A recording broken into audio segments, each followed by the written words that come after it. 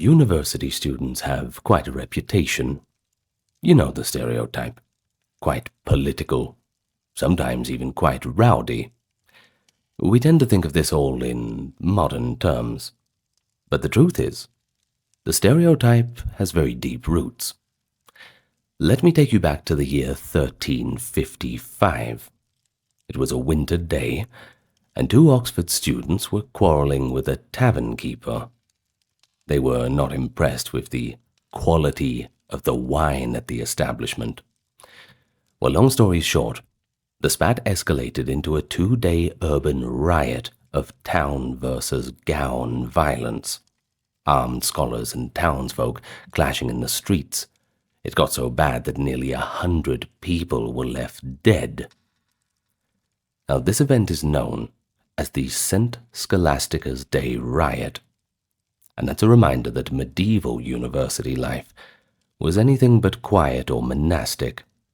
Far from the serene image of hooded scholars poring over manuscripts in ivory-covered halls, the daily reality for medieval students was a pretty raucous mix of vigorous study, youthful mischief, and hard living. You study hard, you play hard.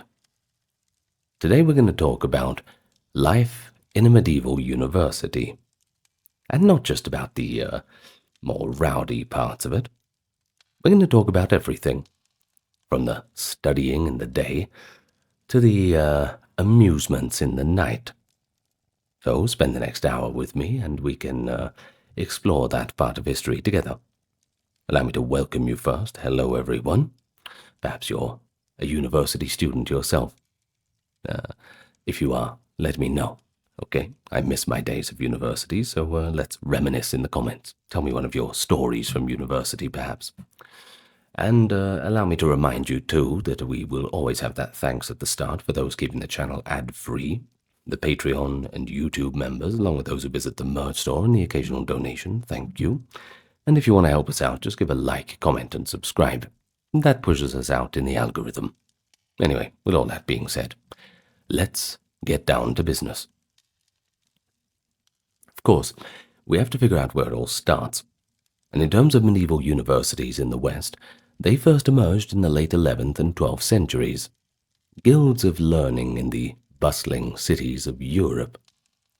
They evolved from earlier cathedral and monastic schools, spurred by society's growing demand for an educated clergy and professionals in different fields.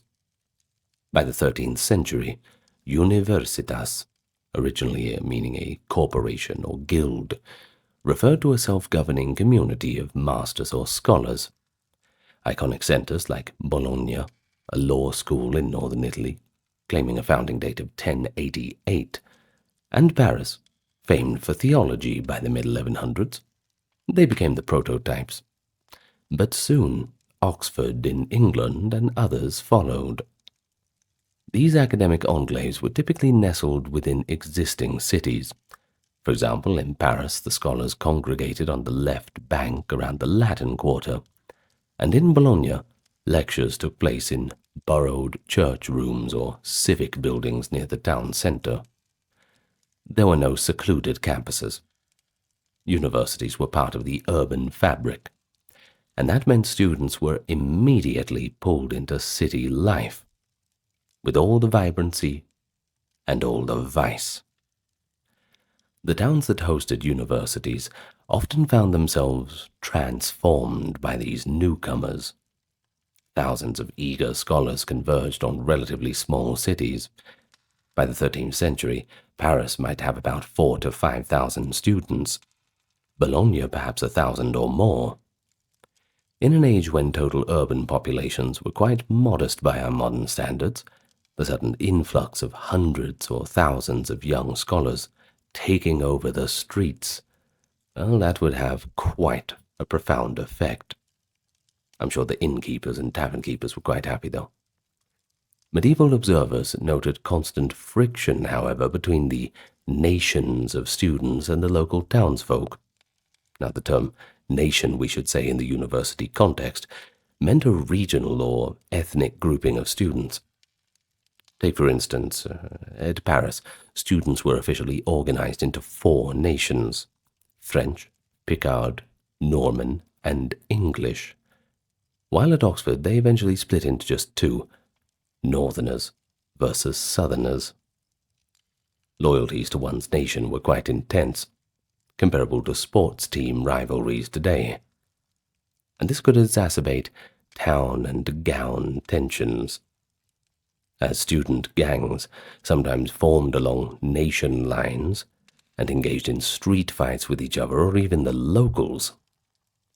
By the year 1300, Oxford even set up a special committee of 5 student representatives tasked with keeping the peace between the northern and southern nation factions, an indicator of how frequent and serious these quarrels had become. But despite the periodic violence, cities benefited from the prestige and economic stimulus of having a university around.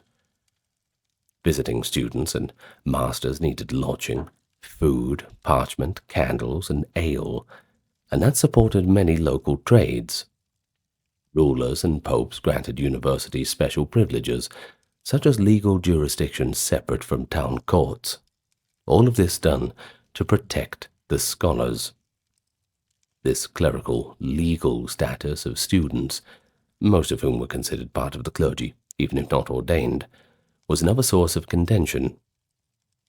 Townspeople resented that unruly scholars could often claim benefit of clergy and escape punishment by civil authorities. Overall, the medieval university was an open and permeable institution. Classes took place in rented halls or churches, students lodged in private homes or colleges scattered throughout the city, and the activities of academic life spilled into public spaces. So, if we really want to imagine daily life in a medieval university, you really have to picture the whole town alive with scholars at virtually every hour, from pre-dawn chapel bells to late-night tavern songs. So who exactly are we dealing with here? Who exactly were the students? In general, they were young males from a range of social backgrounds. Most came from the middle strata of society: prosperous peasants, townsmen, minor nobles, rather than the high nobility or the poorest classes. A university education was valued as a path to careers in the church, law, or any other government administration. But that required basic literacy and, some financial means. Many students had prior schooling in Latin grammar at a cathedral or municipal school. Entrance ages varied. At Oxford and Paris, arts students often arrived in their mid-teens. Around 14 or 18 was common. No university statutes sometimes officially set a minimum age. In fact, Oxford's rules suggested at least 16 for the arts course. Now, in contrast, Bologna, which specialized in law, the student body was much older. Many of them were mature men in their 20s or 30s, ones who had already served as clerks or had some worldly experience. This made for a fascinating demographic mix. A lecturer in the 13th century Bologna might find grey-bearded notaries sitting alongside beardless teenagers learning the nuances of Roman law. But regardless of age or origin, a medieval scholar's life began with a journey. Universities had an international draw. Ambitious students sometimes traveled far from home to study under a famed master. They arrived speaking diverse tongues: English, French, German, Italian. Yet the instruction was in Latin, the pan-European academic language. One chronicler noted that although Latin was the official language for all lectures, university officials at Oxford complained that they often had to address students in multiple vernacular languages to be understood. Well, this implies that not every newcomer was yet fluent in spoken Latin, especially in the early years of study, despite Latin being the common ground of educated Europe. Well, upon reaching the university town, a prospective student needed to matriculate or register and find a place to live. Early on, there were no formal dormitories or residential colleges in most universities. Students were on their own to lodge where they could, typically renting rooms in private houses or inns near the academic quarter. In 13th century Oxford, for example, scholars clustered in cheap rental houses, often 4 or 5 to a room, which made supervision difficult. In Paris, many students boarded with local families, or in communal pension houses run by entrepreneurs known as hospites. These arrangements varied widely. A well-off student might rent a private chamber, or lodge with a respectable burgher's household, while poorer scholars crowded together in attic garrets. By the late 13th and 14th centuries, colleges began to appear, first in Paris for theology students, and then famously at Oxford and Cambridge, as endowed residences that provided select students with lodging, meals, and spiritual oversight. Originally intended for poorer scholars, colleges like Sorbonne in Paris or Merton College at Oxford imposed structured daily routines and moral codes on their members. Still, through most of their medieval period, the majority of students lived independently in town. They cooked, or more often bought, their own meals, came and went as they pleased, and thus enjoyed or suffered a great deal of freedom. Not surprisingly, misbehavior was commonplace under these loose living conditions, especially for teenagers suddenly free of parental oversight in a faraway place. Too much freedom, yeah, that can cause a bit of trouble. Now, if you were a student in, Paris around 1250, your academic day would start very early, essentially at dawn. Lectures often began at 5 or 6 a.m. before sunrise, especially in winter when the daylight was short. Scholars rose from their straw-filled beds or hard benches, depending on their means, lit a tallow candle in the pre-dawn gloom, and hurried through narrow streets by flickering light. The first order of business might be a quick attendance at Mass or morning prayers. Pretty important, since students, being clergy in status, were expected to attend church regularly. Then, clutching perhaps a notebook of scrap parchment or a wax tablet for notes, one would assemble in the designated lecture venue. At Paris, this might be a master's hired room on the Rue de Foire, the Straw Street, so nicknamed because the students sat on the floor strewn with straw. There you go, the more you know. Well, at Oxford or Cambridge, an early lecture could convene in a college hall or even outdoors under a cloister in good weather. But lectures were the core of learning. The master or professor would read from an authoritative text. For example, it might be Aristotle's Physics or Peter Lombard's Sentences, expounding line by line, while students listened and sometimes copied notes. This was called lectio, literally a reading. The most important classes were scheduled early. These were the ordinary lectures, delivered by senior masters on the essential books of the curriculum. Later in the day came the extraordinary lectures, which, despite their name, were actually of lesser status, often given by bachelors or junior masters, and the materials were supplementary texts.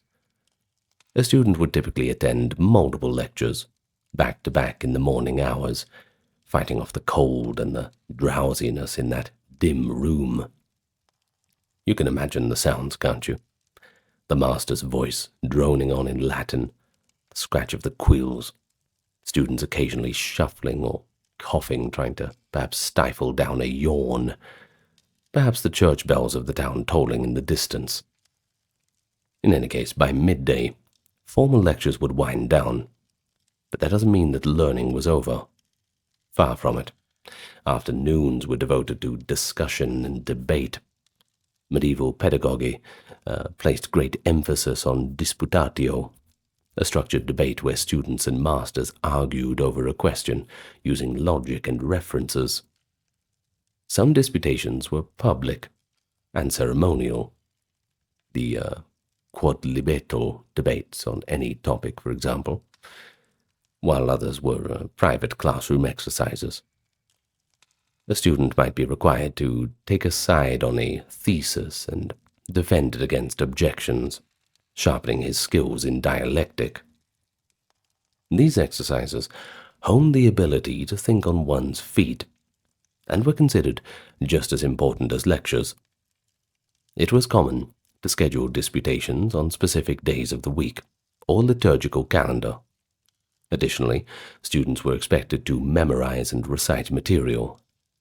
For younger scholars in the arts course, daily routine might include reciting grammar rules or Aristotle's logical propositions back to a tutor. Think about it kind of like today's oral examinations. Oh, I remember when I was taking my Mandarin testing, and we had to do all that kind of thing. I remember the terrible quality of the speakers when we had to do our listening tests. They would sit you in a room with these 4 very stern individuals as you would do what was effectively an interview or a defense on a certain topic. That was interesting. Anyway, in between academic exercises there was self-study, and we must recall that books were certainly precious in an age before movable type printing.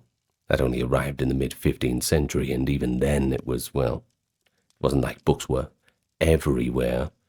They were certainly in a lot more places than they used to be, but not quite people weren't having housefuls of books unless they were very upper class. In any case, a single volume, hand-copied on parchment, could cost a small fortune. Universities developed a system to facilitate access. For example, the Pecchia system at Paris allowed students to rent sections of a book from a stationer to copy for themselves. Nevertheless, many poor students could not afford books at all and relied entirely on taking notes from lectures. One famous 12th century compilation, the Glossa Ordinaria, was a massive commentary on the Bible that served as a key textbook for theology. A student of theology in Paris around 1300 would labor to consult a copy of the Glossa in the library or borrow a few pages at a time. Very few could ever own such a work in its full form. Thus, much of a student's day was spent in writing. They would copy the texts, they'd review the notes, and they would compose essays, in Latin, of course, on prescribed questions. Wheel pens scratched late into the evening by that feeble lamplight in many a lodging. The more industrious even formed informal study circles, gathering after dinner to discuss lessons or read together. Well, interestingly, learning was not confined to cloistered study halls. Students often carried their intellectual debates into informal settings. Contemporary accounts cheerfully note that the medieval scholars would continue arguing theology or logic over a drink. Learning moves from the formal setting to the more informal, and one could find students learning in pubs, bars, and taverns as well. Indeed, the tavern was the social centre for students. A bit more on that later. And it doubled as an extension of the classroom when spirited academic discussions accompanied the ale. I'm sure more ale, the more spirit, right?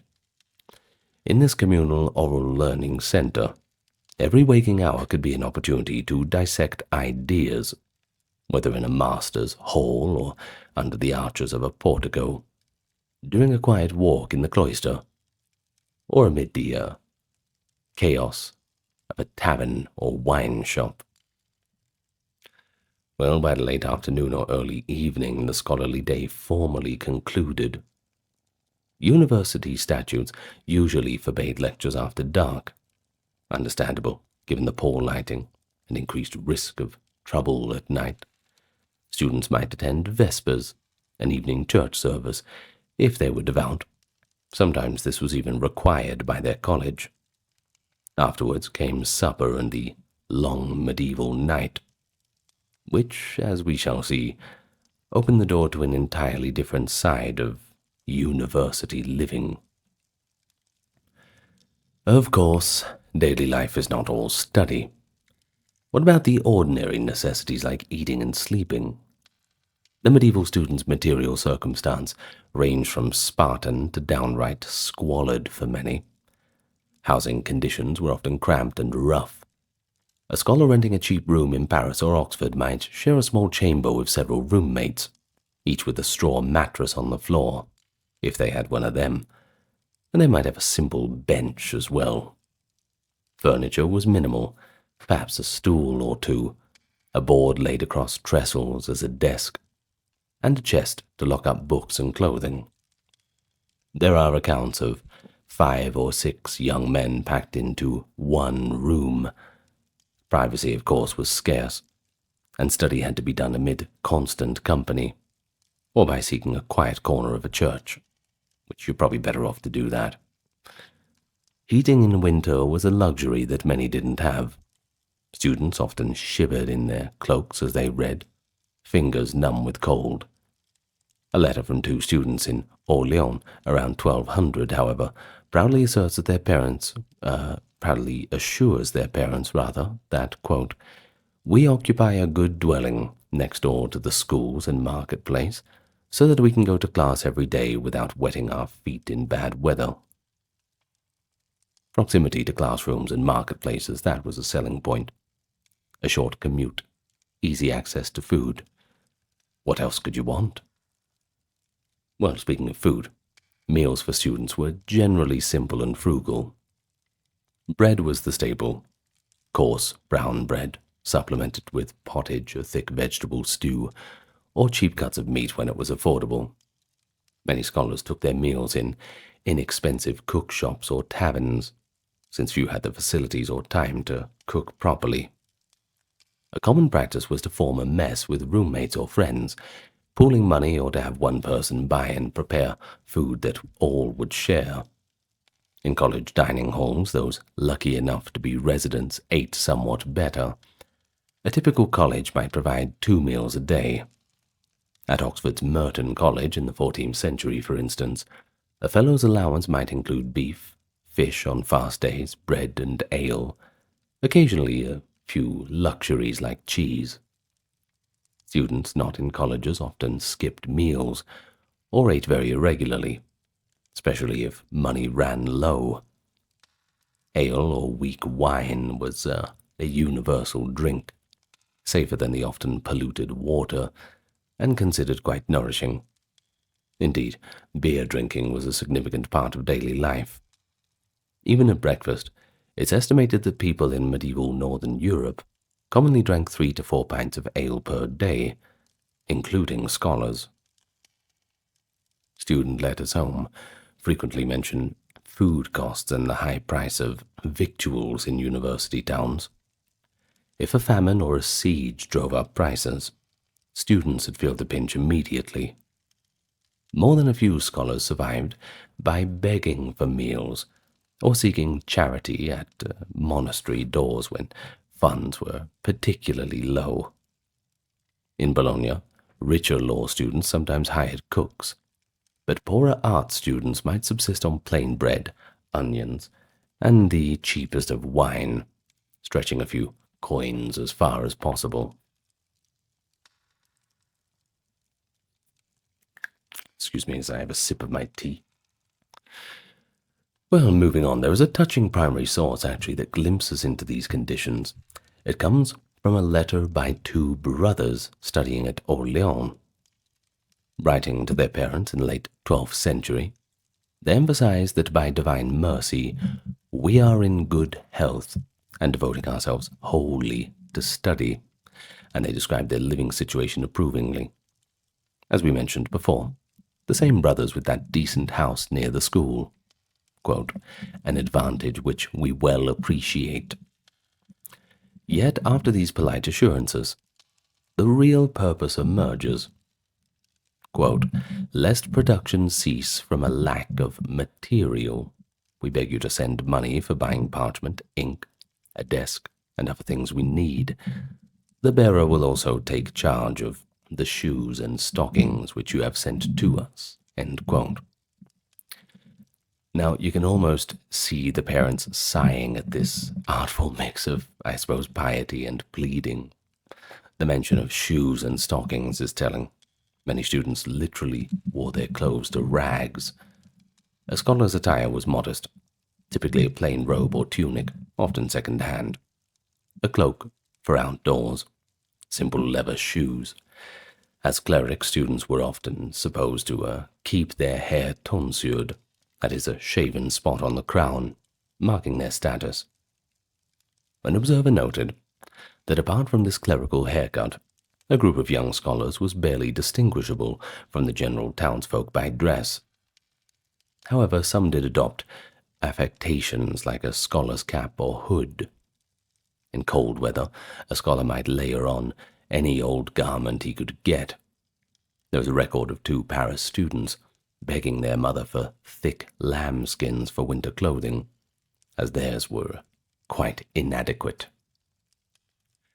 Money, or lack thereof, was a constant worry. Most medieval students were self-funded, or supported by their families. Scholarships did exist, especially for the poor but bright boys taken under a church patron's wing, but these never really covered everything. A lucky few held ecclesiastical benefices, incomes from the church positions that paid for their studies. The majority, however, routinely fell into debt.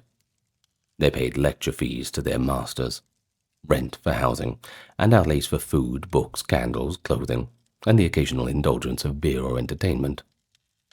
So it's no surprise that many of the students were writing to their mums and dads, or wealthy family members that they knew, begging for a bit of money. Sounds pretty reminiscent of what happens today, I suppose. This tradition of the parental subsidy is richly documented in many medieval letters. Well, one famous letter from Oxford, circa 1220, has a student frankly tell his patron, quote, I am studying at Oxford with the greatest diligence, but the matter of money stands greatly in the way of my promotion, as it's now 2 months since I spent the last of what you sent me. The city is expensive, and makes many demands. I have to rent lodgings, buy necessities, and provide for many other things. Wherefore I respectfully beg your paternity, assist me, so that I may be able to complete what I have well begun, for you must know that without Ceres and Bacchus, Apollo grows cold. Now, that last little bit, you might be a bit confused, that classical metaphor. Well, essentially saying that without food, Ceres, the goddess of grain, and wine, Bacchus, the goddess of wine, Apollo, the god of learning, will freeze up. So, there's a bit of a scholarly flourish to his plea, I suppose. Quite interesting. We do hear genuine anxiety in such letters, mixed with rhetorical training that taught students how to couch their appeals in more elegant terms. But parents did not always respond sympathetically. Some sent money along with stern advice. Others scolded their sons for their extravagance. A model letter in formulary imagines a father chiding, you might have gotten on longer with what you had you remembered the needs of your sisters. In one case, a frustrated father wrote back, quoting the Roman poet Horace, about the folly of excess, explaining that a poor wine harvest meant he could not send more funds. But often, families sacrificed to keep their scholar son afloat, seeing it as an investment in future. A touching example survives from a 15th century Vienna school.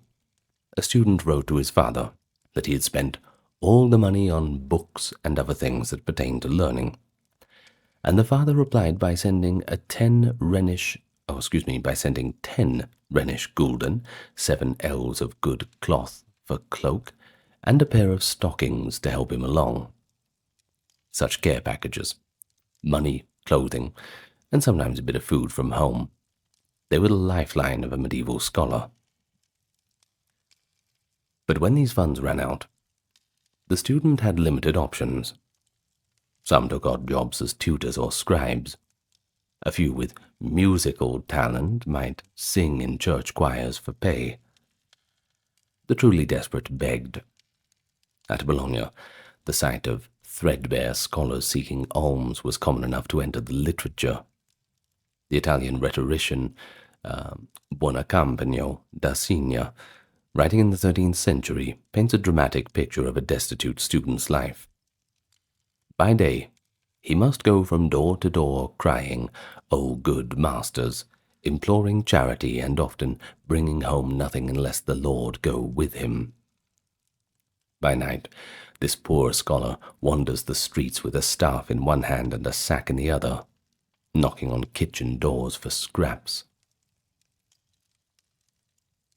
Buoncompagno describes the meager and revolting diet offered to beggars: coarse black bread that even dogs would refuse, rejected vegetable peels, sinews and gristles from the butcher's waste, soured wine. In short, contemptible foods and condemned wines often given to beggars. The student trudges through the muddy streets. Bologna's mud was notorious, by the way, likened to the stench of graves, and fights off stray dogs with his stick while carrying whatever pitiable morsels he'd gathered in his sack and gourd. At last he returns to his cold room, covered in the fetid Bologna mud, and satisfies his growling stomach with hard-won crusts before collapsing into bed. Well, this account, though a literary exaggeration for effect, was rooted in reality. Many scholars did rely on charity to survive, and a few literally did starve. That such hardships were endured shows the determination of medieval students, pursuing education despite all of that material adversity. But amid their challenges, medieval students formed a distinct subculture of their own. They had their own pastimes, their own fashions, and even their own slang. Now, that's not to say that Latin was not the official language of the classroom. Students were expected to speak Latin, not only in lectures and debates, but even informally among themselves in halls and colleges. By practice, this rule was imperfect. Still, one benefit to university life was that a diligent student became truly fluent in Latin, able to joke, argue, and even just converse casually in the language. A pan-European student jargon even emerged, mixing Latin with vernacular bits. For instance, many slang terms and drinking songs preserved in manuscript show a playful mix of learned references and more earthly humor. The Goliards, a term for wandering scholar poets, composed Latin verses that both celebrated and satirized student life. The 13th century Carmina Burana collection includes ribald poems about gambling, love, and above all, drinking in the tavern. There's a saying in Latin too, in taberna quando sumus, which is, when we are in the tavern, we don't care about anything. Presumably reflective of real student revelry. Intellectual life genuinely excited these young scholars. They idolized the famed masters and could be fiercely competitive in disputations.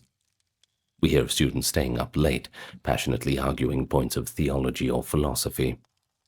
The ideal of the scholar was someone who wholly devoted himself to study, as many letter writers reassured their anxious parents. And indeed, there were many ascetic souls who studied themselves into illness. But at 18 or 20 years old, many students were equally driven by youthful impulses. The energy that went into daytime studies often overflowed into the rowdy nightlife. Discipline in medieval universities was strict in theory. On paper, the rules were all there. Masters and authorities issued a litany of rules to curb misbehavior. They banned carrying arms, mandated curfews, and threatened expulsion for serious offenses. University statutes from various places read like anxious parental lectures. No excessive drinking, no visiting disreputable houses. You know what I mean. No brawling, go to mass regularly, dress properly, and all the rest. For example, an ordinance at Oxford in the 13th century prohibited students from playing games in town on certain holy days. Quote, "No students, except boys under 14, are to be allowed to play at ball in the city on St. Nicholas Day or St. Catherine's Day." And it also forbade them from indulging in jousting, hunting, and hawking. Such nightly sports were seen as unseemly luxuries for scholars, and indeed implied too much wealth and leisure. The only games officially tolerated were more intellectual or harmless ones. Chess, backgammon, and music were typically allowed within college walls. The colleges commonly permitted chess playing and the playing of musical instruments, recognizing them as genteel diversions, but drew the line at gambling for money or any kind of combat sport. Masters could inflict punishments for rule breakers, fines, confinement in a college as a rudimentary jail, yes, they had them, or even corporal punishment, especially for the younger lads. The university, in essence, tried to act in loco parentis for those young men set loose in the city.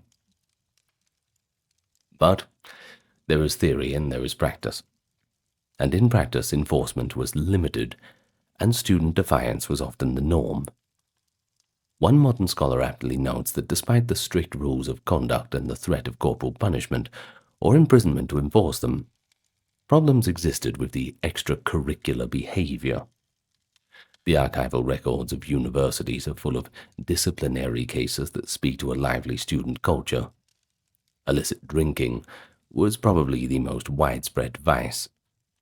The taverns of the Latin Quarter in Paris, or around Carfax in Oxford, did brisk business with students every evening.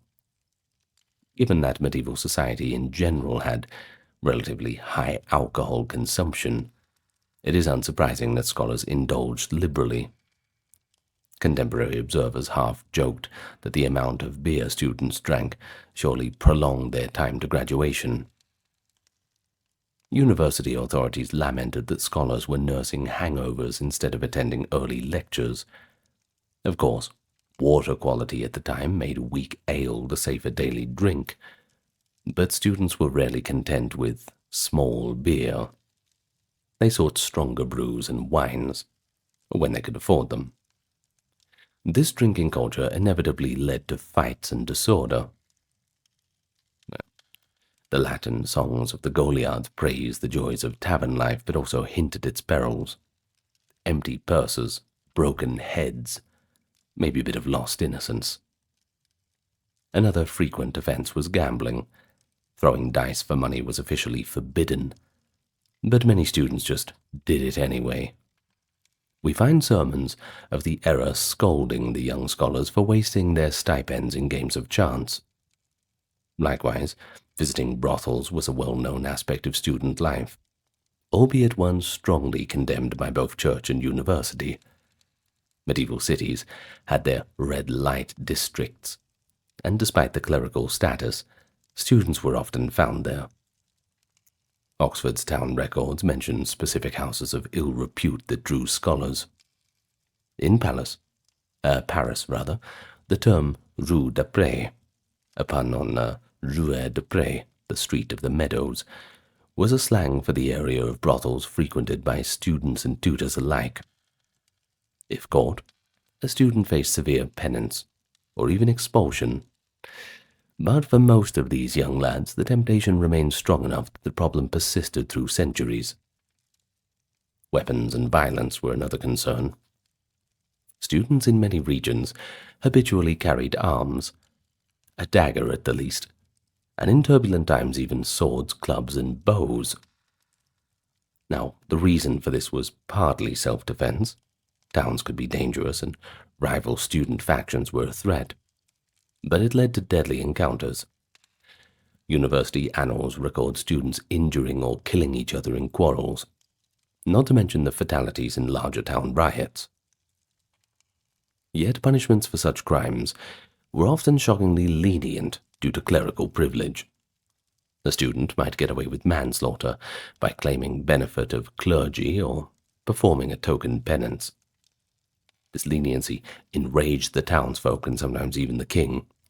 After that 1355 riot in Oxford, King Edward III's investigations listed, quote, homicides, assaults, robberies, arsons, and other crimes committed by the scholars.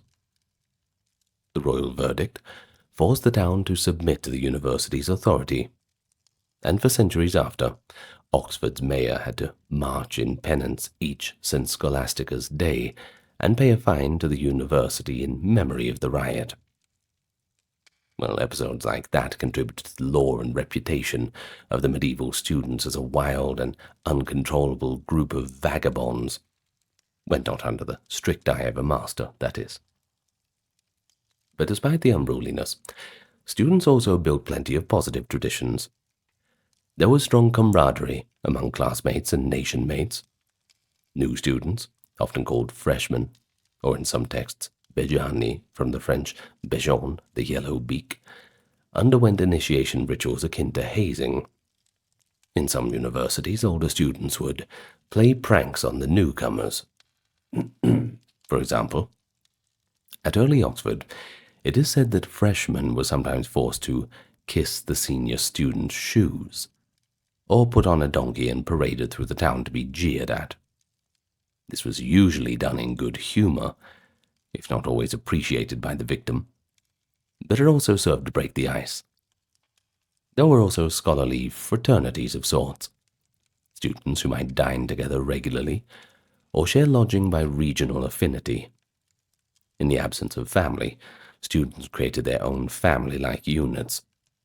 They addressed each other as brother in letters, and formed lifelong friendships or mentorship bonds with masters. The ideal of collegiality, literally living together like colleagues, was at the heart of the word college. So when they weren't attending lectures or slogging through assignments, what did they do for fun?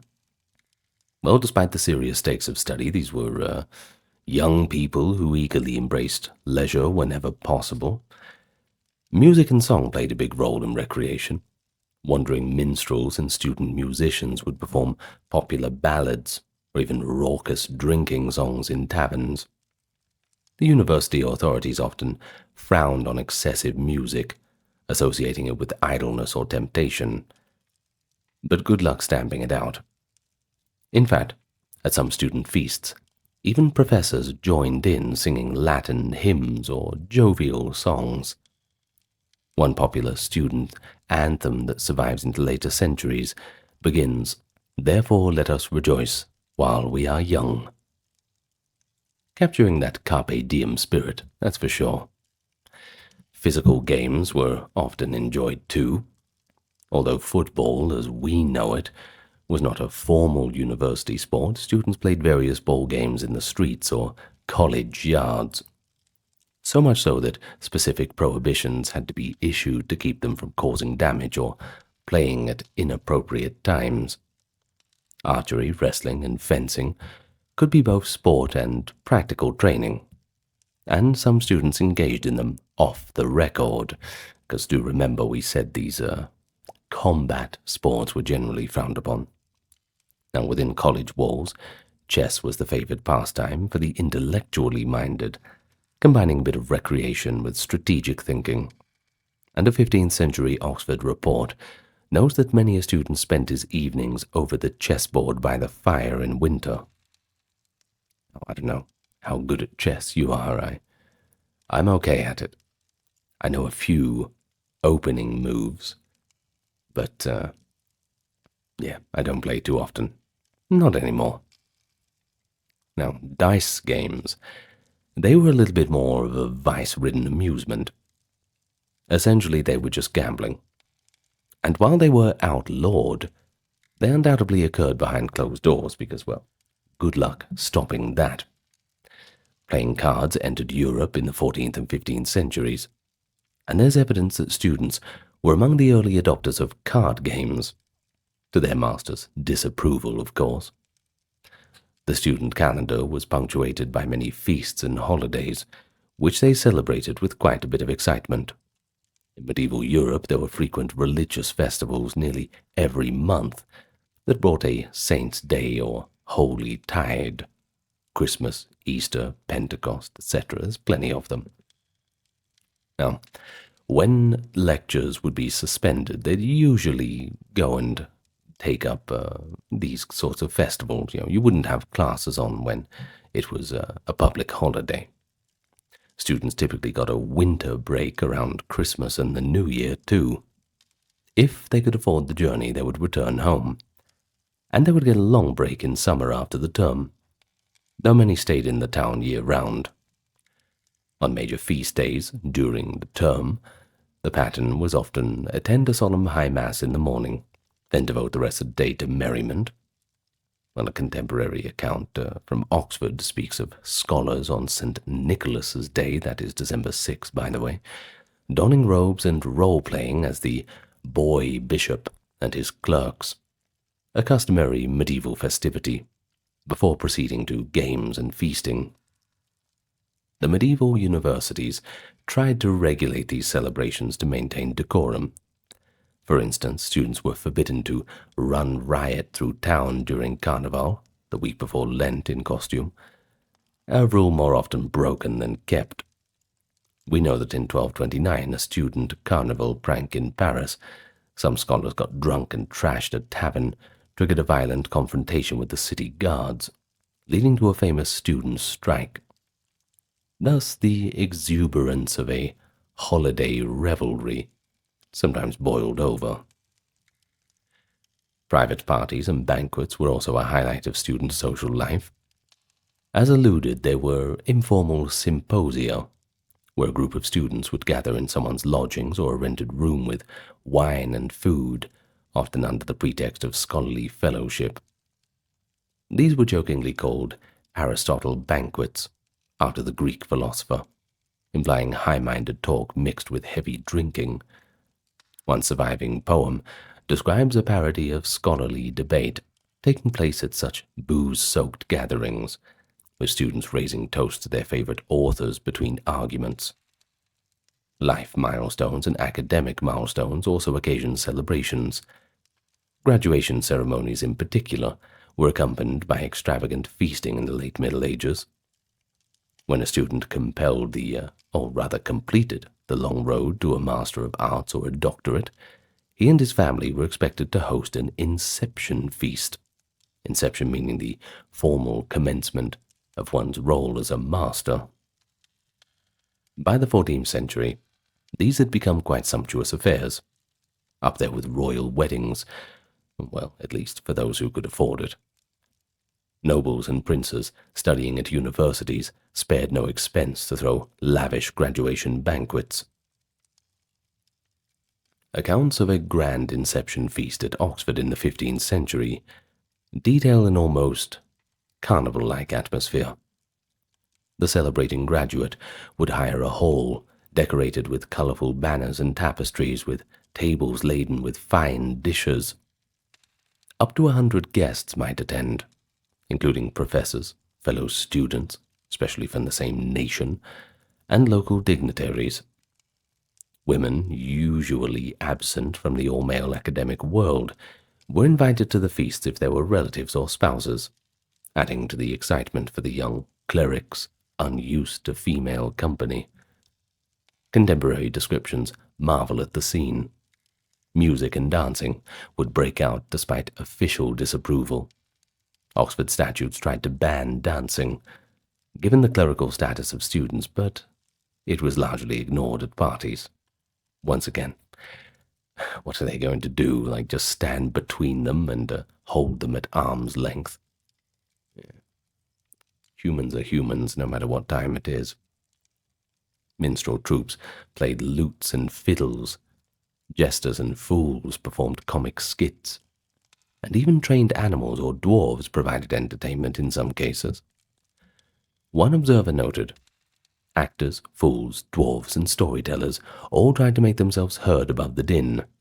Even household dogs jumped onto the tables and joined the revelry. Now, I don't know about having a dog on the table. Come on. Well, toasts and Latin drinking songs resounded. It was customary for the new master to lead a song, or give a witty oration in Latin, which then devolved into everybody singing the popular student drinking songs together, arm in arm. Now these revels could last all night. A final fling before the graduate assumed the sober responsibilities of their post. But not all student gatherings were so elaborate. On a more regular basis, students held modest celebrations, such as commandals, little parties after completing exams or obtaining minor academic milestones. They also observed the time-honored tradition of giving gifts or treating one's friends and masters. Surviving receipts from a Paris student show purchase of wine and sweet pastries as presents to his teachers on the eve of examination, maybe to curry a bit of favor, or perhaps soften the grading. I mean, let me tell you, as a teacher I can certainly say, well, pastries and little gifts are certainly welcome, but it's not going to soften the grading. Such practices were quasi-bribes at the time, though, and eventually they were condemned. But in moderation they were sort of tolerated just as gestures of joy and respect. Now, we have to mention the unique medieval student custom of the Love Day reconciliation feasts, when two factions of students had been feuding, let's say a serious fight between different nations, or a protracted duel of honor between individuals. The masters or church authorities would sometimes intervene to negotiate peace. The settlement often involved a feast where the former enemies would sit together. Chronicles describe these love days where, after much wine, the quarreling parties literally kissed each other. Don't worry, just on the cheek. A symbolic kiss of peace, and they would pledge friendship. While this sounds idealistic, it did happen as a form of conflict resolution. I mean, I'm sure they had to get them pretty drunk to do that, but hey, whatever works. I mean, you can't have people arguing, right? Though sometimes this peace was short-lived once the hangovers wore off. In any case, all these occasions just added to that cycle of student life events. All pretty interesting. And once again, so remarkably and familiarly human. So what do you think? You think you could survive a tenure at a medieval university? I mean, it's all fun and games until you're actually starving to death, right? You better hope that you have wealthy patrons, or parents that want to look after you. I mean, in the modern imagination, though, I think it seems a bit remote. Well, a little bit, but the students themselves, they're not really so different from students in our day, in that they have their basic human needs and their exuberance. They'd stress over exams and money, and they sought friendship and blew off steam where they could. And don't forget balking at authority, but still respecting the great teachers. All in all, they just inspired to better themselves. Maybe that one term that we mentioned, let us rejoice therefore while we are young, maybe that sums it up. Perhaps you don't think you're young, but real youth is in the heart. And if you're young at heart, that's all that matters. In any case, that is it for me for today. I hope you have enjoyed our journey back in time. Another little daily life edition. I hope you're enjoying the series. I'm enjoying it. We're all enjoying it. Pre-modern Japan, a land of oath-bound samurai on battlefields, aristocrats composing poetry. Yet beneath that veneer of courtly refinement and warrior honor, there's a different tale to tell. And so allow me to walk you through a scene. It's a calm medieval night in the late 15th century, and a boat glides across the waters of Lake Biwa. On board, a group of 15 traveling monks and a young acolyte had entrusted their lives to the boatman en route to a temple in Kyoto. But unbeknownst to them, that very boatman, a local pirate known as Hyogo of Katada, had marked them for death. Lured by the sizable funds the monks carried as offerings for the monastery, Hyogo had plotted a ruthless attack. Once the boat reached a narrow strait, his armed confederates ambushed the monk's vessel, and in a matter of moments, the prayers turned to screams. One by one, the passengers were slaughtered, speared as they left overboard or cut down on the deck. And by dawn, all 16 souls lay dead, and Hyogo absconded with the treasure. This was the Lake Biwa mass killing, and it's perhaps one of the most bloodiest criminal outrages in Japan's Muromachi period. Remarkably, Hyogo felt little remorse for the lives he took. What ultimately shattered him was that his own father committed seppuku to atone for his crime and save their town from reprisal. It was only the loss of his own father's life, not the slaughter of the strangers, that drove Hyogo to repent and seek salvation as a Buddhist monk. Now that's a chilling tale, don't you think? But it's no stage drama. It's no samurai legend. It's real. It was recorded in the medieval chronicles and later retellings, and it hooks us not only with its horror, but with its very real revelation of a very different mindset toward murder in medieval Japan.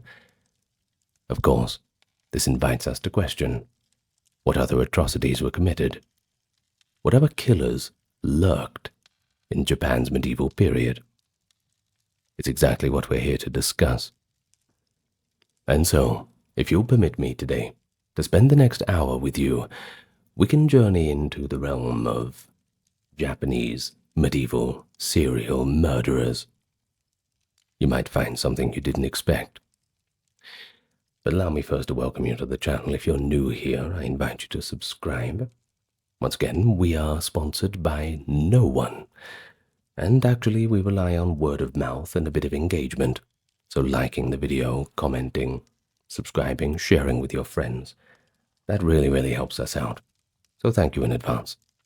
Also, if you're interested in supporting the channel in a more material manner, there are links to the Patreon. You can also become a YouTube member. We have a merch store, and we also have donation links, whether on the YouTube or the Patreon or PayPal side of things. This helps us keep everything ad-free. You won't find any interruptions from start to finish on this video, along with all of the other videos in the playlists, all for your enjoyment. And so with that being said, let us relax, and we can enjoy our video for today. So why don't we start with the Heian period? Now, if you're not familiar with that, we're looking at 794 to 1185. And it's a famous time as a golden age of court culture. Time of elegant poetry, subtle romance, and refined art. Even the very name, Heian, means peace. So somewhat ironically, behind the closed doors of the capital of Heian-kyo, which is today's Kyoto, order was quite precarious, not peaceful in anyone's definition of the word. Major wars were absent for much of the era, but crime and banditry, well, they were pretty widespread. The emperors had a hard time policing the country effectively. And by a hard time, I mean they completely failed in doing so. So the imperial government's official police force, the Keibishi, struggled to maintain control, especially at night and in the provinces. And while the aristocrats composed their diaries by lamplight, the common folk whispered of robbers roaming the roads, and corpses found thrown into ditches at dawn. In the Heian imagination, the capital after dark became a stage for ghostly horror stories, a telling sign that the living were just as frightening as the supernatural. Well, let's start with one of the most vivid crime anecdotes from the late Heian Japan court. It comes from the Konjaku Monogatari-shu, that is the collection of the tales of now and then, circa 1120, a treasure trove of popular stories. It tells of a notorious bandit named Hakamadare. He was once a petty thief and was jailed for his misdeeds, but released in a general amnesty, only to immediately return to a life of crime. Lacking resources after leaving prison, he resorted to a grim ruse on the highway connecting the capital and the eastern provinces. Hakamadare lay naked by the roadside at Aosaka Pass, pretending to be dead, to arouse the curiosity of the passer-by, of course.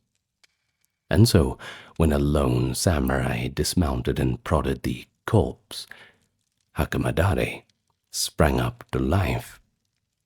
In a flash, he would snatch the man's sword and drag him from the saddle. With a vengeful glee, crying, "This is how I repay my enemies," the bandit stabbed the hatless warrior to death. Hakamadare then stripped the body of its clothes and weapons, and mounted the stolen horse. As he galloped eastward, a chilling scene would unfold. 10 or 20 fellow ex-convicts emerged from hiding, forming a brigand band under Hakamadare's leadership. Along the road, they robbed other travelers in turn, arming themselves with seized swords and armor, until this once naked outlaw rode at the head of what looked like a small private army. Now this tale makes a darkly humorous point. Earlier in the episode, another weary samurai had seen the corpse and wisely kept his distance, earning mockery from onlookers until news spread that his caution had saved his life. Heian readers and listeners would have nodded at the lesson. You see, only a fool underestimates the danger of bandits on the open road. And then there's a companion story from the same volume that drives home how commonplace such violence had become. Konjaku Monogatari-shu, recounts that corpses were often seen lying by routes in and out of Kyoto, and far from eliciting shock, they were treated as mundane curiosities. People might gather around a body, speculating about the cause of death, while casually noting the absence of visible wounds. Now, in fact, it was not unusual for those passing by to strip a dead body of any valuable clothing, a practice born of both practicality but also hard-bitten desperation. Times were tough. This macabre image is corroborated by another famous Heian tale, one that inspired Ryunosuke Akutagawa's modern short story, Rashomon. In the original 12th century anecdote, a lone thief taking shelter at Rashomon Gate discovers an old woman on the upper level of the dilapidated gate. By the light of a dying sun, he watches in fascination as the hag yanks out the hair of corpses strewn about the floor. Well, when confronted, the old woman justifies her grisly deed. She says she intends to weave the hair into wigs to sell, saying that she simply has to do this kind of work to make ends meet, otherwise she'd starve to death. Now the interesting thing A rather ironic twist. The thief then robs the old woman of her clothes, reasoning that her misfortune is justified by her own vile acts. It's a layered tale of theft upon theft, and it shows the cutthroat logic of the time. In a city where unburied bodies pile up at the gate, and even the crone living off carrion can herself fall victim to a stronger thief. Every life was precarious. Peaceful Heian Kyo had a dark underbelly. By night, it was a city of shadows, where the law provided scant protection.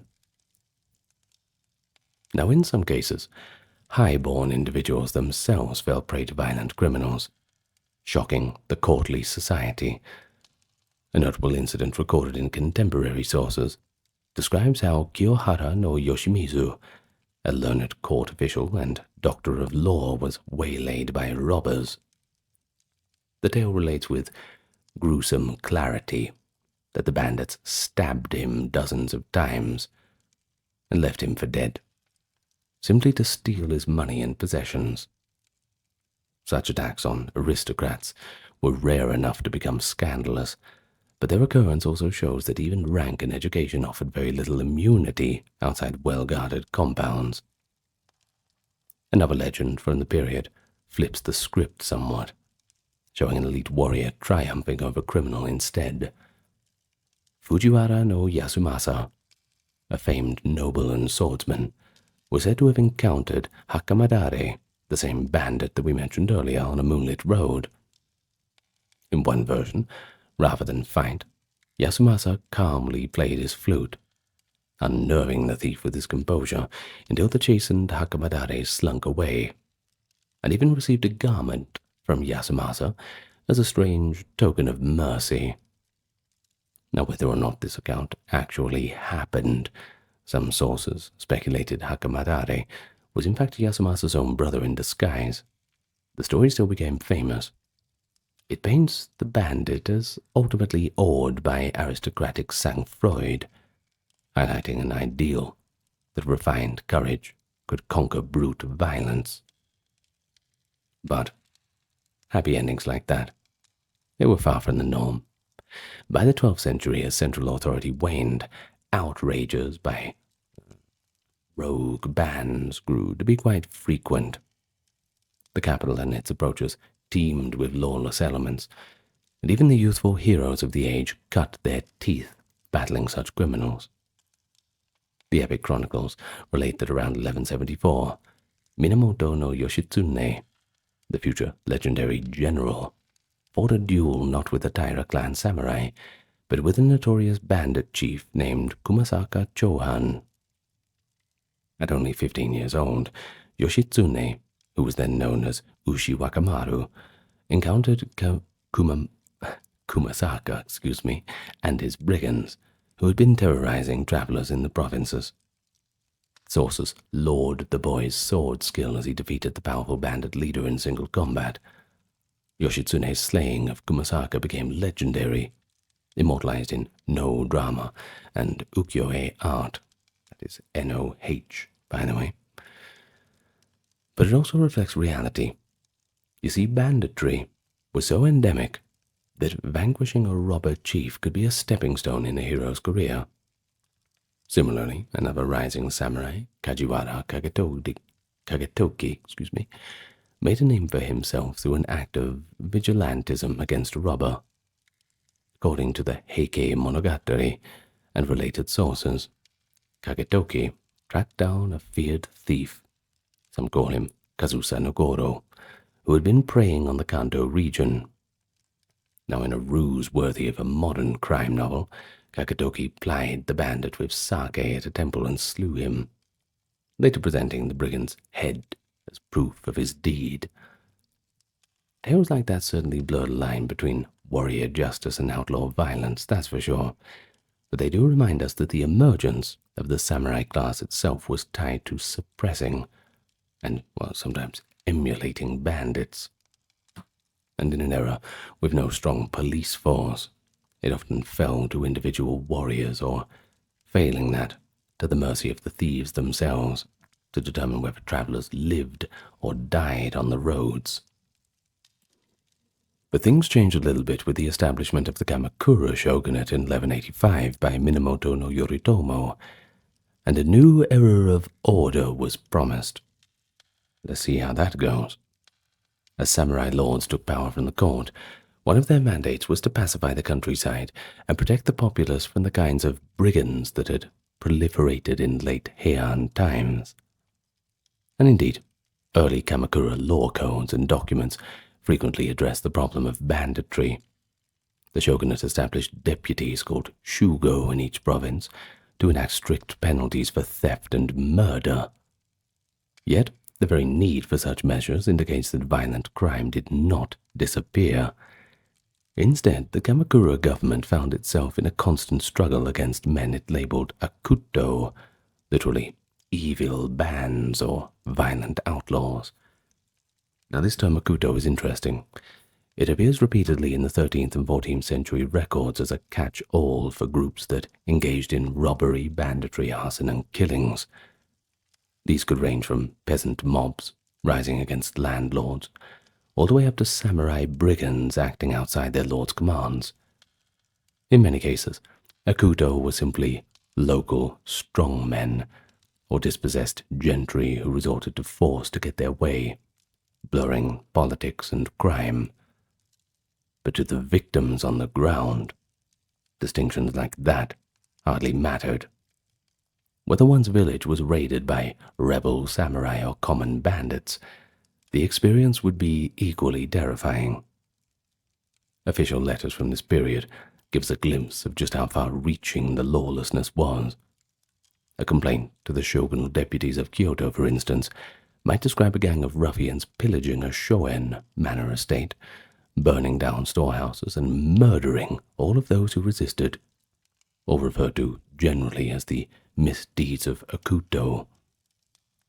The shogun's reaction was often to dispatch troops to hunt down the ringleaders, but as for the enforcement, that was spotty at best. In western Japan especially, Kamakura's grip was quite weak.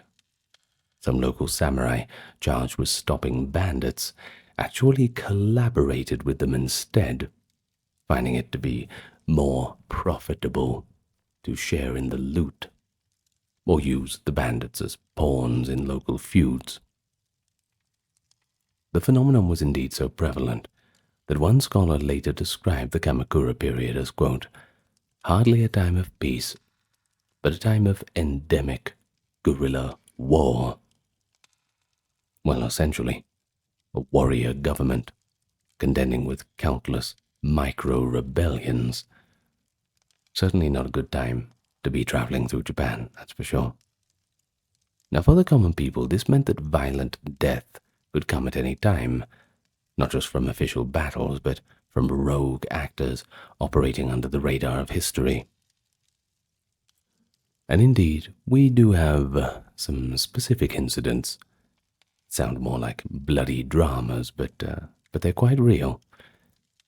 For example, in 1227, at the Toyokuni estate in the Yamato province, a former estate steward led a force of several hundred men in an uprising after losing his position. This mob, labeled akuto by authorities, leveled homes, set fires, and killed retainers of the new steward, even repelling troops sent to subdue them. Well, such large-scale clashes were essentially rebellions, but they were rooted in personal grudges and greed as much as any political cause. Meanwhile, smaller bandit bands continued to stalk the highways. Azuma Kagami, the Kamakura Chronicle, notes episodes of bandits being captured and executed, though often without names, as if they were a faceless hazard of the time.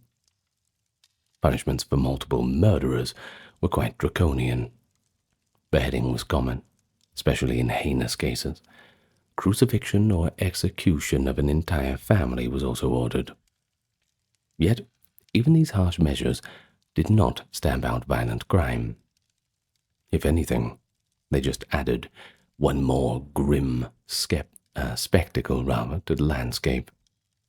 Heads of the executed robbers were mounted on prison gates or along roadsides as warnings. The practice continued from late Heian into the Kamakura and beyond. But one could say that the line between brutality of the criminals and that of the enforcers was exceedingly thin. In any case, amid the backdrop, the concept of a serial killer, as understood today, someone murdering repeatedly for personal compulsion, was not a clearly defined category, but chroniclers do single out a few individuals whose cruelty stood out even in a violent age such as this. And one such figure, though coming slightly after Kamakura in the late 14th century, was the female gang leader of Iga, an unusual case recorded in the Kokun Jomunju in 1284 and later sources. According to these accounts, a seemingly respectable noblewoman turned out to be the secret head of a bandit group responsible for numerous robberies and killings along the Key Road, and when her identity was revealed, she was arrested. Of course, this scandalized society. A woman of status, orchestrating crimes like a lord of thieves. Though details are scant, the story's inclusion in medieval collections suggests that it certainly struck a chord, possibly reflecting anxieties about hidden crime in unexpected places. And another notable case from the late Kamakura is that of Shimotsuke no Yasasuke, a samurai retainer, who in the year 1302 was accused of a string of murders of travelers in Hitachi province. The court records, which are fragmentary today, indicate he had waylaid and killed at least 6 people on separate occasions, all apparently with the motive of just robbing them. Apparently, robbing them was not enough. He wanted to go the extra mile, I suppose. So Yasasuke's lord ended up handing him over to the authorities, and that's a rare instance of a samurai being treated as a common criminal. Of course, being treated as a common criminal means he was also executed, mainly as a warning to others. Cases like Yasasuke's hint at the existence of what we might term serial predators, individuals killing repeatedly outside of warfare. But medieval writers rarely probed into their psychology, which kind of leaves us guessing. These killers were generally explained in terms of greed, grudges, or sheer wickedness, rather than a notion of pathological compulsion. But of course that third category, sheer wickedness, just doing it because they're evil, well, perhaps there's the seeds of psychological things in that manner. Well, in any case, as the Kamakura era drew to a close in the 1330s, Japan plunged into further turmoil with the collapse of shogunal authority and the onset of the northern and southern courts conflict, which is also called the Nanbokucho War. In such times of civil war, it can certainly be hard to distinguish criminal killings from the general war atrocities. Loyalties shifted. Ronin, the masterless samurai, roamed the provinces, and many took up the sword for survival, once again blaring soldiery with banditry. And there is even a saying from this era: when the village burns, even thieves fight the fire, implying that in chaos, even bandits might momentarily act in the common interest, only to resume their plunder afterwards. And indeed, by the mid-14th century, some Akuto bands had effectively become small warlord armies, sometimes hired by bigger lords as mercenaries. The famous Murakami pirates of the Inland Sea is one example. They started as mere brigands, but grew into an organized naval power. While they primarily extorted tolls from merchant ships, a euphemism for organized robbery, of course, just like the bridge toll in the more land-based bandits, they did not shy away from massacring crews who resisted. After all, they wanted to know that resistance would not be met kindly. Far to the north, on the fringes of Honshu, tales spread of cannibal bandits, men said to capture travelers, literally devour them. Now, of course, this is likely exaggerated folklore, perhaps inspired by the rugged Matagi hunters or the distant specter of the Emishi people, but the fact that such stories gain traction indicates a climate of fear. In the popular imagination, the late medieval period bristled with evil bandits who could strike out anywhere at any time, and that had plenty of people looking over their shoulders.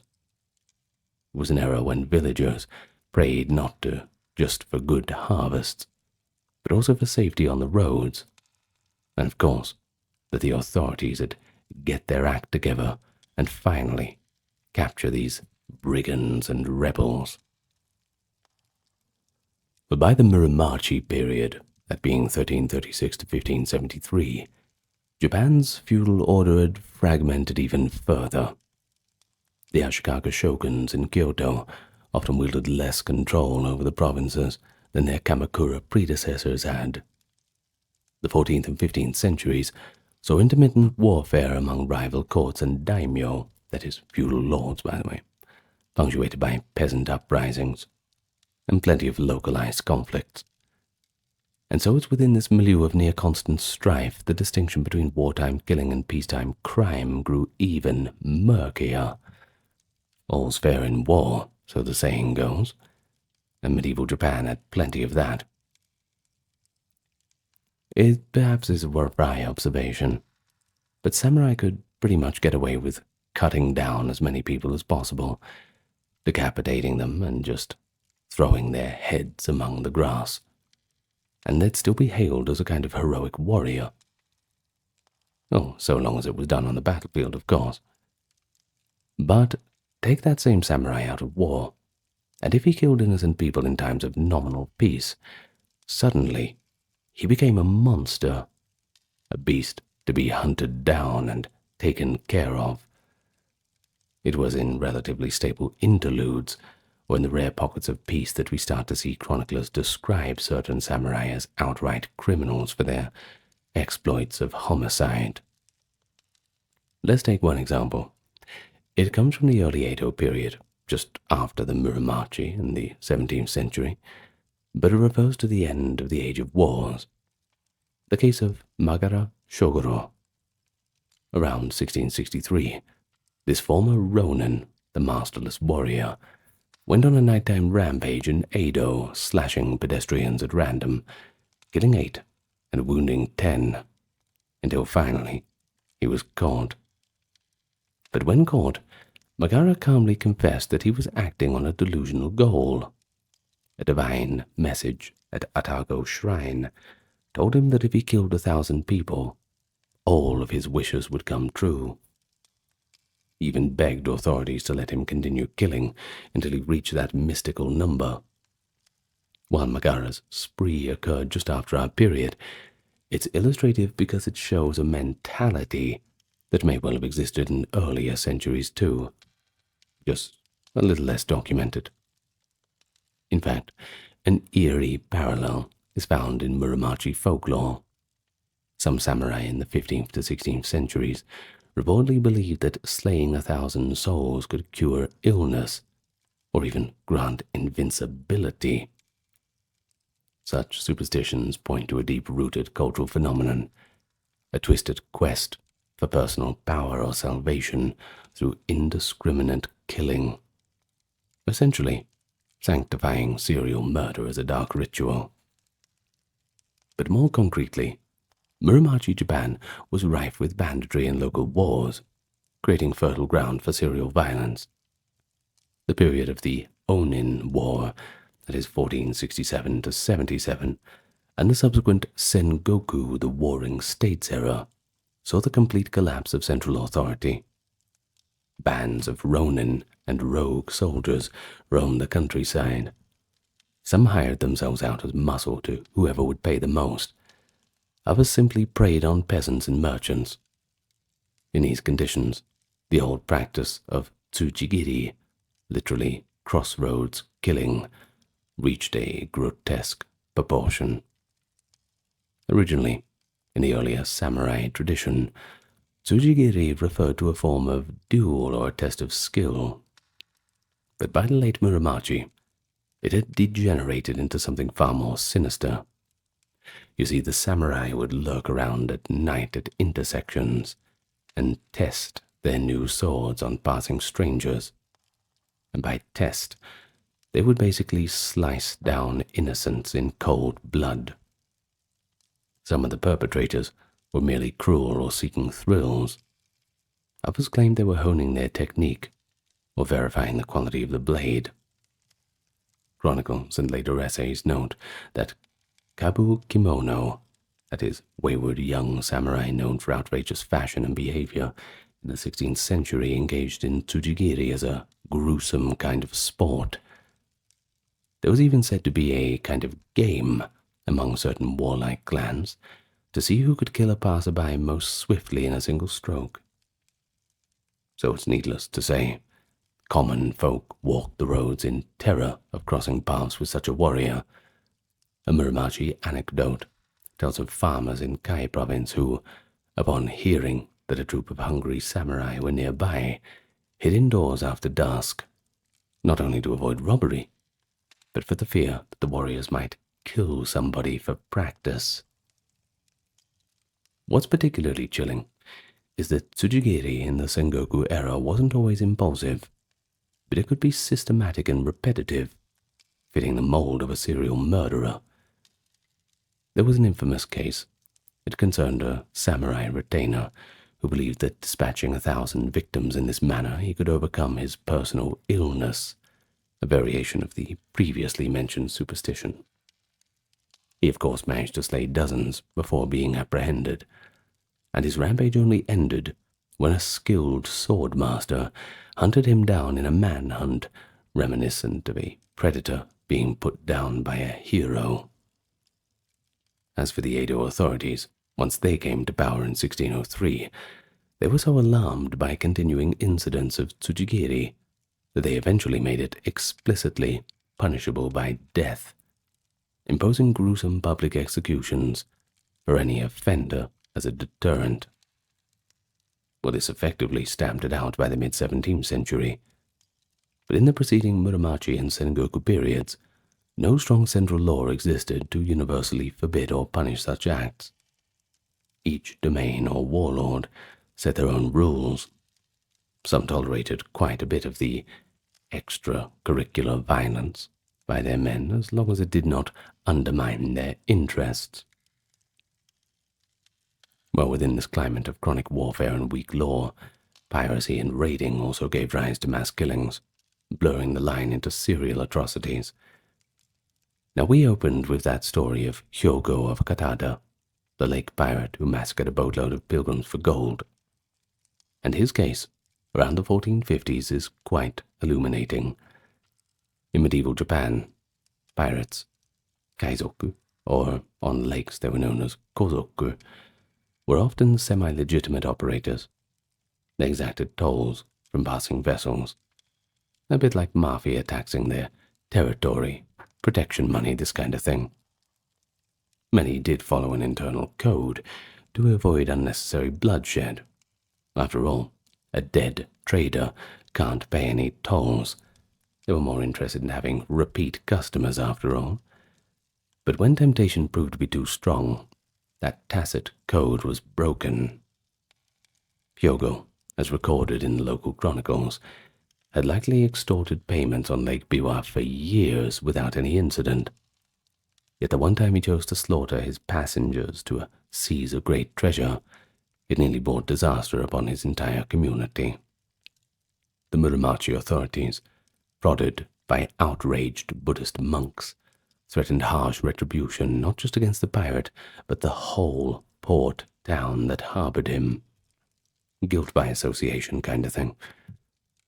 The extraordinary twist was this: Hyogo's father sacrificing himself, and it shows how medieval Japanese justice could be collective.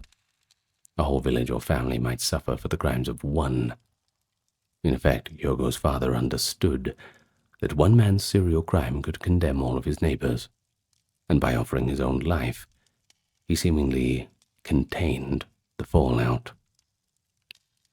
Well, Hyogo's story thus reveals both the raw brutality of serial murder and the societal mechanisms, honor and sacrifice, that try to rein such violence back in. But it is worth noting that not all medieval Japanese serial killers were outlaws in the eyes of their contemporaries. Sometimes the line between hero and villain would depend entirely upon the context. A warlord might employ a ruthless retainer specifically for dirty deeds, for example, ninja-like assassins who quietly eliminated dozens of rivals over years. And these killers operated in secret. Chronicles rarely name them, but their handiwork is recorded as sudden, unexplained deaths of enemy officers. One could argue that these were serial killers sanctioned by authority. And on the other hand, there were samurai who slid into freelance murder when bereft of a cause.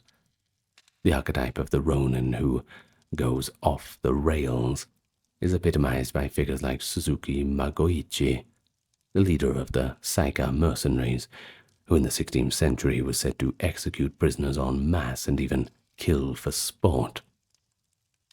While celebrated as a freedom fighter by his followers, to others he was little more than a killer at large.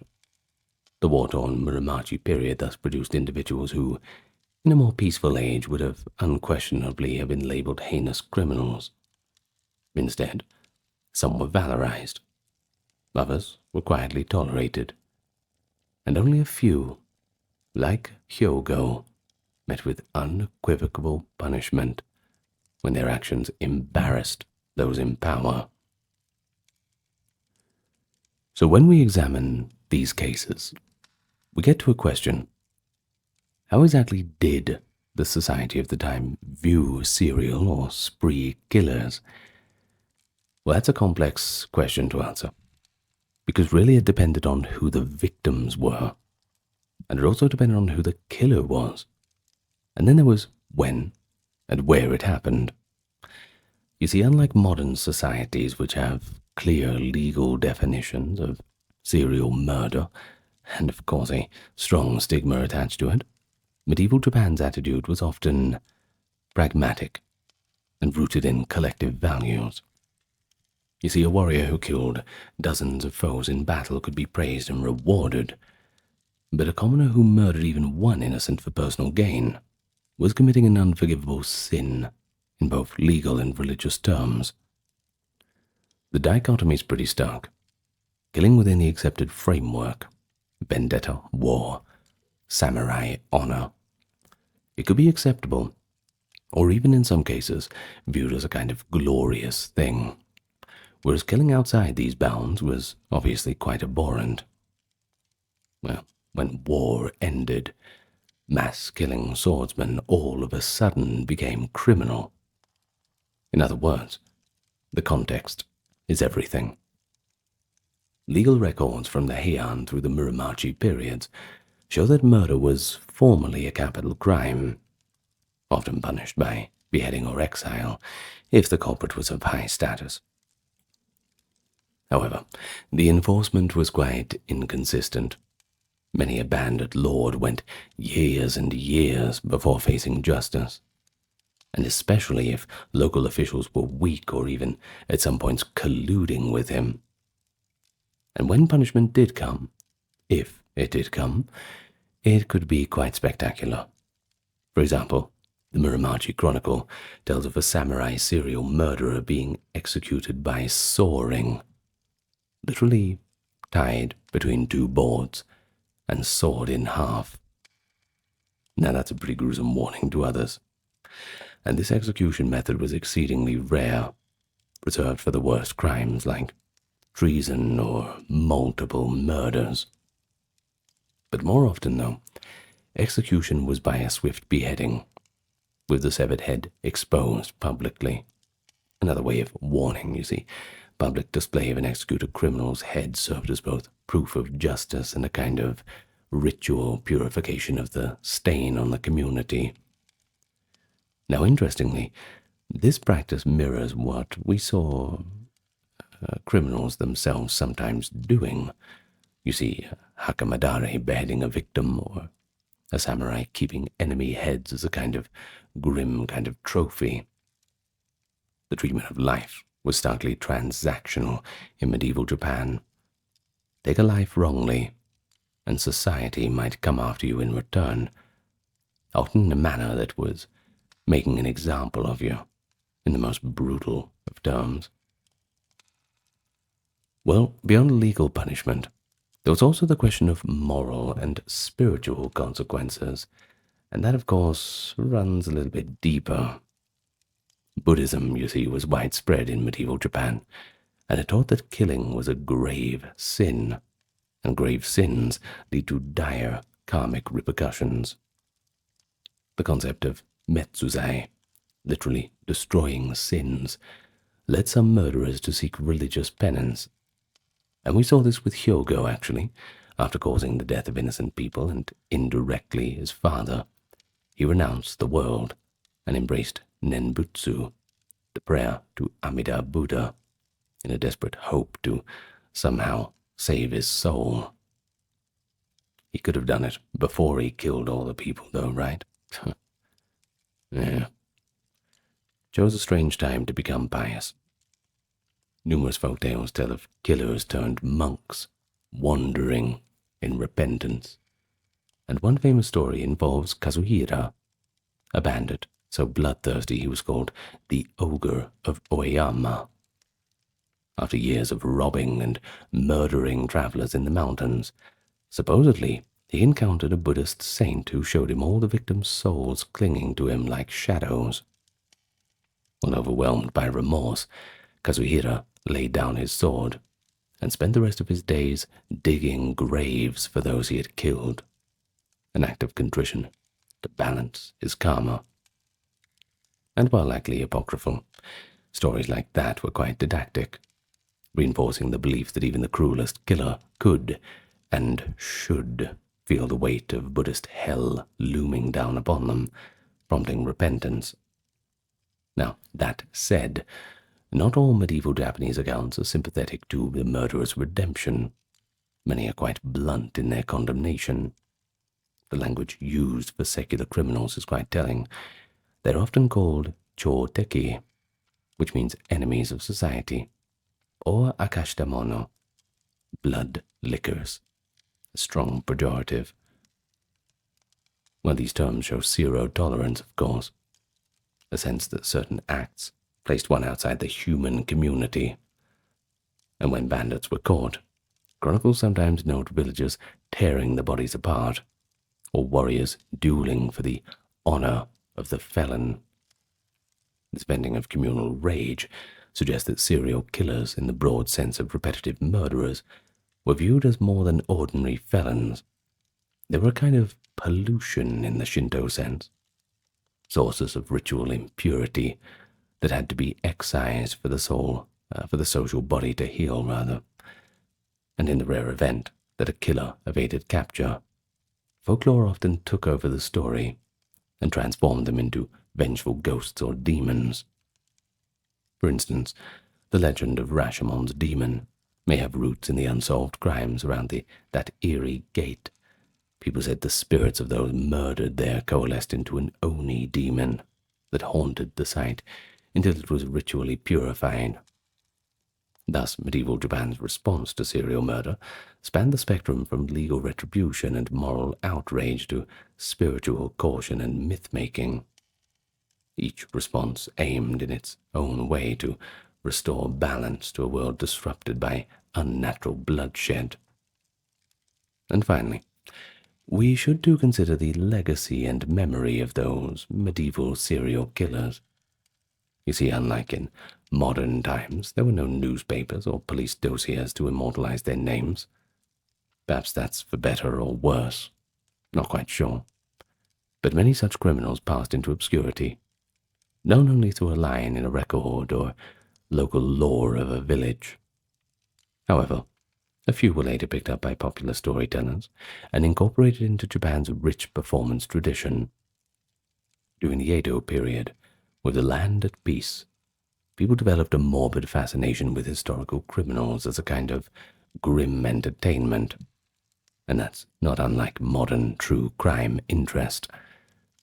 Edo period kabuki and joruri plays dramatize some earlier cases, often embellishing them with romance or ghostly revenge.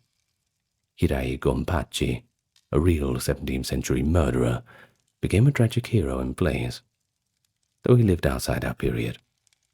The story of Sanno Jirozaemon, who ran amok in Edo's Yoshiwara district in 1696, was likewise dramatized and mythologized until the line between fact and fiction blurred. And in a similar way, medieval tales of serial killers sometimes mutated into folklore. Akamadare, the bandit of Heian times, was remembered in later centuries not just as a thief, but kind of as a trickster hero in some stories, even appearing as a character in kabuki theater. The real horror of his ambush murders faded. They were all replaced by a kind of admiration for this cunning man on the fringes of society. But on the other hand, someone like Hyogo of Katada, who murdered innocent holy men, he never managed to get such positive spin. In local legend, he remains a cursed figure, and it's said the area of the lake where he sank the monk's boat is haunted by ghostly chants on certain nights. By the way, Lake Biwa. I went there a few months ago, actually. Quite a lovely place. There's a boat there that's set up like an old river boat. It's called the Michigan. It's really nice, and they put on a little bit of a show. You can get a coffee and a hot dog on there too. Hotodogu. It's quite a good trip. So if you do go to Osaka, take about an hour and 10-minute journey out to Lake Biwa. A little bit complicated to get there, but it really is worth it.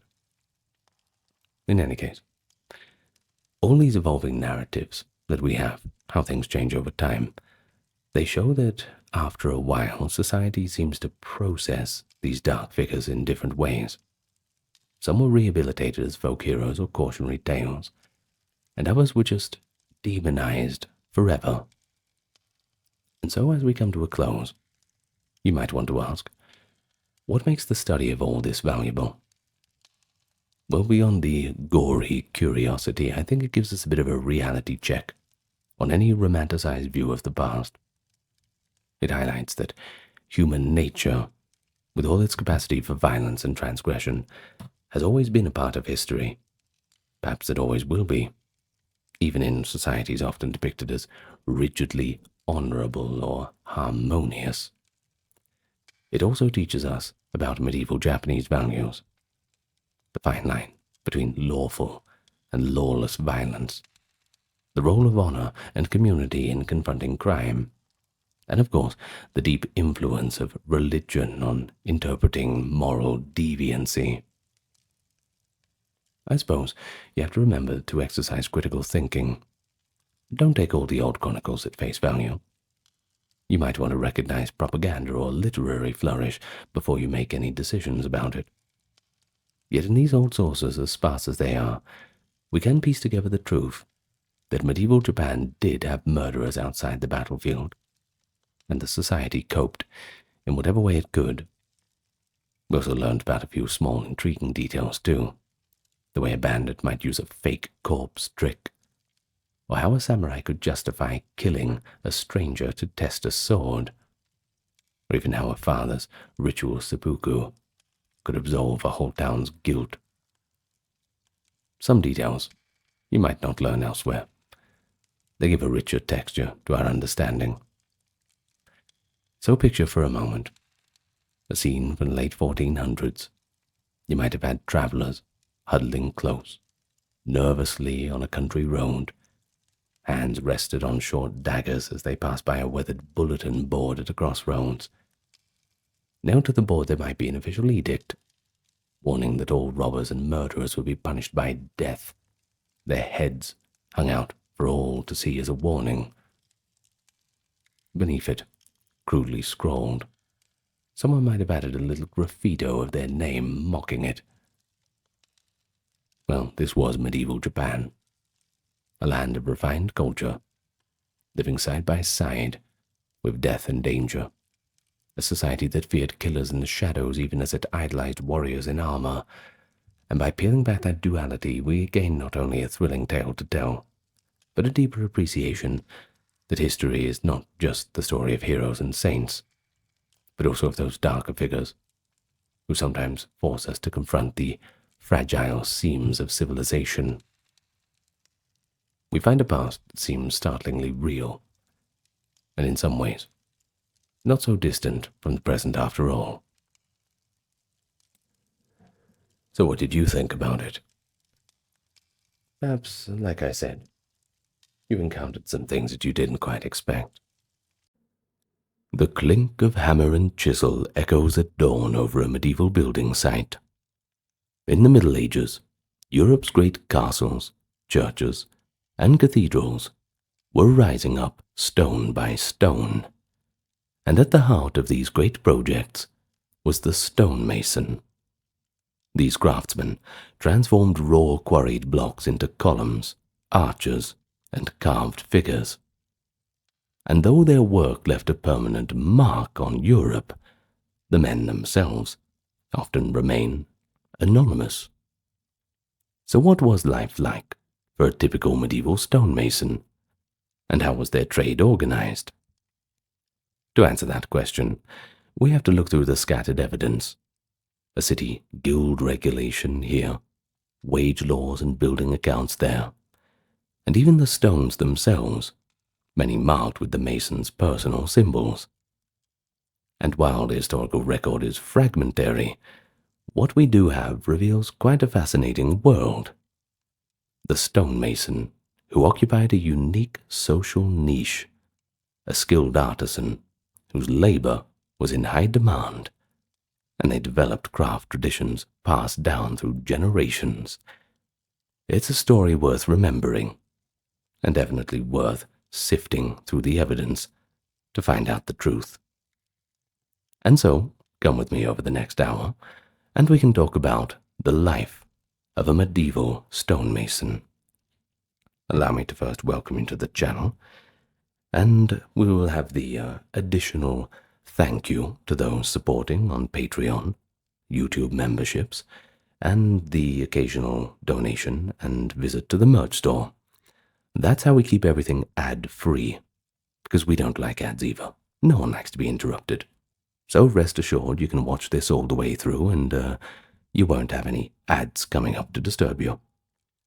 Also, if you've not yet left a comment or given the video a like or subscribed, well, do that too, because that really helps us out, pushes us in the algorithm and all that sort of thing. Anyway, with all that being said, let's get on with the task at hand, the life of a medieval stonemason. Masons in medieval Europe were certainly regarded as highly skilled workers, and positioned somewhat above the common laborer, but certainly below the elite. In an age when most people were peasant farmers, a mason was a tradesman who earned wages, and a good mason's earning power was relatively high. Let's take one example. In 14th century England, a mason might earn about 3 to 5 pence per day, that is at pre-plague rates, significantly more than an unskilled field hand's wages, which were 1 to 2 pence a day, and also above many other craftsmen like carpenters, etc. Now this placed masons in the middle sort of society, not really wealthy by any means, but certainly able to afford a decent living in town. Contemporary records like the Statute of Labourers in 1351 confirm these wage levels by attempting to cap a master mason's daily pay at 4 pence, and other masons at 3 pence, to hold wages to pre-Black Death standards. Now the importance of their skill gave stonemasons a measure of social freedom. Unlike serfs tied to the land, masons were generally free men who could travel wherever work was available, and many became literally free masons, if you'll forgive the term, in the sense of being free to move and practice their craft, and perhaps also free to work the prized freestone for fine carving. Because of this mobility and their role in prestigious projects, masons enjoyed a respect, one that most manual laborers did not. Now, chronicles occasionally mention master masons by name, especially those responsible for impressive constructions. For example, the 12th century French mason William of Seine was noted for rebuilding the choir of Canterbury Cathedral, and 14th century English master Henry Yavale is recorded as the king's master mason involved in Westminster Abbey, and a few other great works. Such master masons could achieve fame, and certainly a comfortable patronage. Yet, the vast majority of stonemasons remain nameless in the historical record. Tens of thousands of them worked on Europe's churches and castles, but we know only of a few hundred by name from contracts and guild documents. A mason's identity more often survives in an indirect way. For example, through a distinctive mason's mark carved on stone, or in common surnames like Mason. You probably know one if you live in a Western country, and that indicates an ancestor's profession.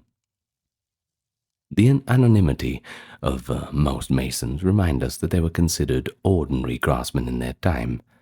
They typically lived modestly, lodged near the work site or in towns, and mingled with the local community.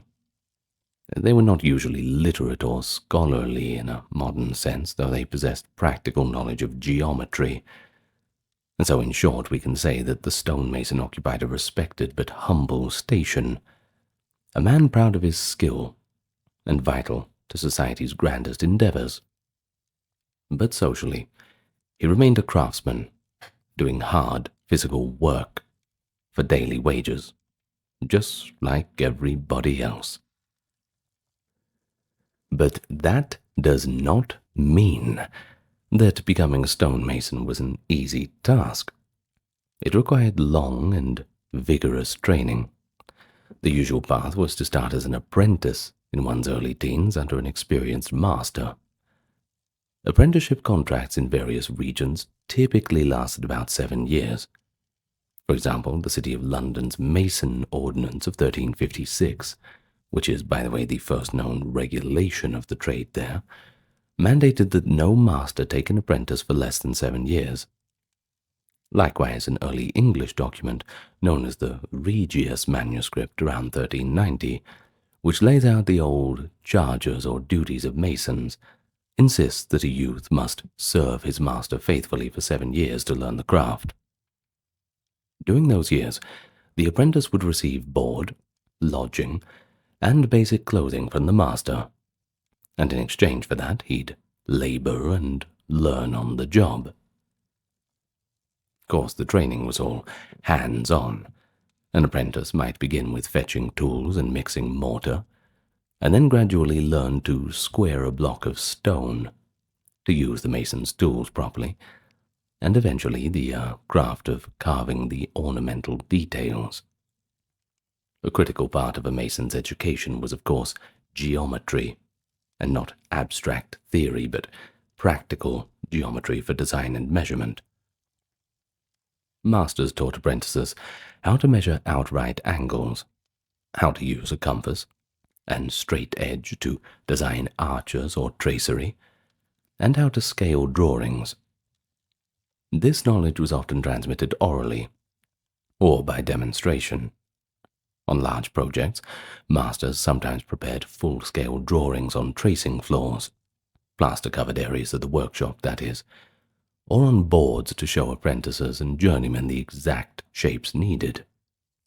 Notably, at medieval cathedrals like York and Wells, archaeologists have discovered incised lines on plaster workshop floors, where masons drew out patterns for windows and vault ribs at full size. Formal guilds of masons existed in some medieval cities, and these institutions helped regulate training. In cities like London, York, and Paris, The Masons' Guild, sometimes part of the broader Guild of Builders, would oversee the apprenticeship system and uphold standards. The Guild could examine a candidate's skills and decide whether he was qualified to be a journeyman, i.e., a paid worker, or even eventually a master, who would be eligible to run projects and take apprentices of his own. Guild records from places like London show that masters swore to teach their apprentices properly and completely, and not to dismiss them before their term was done. And in return, the apprentice agreed to keep the craft's secrets and serve the master obediently. However, across much of medieval Europe, especially in smaller towns or rural projects, formal guild structures were absent or weak until the late period. Many stonemasons learned their trade through more informal means. A young man might be taught by his father or uncle if masonry ran in the family, or a village youth might join a crew of a traveling master mason and learn on the job without any written indenture. Historians have noted that outside the guild-regulated cities, the mason's craft often operated on a master and workshop model, where a master indirectly hired men and trained newcomers as needed, without the oversight of a city guild. For example, in England, beyond the city of London, there is little evidence of masons' guilds before the 1400s. Yet, clearly, training happened, likely by apprenticeship in practice, just not formally recorded on paper by a guild.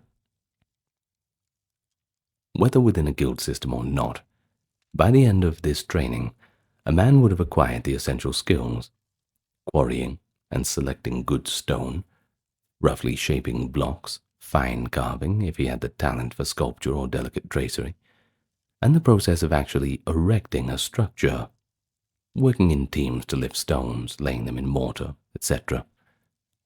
He also learned the professional norms, such as not abandoning a project without leave, and not doing shoddy work that might collapse later. When he completed his apprenticeship, he became a journeyman mason, meaning that he could earn wages by the day, and was no longer bound to a single master. At that point, he might travel in search of work, or even remain with his master as a hired employee. Only a minority would go on to be master masons themselves, those capable of designing and directing entire building projects. To reach that status, one often required exceptional experience and reputation, and in guild cities, one might need to present a masterpiece, an exemplary work, to be admitted as a master. Though direct evidence of that in masonry is scant compared to some other crafts, I think that the cathedrals and castles would speak for themselves.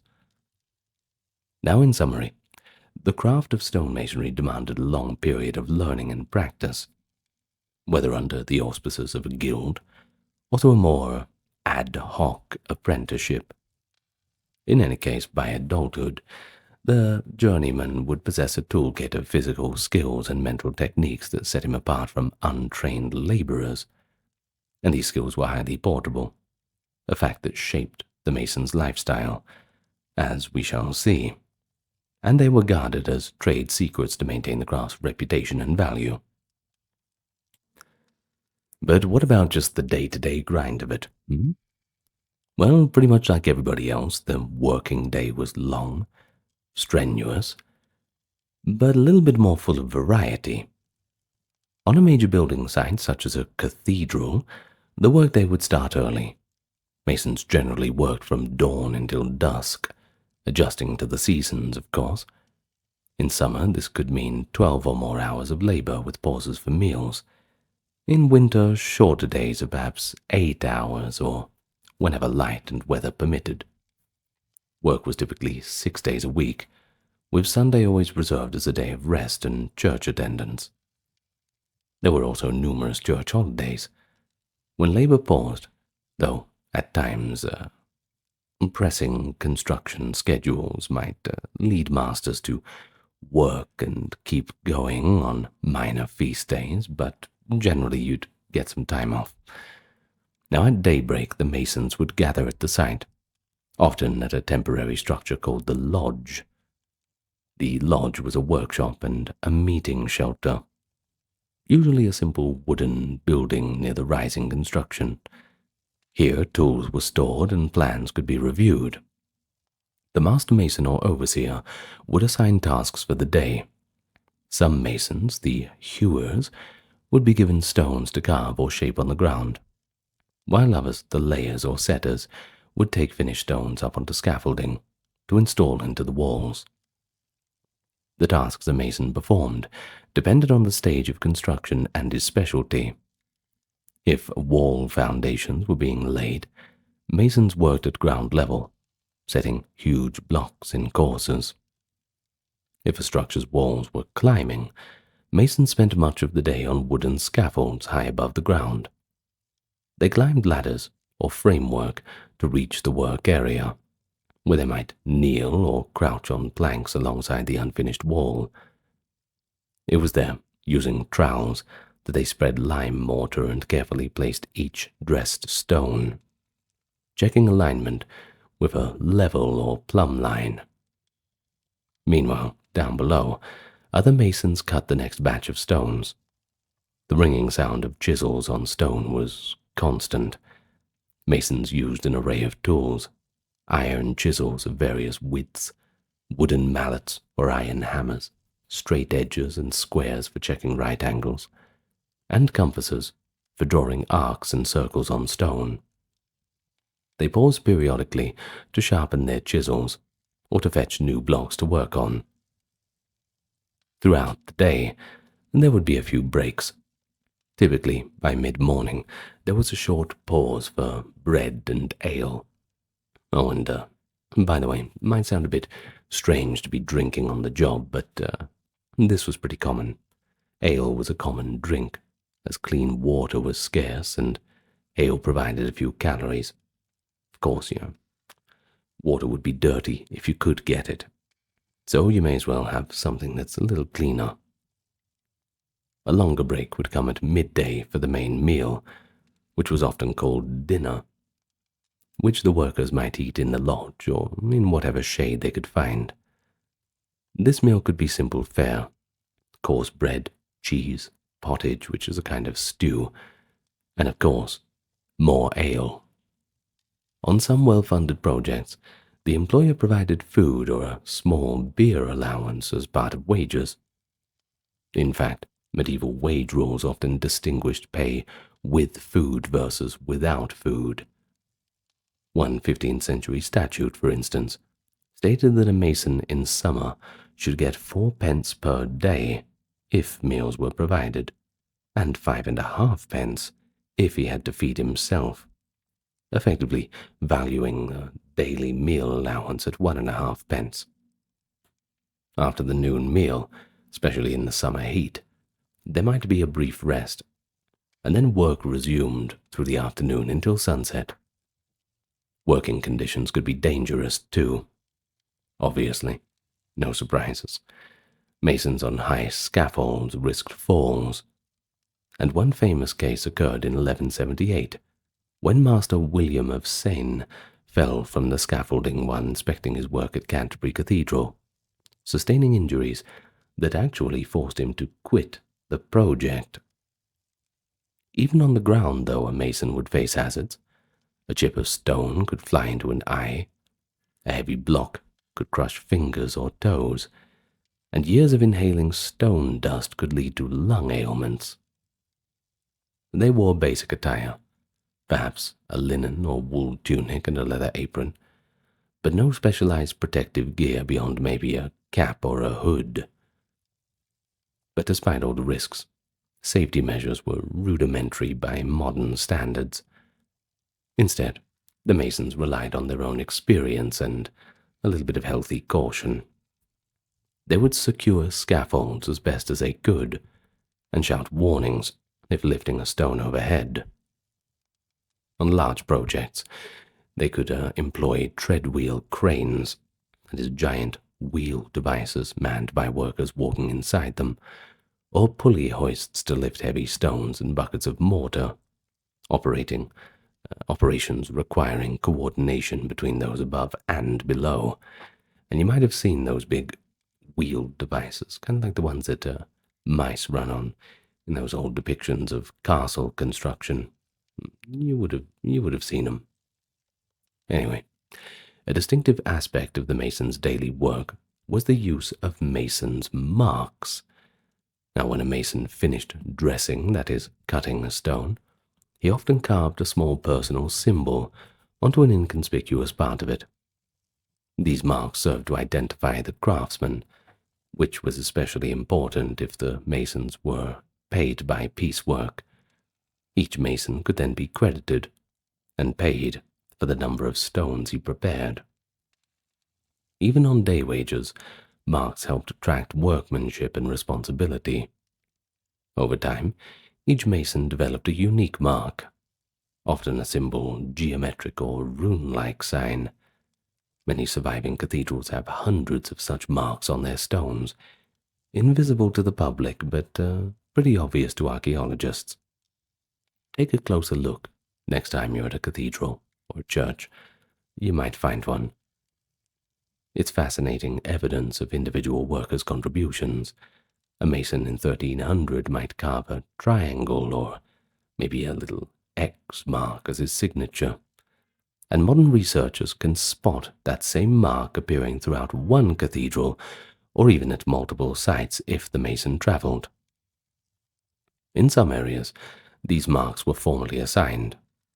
German masonry statutes note that when a journeyman was admitted, he took his mark in a special ceremony, indicating how the mark was tied to a mason's professional identity and a workman's pride.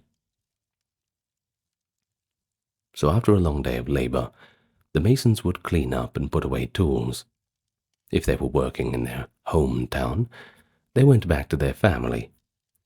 But many worked far from home and lodged near the site. A large project might provide simple communal housing or a dormitory for unmarried workmen. In other cases, masons rented rooms or beds in local inns or taverns. In the evenings, camaraderie was strong too. Groups of masons might gather to drink and share stories at a local alehouse. They exchanged news of other building projects and prospects for work, but they also maintained a degree of professional fraternity. A newcomer mason arriving in town would be welcomed at the lodge if he could demonstrate his skills, and sometimes a traveling mason used subtle signals or perhaps phrases to identify himself as a member of the craft. While on the site, the men developed a brotherhood born of hard work and mutual reliance, which later generations romanced as a sort of secret society of builders. Despite the toil, many masons took pride in their contributions. We find evidence of humor and personal expression in some of the carvings they left. For instance, masons occasionally carved playful, irreverent figures in hidden corners of churches, such as a little stone man playfully mooning the crowd, or grotesque faces peeking out from the foliage. These little touches can be seen as the medieval mason's quiet signature, or even an inside joke. Most of their effort, however, went into serious structural and decorative work meant to endure for ages. A mason might spend weeks carving an ornate capital or sculpting a saint's statue for a church facade. When it was hoisted into place, he could stand back and know that his artistry became part of a monument to community and faith. So, the daily life of a mason revolved around this disciplined labor, skill, and also cooperation. They rose with the sun, labored with their hands and tools all day, and created tangible pieces of a grand design. The work demanded physical endurance, precision at lofty heights, and an intimate knowledge of stone. But it also fostered solidarity. The men ate, worked, and rested side by side, united by the shared goal of raising that lasting monument. Every masonry project, especially the large ones like cathedrals or castle walls, needed quite a lot of coordination. The master mason was the chief architect/builder and also the manager of the work. A master mason was in charge of a project and responsible for the design, often in consultation with the patron or the clergy, the layout and measurements and overall supervision of craftsmen. He was typically the most experienced mason on site and had a strong reputation from previous works.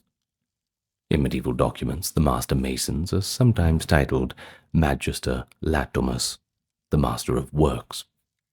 They would draw up plans, or at least detailed templates, and direct how the work should proceed in stages.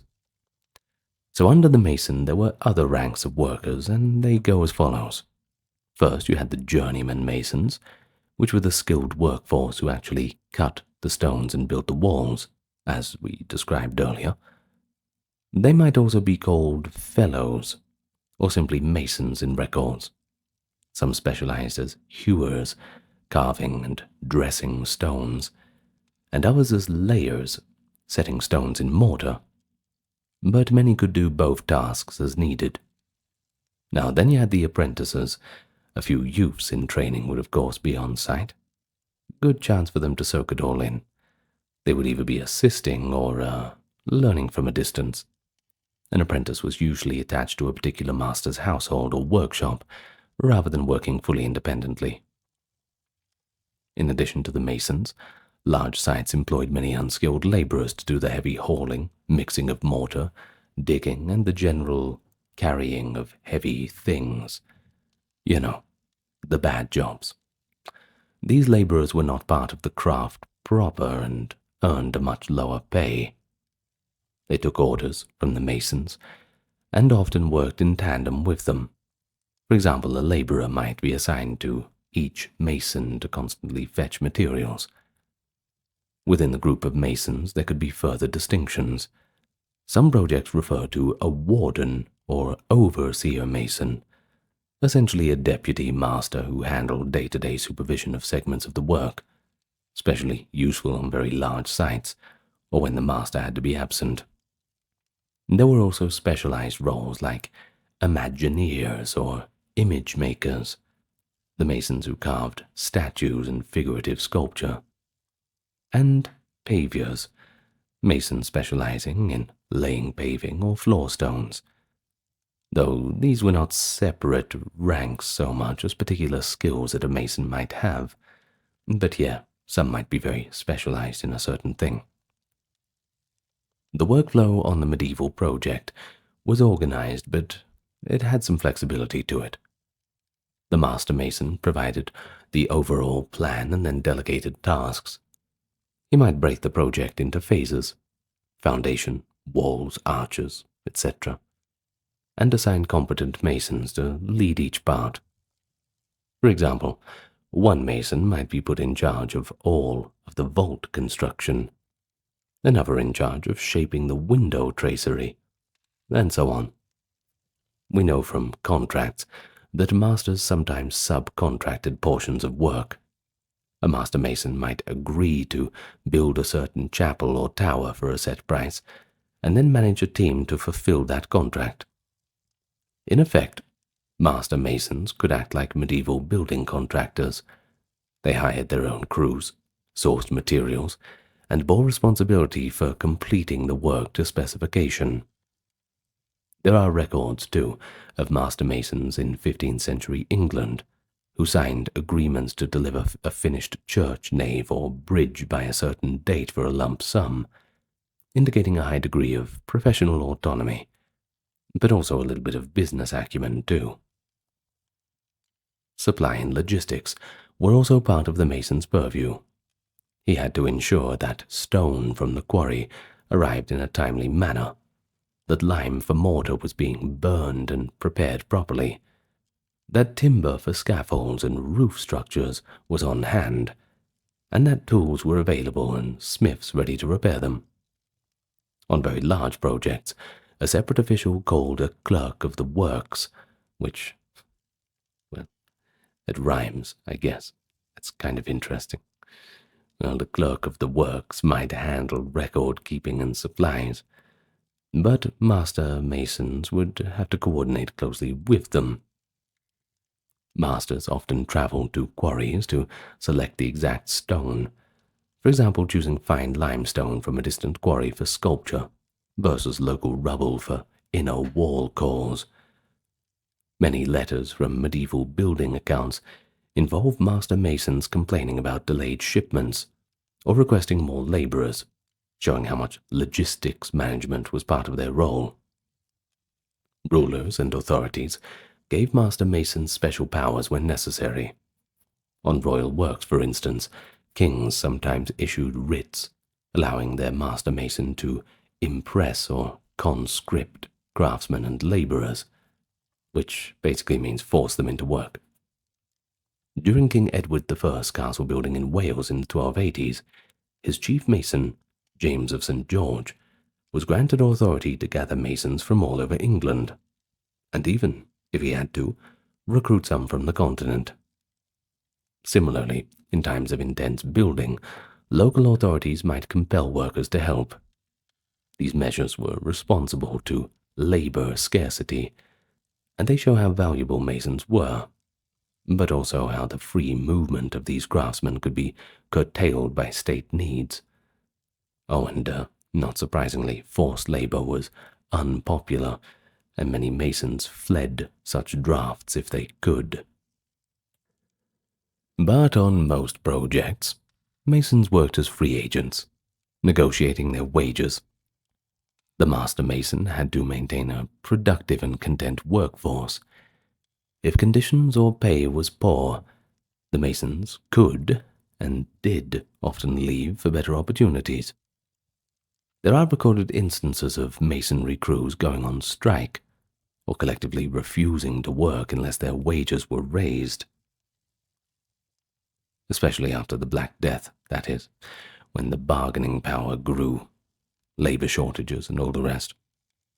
And this is one reason why authorities like the English Parliament tried to intervene with legislation. They feared that crafts like masonry, crucial for infrastructure, could hold patrons hostage by inflating wages or withholding labor. Guilds, where active, provided the framework for the organization of the masons' work beyond a single project. For example, London's Masons Company eventually functioned as both a professional association and a regulatory body, setting the standard work rules and resolving disputes among members. The London Ordinances of 1356 that we mentioned effectively created a committee of master masons to oversee trade in the city. One provision was that if any mason would not be ruled by the craft's appointed masters, for instance a troublemaker or someone undercutting standards, he could be reported to the city's authorities, an early form of internal discipline to keep the workforce cooperative and reliable. On site, hierarchy was evident in daily routines. The master mason, or his deputy, would inspect the ongoing work. Mistakes had to be caught early. A block set out of line today could throw off the entire wall if not corrected. There was no modern building code or formal architect's plans to refer to. Everything relied on the knowledge of the master and the craft norms that he enforced. So we can imagine the master using a measuring rod or level to check the alignment of a newly completed arch, or testing the fit of carved pieces before they were hoisted into place. Quality control. It was a matter of pride as well as safety. A collapsed structure would ruin a master's reputation. But fortunately, medieval master masons were generally very adept. Catastrophic failures were rare, and usually due to design experimentation, as in a few instances of early Gothic vaults collapsing before the masons refined the technique. Took a few tries to get that one right. Masters were also compensated accordingly. On major church projects, a master mason might be paid a monthly salary rather than a daily wage, and often at a rate several times higher than an ordinary mason's pay. He might also receive certain privileges, sometimes lodging on site, extra allowances for a horse or travel, or a bonus when a phase of work was successfully finished. A master mason like Henry Yeovil in 14th century England became relatively wealthy and esteemed. Yeovil served as a sort of consulting architect to King Richard II, and he was even buried with full honor. While that is an exceptional case, it does show that a successful master could climb socially, forging connections with patrons and securing continuous employment or official titles. In fact, Yeovil was even appointed to the King's Mason, and that's pretty much the highest title you can get in that field. So, the organization of the trade.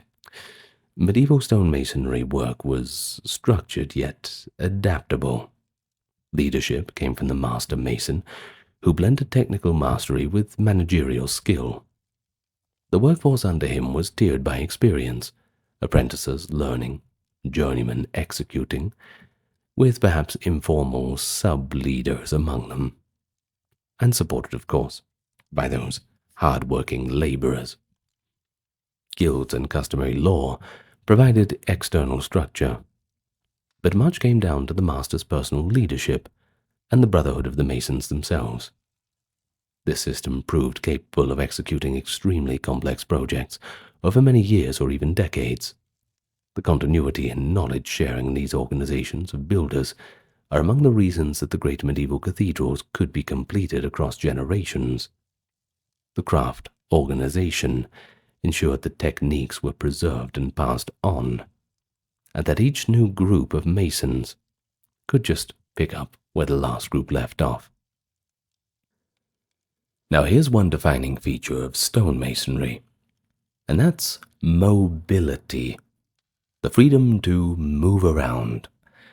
You see, it wasn't like a baker or a shoemaker who served a local clientele. A mason often had to go wherever major construction was happening, and it wasn't always close by home. The demand for skilled masons was episodic and geographically scattered. There was a castle here or a cathedral there, so the workforce became itinerant. A mason might work for years on a cathedral in one city, and once that work slowed or funds ran out, he just packed up his tools and traveled to another site, in a different region or perhaps even a different country. This mobility gave rise to a broader fraternity among masons that transcended any single locale. Masons on the road would seek out the local lodge at their destination and introduce themselves. We have evidence, too, that experienced traveling masons sometimes carried simple credentials, perhaps a letter of introduction from a previous master, or the demonstration of a distinctive mason's mark to prove their, bona fides to a new master. If such a newcomer was accepted, he would join the work team and share in the lodge's life. There was a strong ethic of hospitality. A mason arriving in a strange town could expect fellow craftsmen to help him find lodging and work, especially if he shared some recognized sign of being a trained mason. Over time, these practices of mutual recognition were formalized into legends of secret passwords and handshakes, a kind of lore later associated with the Freemasons. But in daily medieval reality, they were pretty practical. Things like knowing certain craft jargon, or being able to identify a specific mark, that would be enough to show one's status. Because they traveled, masons were agents of cultural and technical exchange across medieval Europe. They spread architectural innovations from region to region. For instance, the advanced Gothic techniques developed in the 12th and 13th century France, pointed arches, flying buttresses, window tracery, etc. They quickly appeared in England, the German lands, Spain, and elsewhere, largely because the French master masons and their protégés were invited or drawn to those areas to work on new churches. A French master and crew went to Canterbury in the late 1170s hence the Frenchman William of Seine rebuilding the choir there. And later, Masons from England and Germany were called to Italy to assist in projects like the Milan Cathedral. We also find Masons from Lombardy working in Eastern Europe, and English Masons traveling to build castles for the Crusades. In Paris, Livre de Métier, in 1278, compiled by Etienne Boileau, makes one of the earliest references to the Freemasons as a distinct group of skilled builders, implying that they enjoyed certain privileges and travelled for important work. These cosmopolitan experiences made the Mason's craft something of an international language. A Mason from one country could often integrate into a lodge in another, because the fundamental techniques and measures were shared. In fact, Latin architectural terms and drawn diagrams bridged pretty much any spoken language gap. The term Freemason in medieval documents, first clearly attested in England in the late 14th century, likely referred to this class of highly skilled, freer-moving Masons. One interpretation is that the Freemason meant a Mason free of the local guild's rules, or just free to work anywhere, as opposed to bound Mason, obliged to one lord or town. Another explanation, as mentioned earlier, is that it denoted expertise in working free stone, the finest stone that could be carved intricately. In practice, both meanings overlapped. A Mason who was a master of free stone carving was in high demand and could travel from job to job. Thus, he was free in multiple senses. By the 15th century, the word Freemason was used in England to distinguish the top tier of Masons, the ones doing the sculptural and complex work, from the rough Masons doing the basic walling. It did not yet imply any fraternal order beyond the craft itself, but it did set the stage for the later use of the term. Across Central Europe, the mobility of Masons led to the formation of these supra-regional networks. In Germanic areas, late medieval Masons working on great cathedrals like Cologne, Vienna, Strasbourg, etc., formed associations known as lodges. Representatives of these lodges even held general meetings to coordinate rules and practices. The Torgau Mason Statutes in 1462 are an example of agreed regulations from such an assembly, outlining how apprentices should be treated, how journeymen should conduct themselves when traveling to a new lodge, including the taking of an oath and receiving a unique mark at a welcome feast, and emphasizing that Masons should not reveal the trade's secrets to outsiders. Whatever they mean by that. Well, the quasi-guild network extended over the Holy Roman Empire and kept standards pretty uniform. The itinerant nature of Masonry also meant better opportunities for individual Masons. If work dried up in one area, or if a Mason felt underpaid, he could move to another region where his skills were needed. Many did exactly that, especially after events like the Black Death. This mobility was something authorities tried to control. For example, English statutes in the 14th century forbade workers from leaving their home country without permission, precisely to stop them from chasing higher wages elsewhere. Masons, due to their specialized skills, often flouted these restrictions. They were confident that if they reached a busy building site, the master there would hire them despite any legal technicality, simply because skilled labor was just too valuable to pass up. Socially, a life on the road could be challenging, but the Masons developed a sense of fraternity to mitigate that. They tended to help each other out. If a Mason fell ill or was injured far from home, the lodge might collect money for his care. Some guilds had provisions for a lack of rudimentary insurance. The members would contribute to support a sick or destitute brother Mason, or to send the body of a deceased Mason back to his home parish if it was possible. Stories from later operative Mason guilds in Scotland and Germany, show that a travelling journeyman Mason could knock on the door of the local lodge house and expect a meal and a place to sleep for a night or two while he looked for work, a tradition likely rooted in medieval practice. Overall, the stonemason's trade was one of the most geopolitically, mobile occupations of the medieval era.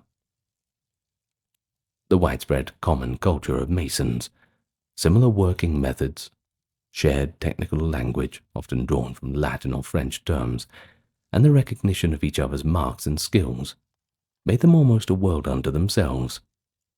This world of the lodge left only faint traces in writing, since masons themselves seldom wrote their practices down, but its influence is seen in the uniformity of Gothic architecture across Europe, and the continuity of building techniques even as individual teams came and went. Long after the Middle Ages, this mystique of the travelling Mason Brotherhood would inspire the formation of modern Freemasonry, beginning in the 17th century, which took the guild tokens, symbols, and ideals of moral conduct and converted them into a framework of social fraternity.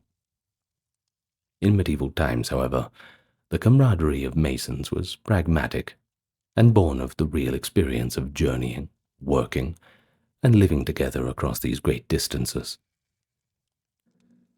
But it all sounds pretty good, doesn't it? Traveling around, doing the work. Well, like anything else, the life of a stonemason had its share of bad times. Physically, it was demanding, and often quite dangerous work. We've noted injuries from accidents. They were a constant risk, and long-term health issues could arise from inhaling the stone dust or just, the sheer wear and tear on the body. Think about the sore backs and the arthritic joints. Few masons could work at peak heavy labor into old age. Many likely shifted to lighter duties like supervising or carrying smaller decorative pieces as they grew older, or they relied on family support if they could no longer do strenuous work. There was no structured pension system either. A mason's security in old age depended on savings, family, or charity from the guild or church. Maybe even the church that they built themselves. You better hope you get good charity if that's the case. Another challenge was the uncertainty of employment. Work for masons was project-based. When a cathedral nave was completed, or a castle was finished, a mason crew might be laid off until another project would commence. In prosperous times, with many churches and civic buildings going up, a skilled mason could go from job to job with very little time in between. But it wasn't always like that. In lean times during economic downturns, famines, or wars, construction could slow down dramatically. A mason might then have to travel further afield, or accept a lower-paid job, perhaps doing rough farming or day labor until the mason trade picked up again. This irregularity meant that prudent masons had to save some of their wages in good times to carry them through the slow periods. Guild ordinances often encouraged this foresight. One major upheaval was the Black Death, 1348 to 50. This plague initially halted many projects, but the severe labor shortage afterward allowed surviving masons to demand much higher pay. And they certainly did. Contemporary reports describe masons seeking double or triple the pre-plague wage, and in response authorities issued laws like the Statute of Laborers in 1351 to cap wages and tie workers to their locale, measures that many masons evaded by moving to wherever builders were willing to pay more. The push and pull between craftsmen and authorities continued for decades. On one hand, masons were needed to rebuild, and thus they had a bit of leverage on their side. But on the other hand, rulers feared the cost and the breakdown of the old order. Over time, the economic reality largely won out.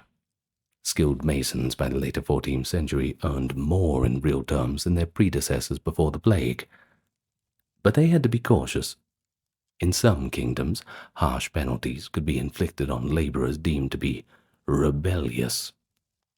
The memory of events like England's peasants' revolt in 1381, where issues of freedom and wages were hotly contested, would have been quite relevant to Mason communities.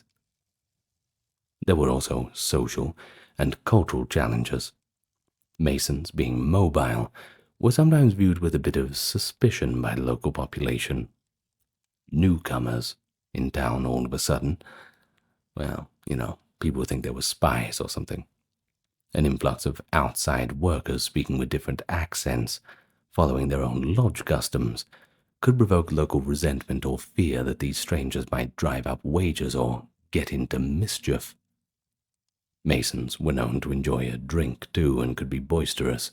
Town records occasionally mention fights or disturbances caused by craftsmen at taverns. The Masons' lodge itself, being a semi-private space of a tight-knit group, probably also gave rise to rumors among outsiders. And yet, indeed, much later on, Freemasons were suspected of secretive plots, partly because people had long been intrigued by the closed world of the Masons' lodge.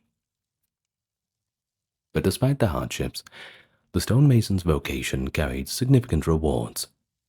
Materially, a competent mason earned enough to support a family, and in reasonable comfort, at least by the standards of the time.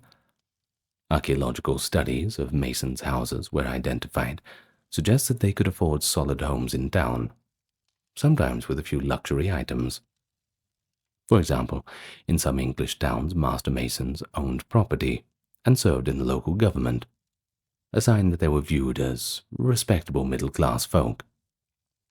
Beyond the economic, there was also the reward of craft pride. Masons knew they were doing extraordinary work, raising structures that inspired awe. A common laborer or peasant might toil on tasks whose results were pretty fleeting. A harvest consumed, a ditch dug that might fill in, but a mason's work, that was really enduring. Many masons, no doubt, felt a deep satisfaction in seeing a building take shape under their hands. They could point to a cathedral tower or a stone bridge and say, "That was me. I built that." In some cases, they literally inscribed their names or initials on the building. Rare, but it did happen. For example, a few cathedral wall inscriptions in France name master masons and ask for prayers for them, indicating they wanted to be remembered. The work also conferred a sense of belonging to a venerable tradition. Medieval society valued the concept of artisanal lineage, learning a craft that had been passed down for centuries. Masons were aware that they were heirs to Roman builders and inheritors of secrets of geometry that in their view trace back to antiquity. Medieval Masonic legends often mention Euclid and the building of Solomon's temple, and this gave them a certain intellectual prestige among crafts. In a world saturated with religion, building a church was seen as a pious act. Masons could consider their labor a service to God. Cathedral masons, in particular, likely took spiritual pride in creating the house of God, and is telling that some masons and other builders formed their own religious fraternities or altar societies, dedicating candles and masses to their patron saints, blending their work life with the spiritual. Camaraderie was another rewarding aspect. The bond among men who had spent months or years in hard labor together, well, that was very strong. They shared meals, jokes, sometimes hardships, like when funding lapsed or wages were late, something not uncommon, but which they would endure or protest as a group. The Mason Lodge was not just a workplace, but a social circle, a support network, and at times an extended family. If a Mason traveled abroad, he carried with him that network, effectively being part of an international brotherhood.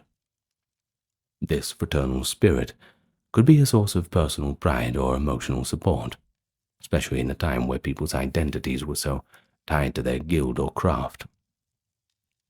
And finally, the legacy of the medieval Masons is perhaps their greatest reward, though one realized beyond their own lifetimes. The monuments they built became their memorials. Most medieval masons never had their names recorded on plaques, but their handiwork speaks for them centuries later. Each carved stone, each vaulted ceiling, it stands as evidence of their skill. The longevity of these structures means the masons achieved a kind of immortality through their work. A modern visitor to Notre Dame or York Minster can admire the craftsmanship and, knowingly or not, appreciate the lives of those who toiled to create it. And in that sense, the medieval mason achieved something many in that era could not. They left a mark on history in a very literal way. The Middle Ages, for all of its knights and its castles, might seem an unlikely backdrop for the story of a serial killer. Yet medieval England certainly harbored its own dark tales of murderers. True, the very term serial killer is quite modern. Medieval people had no such a concept. But as we will see, there were certainly individuals who committed repeated murders in those times, and that certainly falls under the definition.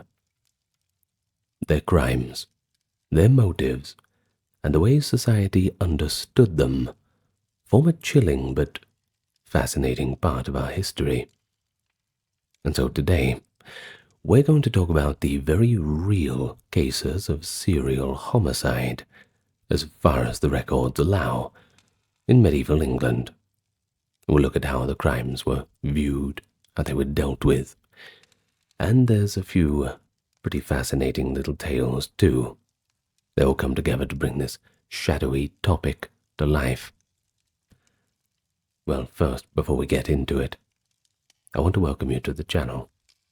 If you are new here, it's a pleasure to meet you, and I invite you to click that subscribe button. Welcome back to any people who have been here before. You can enjoy this video 100% ad-free, along with all the other videos on this channel, thanks to the generous donations of those on Patreon, YouTube memberships, and, oh dear, what else? Oh yes, the merch store, the occasional donation on Patreon, these kinds of things. This channel is ad-free forever for your enjoyment. So make sure you check out the playlists too. You might find something you like. Now, with the welcome all done, out of the way, let's begin. Well, of course, we have mentioned in the introduction that medieval people didn't really have a concept of what a serial killer was, so we have to consider these definitions. What exactly is a serial killer? And would the people of the Middle Ages recognize the idea? Well, let's look at it in modern criminology terms. Typically, a serial killer is defined as someone who murders at least 2 or 3 people in separate events over a span of time, driven often by personal compulsion or a psychological motive rather than politics or combat. In medieval England, however, murder was generally understood in simpler terms: the unlawful killing of one person by another, and motives were usually presumed to be pretty tangible. Think of revenge, anger, greed, these kinds of things, rather than the pathological impulses that we associate with later serial killers. Medieval chroniclers and court records do not use a distinct label for someone who kills repeatedly. There was no medieval word that neatly corresponds to our term of serial murderer. And it is important to recognize this difference in mindset, because it's kind of the foundation that we build this off. A person who killed multiple victims in medieval England would not have been seen as a special category of predator. Rather, each killing would be judged as its own crime. Unless, of course, if it was part of a known feud or a career of banditry, something like this. But this does not mean such repeat killers did not exist. Oh, they certainly did. It's just that contemporaries might explain their actions in other terms. such as revenge, villainy, or even supernatural evil, like witchcraft or demonic influence. We'll get to a bit of that later. The concept of the psychopathic killer, roaming from victim to victim, was largely outside medieval law enforcement's frame of reference. A more modern idea that comes in with more modern criminology and psychology as reference. When unnatural deaths occurred without an obvious culprit, people might blame robbers on the road, or in extreme cases, witches, werewolves, and other supernatural horrors, rather than suspecting an unidentified human predator with a pattern of psychopathic murder. But in any case, when we look back with a more modern perspective, we can identify a few medieval English figures whose multiple crimes make them candidates for being called serial killers. These were historically verified cases, documented in court rolls, chronicles, or letters at the time.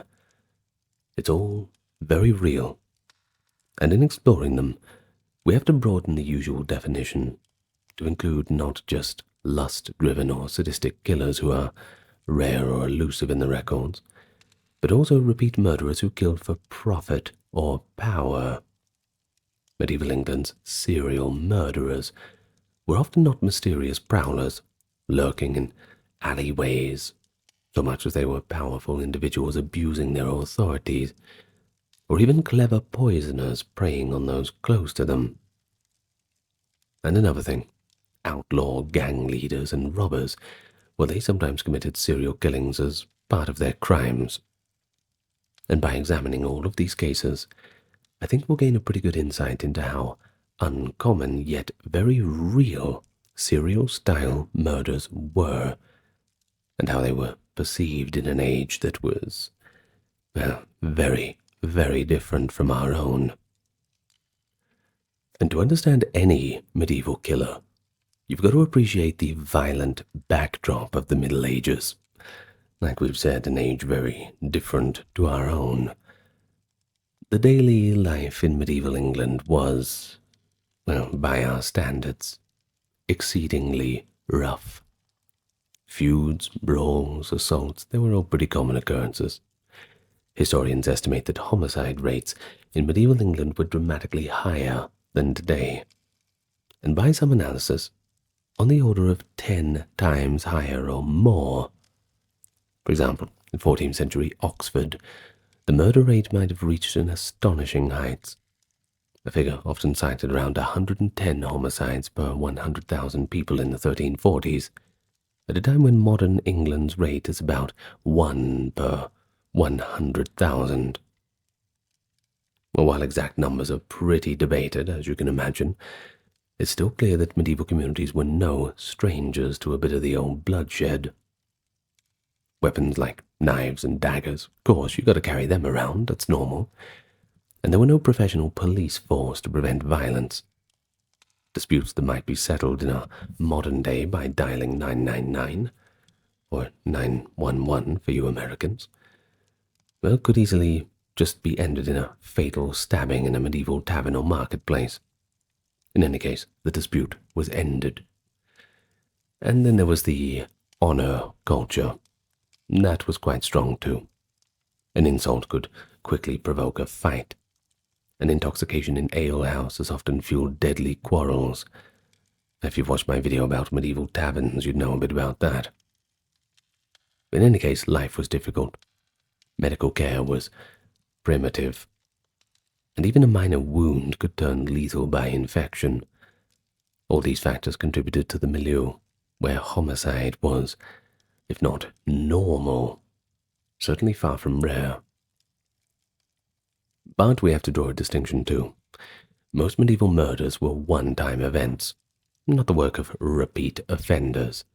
A typical homicide case in England's 1200s or 1300s involved a quarrel between neighbours, maybe a drunken argument between apprentices, or even a revenge killing between two families. The royal courts and coroners' rolls, which recorded inquests on sudden deaths, are filled with such stories. For instance, records from London show many incidents like an argument in a bar that ends with one man dead, or a dispute over debt where tempers flare into lethal violence. These were often impulsive acts, though. Medieval observers, like chroniclers, often lamented the hot-blooded nature of their countrymen. One scholar famously argued that the medieval man was prone to violent passions and lacked self-control, implying that killing sprang from spontaneous rage rather than cold calculation. While that may be an exaggeration, it is true that premeditated, repeated murder for its own sake was highly unusual. Most killers of the era did not kill again and again, even if they got away with it the first time. Communities were small, you see, and if a murderer's identity was known, he could expect swift retribution, or legal prosecution, whichever came first. Now, importantly, medieval justice often allowed for community involvement in catching offenders. Hue and cry would be raised, and neighbors were obliged to pursue a fleeing murderer. There were also strong familial and social networks. A sudden disappearance or unexplained death was more likely to be noticed when everyone knew everyone else in the village. Small world, hard to get away with anything. Yet it is precisely against this backdrop of everyday violence that serial murders stand out as unique. In a culture used to single murders born of passion or feud, someone who deliberately killed multiple people in separate incidents would have seemed particularly unpleasant, and not to mention strangely motivated. It's worth noting, too, that in the medieval view, serial killing might resemble the work of the devil more than that of the ordinary criminal. The imagination of most Christians of the day, that someone would be going around killing just for fun, especially with the threat of eternal damnation over their head, well, it's a little bit beyond the pale. Repeated, senseless murders could be attributed to supernatural evil or monstrousness, since they just didn't fit the pattern of normal human behavior. This notion is reflected in how some medieval writers describe tyrants and outlaws. They use words like demons and beasts, when that cruelty seemed to be beyond human bounds.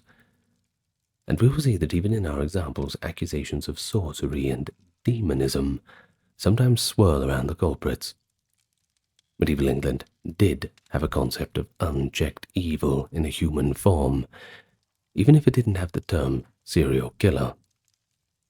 And finally, consider the medieval law enforcement's limitations. And there were, well, more limitations than anything. You didn't have any detectives dusting for fingerprints or compiling profiles of a killer on the loose, anything like that. If a person in, say, 1300 managed to kill 2 or 3 people on separate occasions to conceal their involvement, it'd be very difficult for medieval justice to connect the dots. Many murders just went unsolved, especially if the victim was a stranger or the crime took place on the dangerous highways between towns. For example, if travelers were found dead on the road, people might assume bandits were to blame, without realizing one particular brigand was responsible for multiple attacks.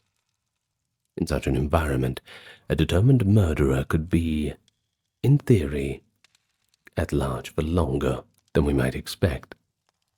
This is provided that they did not arouse any immediate suspicion.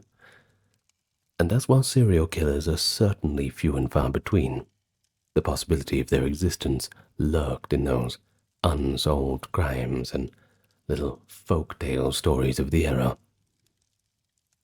And so with that context in mind, I think we can all better appreciate the known cases of repeat murderers in medieval England. Quite lucky to have that documentation. The cases are rare in the records, and indeed historians have sometimes questioned whether England had any true serial killers in its medieval centuries. So as we proceed, I think it'll become evident that the examples we do have involve either elite perpetrators leveraging their own power, or perhaps cunning methods like poison that allowed a murderer to strike multiple times without immediate detection. So with that in mind, let's turn to the rogues gallery of medieval England's multiple murderers. A pretty grim and intriguing history. Well, let's start with one of the most famous candidates for the medieval serial killer. That is Dame Alice Kittler. Now, although Alice's story unfolds in Kilkenny, Ireland, then under English rule in the early 14th century, is closely tied to England, not least because she was of English-Norman descent and fled to England after her crimes came to light. Alice Kittler's case is extraordinary. She was accused of murdering multiple husbands, one after the other, in order to amass wealth. If the allegations are true, then she would certainly represent the classic Black Widow serial killer long before the term existed.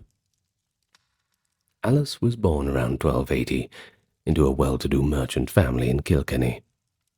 Over the years, she married 4 times, each husband wealthier than the last.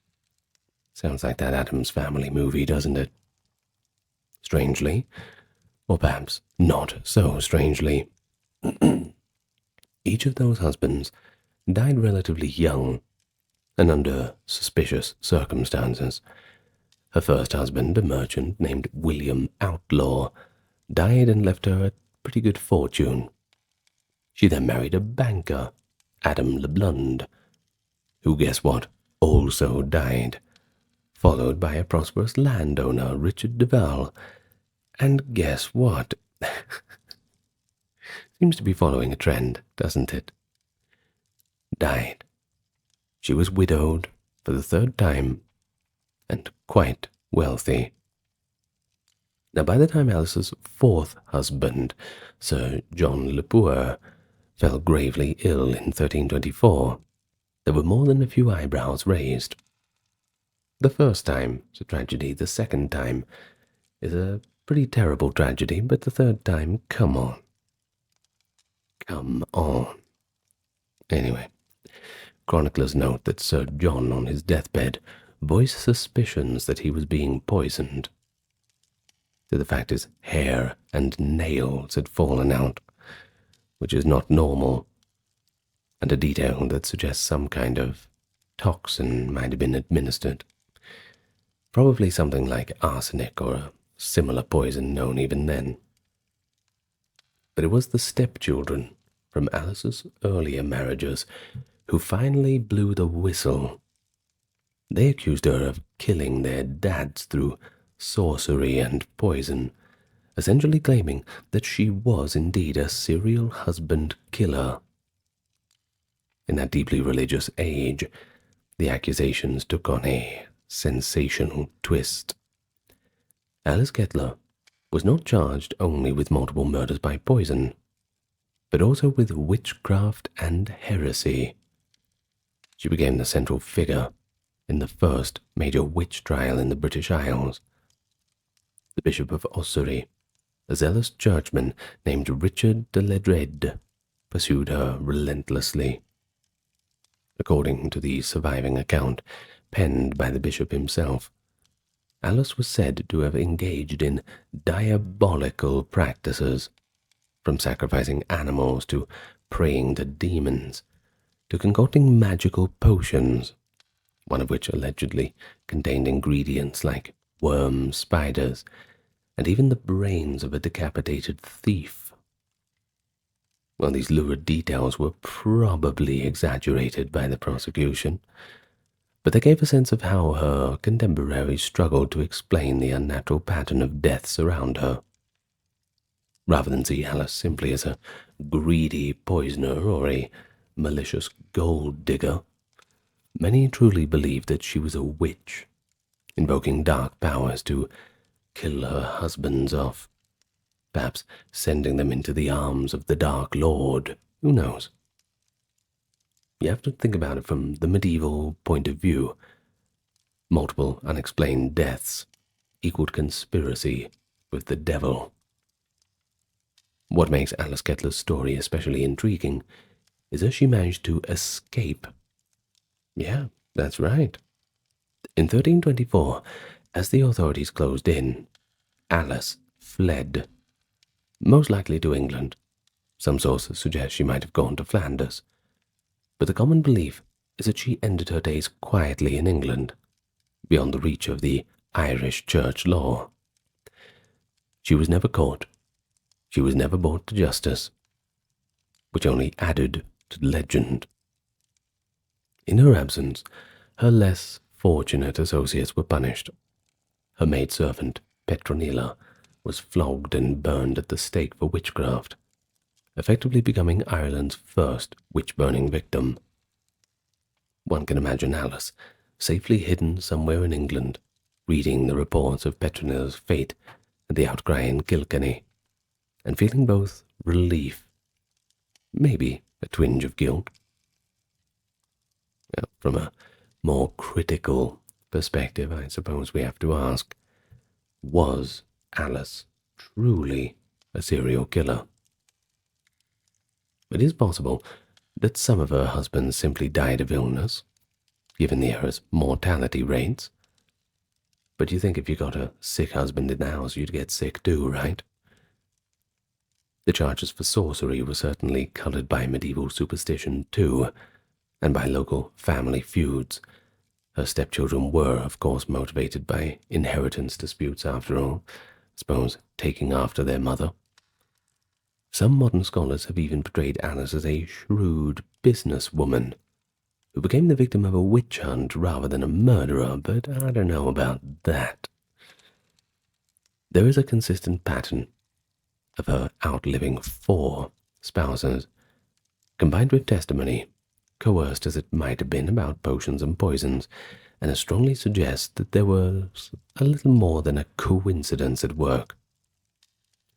So let's strip away the supernatural accusations, because I think we can put them to the side pretty safely. And what we have remaining is a portrait of a calculating killer who knew how to make murder look like a natural death. A very early example of a serial poisoner. And I really think that if she only had done it once, perhaps twice, we wouldn't have anything to talk about. Well, 4 times is just a little bit of a bridge too far. It's notable that poisoning was a preferred method for female serial killers historically too. We spoke about it a little bit in the Serial Killers of Ancient Rome video. I hope you've watched that one. Perhaps it's next on your list. In Alice's case, the idea of a high-born lady secretly dispatching multiple husbands was both shocking and compelling to contemporaries. You see, it showed that serial murder in the Middle Ages, as now, could certainly hide behind the facade of domestic respectability. Alice Kettler's case also had an impact culturally, you see. Her dramatic trial became a template for the later witch trials to come. She was literally demonized as an explanation for her alleged serial murders, rather. People apparently found it easier to accept that a woman might kill repeatedly if they framed her as a witch in league with the devil himself, rather than just an ordinary, run-of-the-mill flesh and blood human being. And this shows, once again, how we have to view it in the medieval mindset, of how medieval English people struggled to rationalize things like this. It had to be the work of witchcraft. It had to be some unnatural evil. Alice's story has since passed into folk memory. Even today in Kilkenny, you can find Kittler's Inn, a tavern in a medieval building associated with her. And that's one way her legend is kept alive. Visitors hear tales how the Witch of Kilkenny brewed potions to murder her husbands. In truth, whether she was a sorceress or simply a cold-blooded poisoner, she stands out as one of the closest things to a serial killer that medieval Britain had recorded. Her life was a strange mix of the ordinary, marriages, building wealth, and the extraordinary. Multiple mysterious deaths and a spectacular witch trial. And so as we move on to other examples, just keep in mind how different this scenario is from what we think is a typical serial killer today. Yet how many elements resonate with that modern concept too? Serial spouse murders for gain, evading capture. And ultimately, public fascination. Of course, you wouldn't be watching a video like this if there wasn't any of that involved. Well, if the weapons of Alice Kittler were poisons and subtle means like that, the next figure's tools were a little bit more overt. Daggers, arson, raw intimidation, the old-fashioned way. John of Tintern, he was a medieval English monk, believe it or not, who incredibly turned into a serial murderer. His tale remained hidden in the archival records until very recently, when a historian uncovered the evidence of his misdeeds. And what emerged is almost unbelievable. The story of an abbot who ended up behaving like a mafia boss. John of Tintern's life shows that serial killing in medieval England was certainly not confined to shadowy outsiders, but it could also wear the robes of clergymen and operate within the very institutions meant to uphold morality. So let's talk all about him. John of Tintern was a Benedictine monk and eventually became abbot of Malmesbury Abbey in Wiltshire during the 1340s. On the surface, an abbot is a pretty holy man, devoted to prayer and the well-being of his monastery. But not Brother John. He was anything but that. Contemporary accusations and testimonies paint him as a violent, corrupt schemer who committed multiple murders by proxy. How did this come to light? Well, in 1343, local villagers and families lodged a litany of criminal charges against the abbot, prompting an official investigation. The file, essentially a medieval criminal dossier, details his shocking crimes. He was accused of ordering the murders of at least 4 men over a period of several years. These victims were not random strangers either. They were individuals who had crossed him in disputes over land and money. Once again, always follow the money. Well, in other words, the abbot had rivals or enemies eliminated to protect his interests and those of the abbey. But how did he carry out these killings? Well, he employed a personal henchman, a man named Henry of Badminton, described in records as a kind of enforcer. This hitman did John's dirty work, stalking and dispatching the targets as needed. And if it sounds like organized crime, well, it essentially was. One contemporary complaint described John of Tintern as operating like a gangster in the region, and it certainly sounds like that. His criminal exploits didn't stop at murder, however. He was also accused of theft, embezzlement of large sums of church money. He had apparently misappropriated about £10,000 of the king's funds, which is roughly equivalent to millions of dollars in today's money, and even of arson and kidnapping. In a particularly brazen episode, Abbot John allegedly had a local gentleman's house burned down and arranged for the man's wife to be abducted, all because the abbey was in a feud with that family. But even more scandalously, John of Tintern took his kidnapped woman as his mistress, openly living with her in defiance of those vows of chastity. It's a pretty lurid list, isn't it? Arson, abductory, adultery, grand theft, and multiple accounts of murder, all perpetuated by a clergyman of high rank. Who would have thought? Well, when word of his crime spree finally reached royal authorities in 1343, you might have expected swift and harsh justice. And sure, initially that seemed to be the case.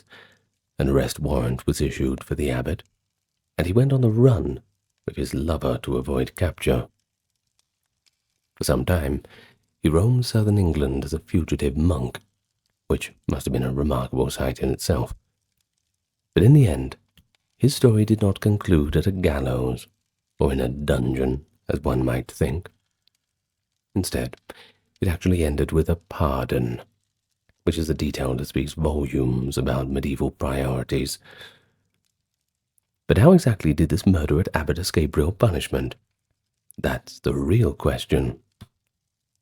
Quite simply put, and you are not going to like this at all, he bought his way out of it. He paid for his innocence. King Edward III was then on the throne, embroiled in expensive wars. This was the time of the 100 Years' Wars against France, by the way. Royal coffers were perpetually starved, and John of Tintern, once caught, managed to pull together a hefty fine, or rather a bribe, to secure royal pardon. The crown was more interested in money for the war effort than in executing a monk. So this serial murderer, an abbot, walked free after paying his dues quite literally. No justice, right? It is noted in records that his crimes were forgiven, quote, by the grace of the king. And that shows that lawlessness and corruption could certainly reign in rural England. Local chroniclers were probably astounded. Here was a man clearly guilty of ordering multiple killings, yet he just bought his way out of justice. John of Tintern's case shows a different kind of serial killer, one shielded by status, willing to misuse that status to eliminate adversaries. He wasn't sneaking in the shadows. He was commanding murder, rather, from the abbot's chair. In a sense, he could be compared to later serial killers who used positions of authority as cover. Though, in John's case, it was power and greed, not some sort of psychological urge driving him. But it also shows how medieval society sometimes failed to punish even known killers if those killers were powerful or could be useful. The common folk who had raised the alarm about the abbot likely felt a grave injustice at seeing him set free. I don't think we need a historical source to come to that conclusion. And indeed, his story survived in monastic gossip and local lore as an example of extreme clerical corruption. Sure, Martin Luther would have had a field day with that one. Only in recent times has the full documentation of his deeds been punished, and it reminds us that truth can be stranger than fiction. You can't help but think that Brother John would make a pretty good character in some kind of TV series or a crime novel, something like that. Maybe he'll get his own Netflix show one day. Who knows? Well, the legacy of that saga is twofold. First, it shows that England did experience serial-like killings, often intertwined with broader patterns of lawlessness during troubled times. In fact, his crimes occurred during the tumultuous reign of Edward II and the beginning of Edward III's, and that was a period of baronial rebellion and general unrest. In such chaos, local warlords, even ecclesiastical ones, could run amok. But secondly, it is an example that blurs the line between criminal and state violence. Put it this way, because when authorities pardoned him, it almost sanctioned the murders post facto. In later centuries, an account like this surfaced as evidence in debates against monastic corruption leading up to the Reformation. It fed the argument that medieval monasteries had strayed so far from piety that one of their numbers could even be a murderer. And for our purposes, I suppose John of Tintern stands out as England's perhaps most malevolent monk. A man who absolutely meets the criteria of serial killer in action, if not in name. His story might have remained a footnote in an archive. But, lucky for us, it can now be told as one of the broadest illustrations that even in that age of faith, human brutality knew no bounds. Well, so far we've looked at individual cases. We've seen the lone poisoner and the criminal habit. But you've got to note that some medieval English serial killing took place in the context of outlawry and banditry, rather than at the hands of a single stealthy predator. While the most notorious bandits, like Robin Hood in legend, are often romanticized as righteous thieves, the reality of medieval banditry is, well, it's quite grim. Bands of desperate robbers roamed forests and highways. Some had no qualms about killing travelers repeatedly as a matter of course, just part of doing business. And though these outlaws might not have been serial killers in a modern sense, they certainly engaged in serial murder. I mean, killing random people over and over again. I mean, it's certainly getting up there, isn't it? Well, understanding this, it helps us broaden that picture of medieval serial violence beyond the rare poison plot or vengeful noble. One such case from English, or rather British, laws deserves a bit of attention is the legend of Sawney Bean. Now we have to take it with a bit of a grain of salt, but we will tell the story as it's been told for a while. The Scottish have their own point of view on it. It is the story of a Scottish serial killer clan that, while probably apocryphal or exaggerated, or at the worst completely made up, certainly reflects the fears of the time. According to later folklore, Alexander Sawney Bean was the patriarch of a cannibalistic family that lived in a cave on the Scottish coast. The tale goes that for over 2 decades, Sawney, his wife, and their incestuous brood ambushed countless travelers by night on lonely roads, murdered them, ate their bodies, and thereby left no evidence. Eventually, the Beans were caught by the king's men and executed. While this particular account is almost certainly a product of sensational later storytelling, no medieval record of Sawney Bean exists, it is revealing that people believe such a story could have happened in late medieval Britain. Watch out for the cannibals. Watch out for the bandits. Well, this figure of a mass-murdering cannibal lurking in the wilderness certainly captured imaginations. Perhaps it was used as a cautionary tale. Essentially a folk horror version of a serial killer story, transplanted into a medieval setting. And intriguingly, historians note that the Sawney Bean myth might have been inspired by an earlier, genuine case, that of Christy Cleek, Scottish highway robber during the famine in 1341, who allegedly turned to cannibalism and murder to survive. Christy Cleek, a nickname meaning hook, after the hook he reportedly used to drag victims off their horses, which is pretty ominous, was said to have killed and eaten several people in the company of fellow brigands. He eventually vanished into legend. Some say he returned to a normal life, under his real name after the famine.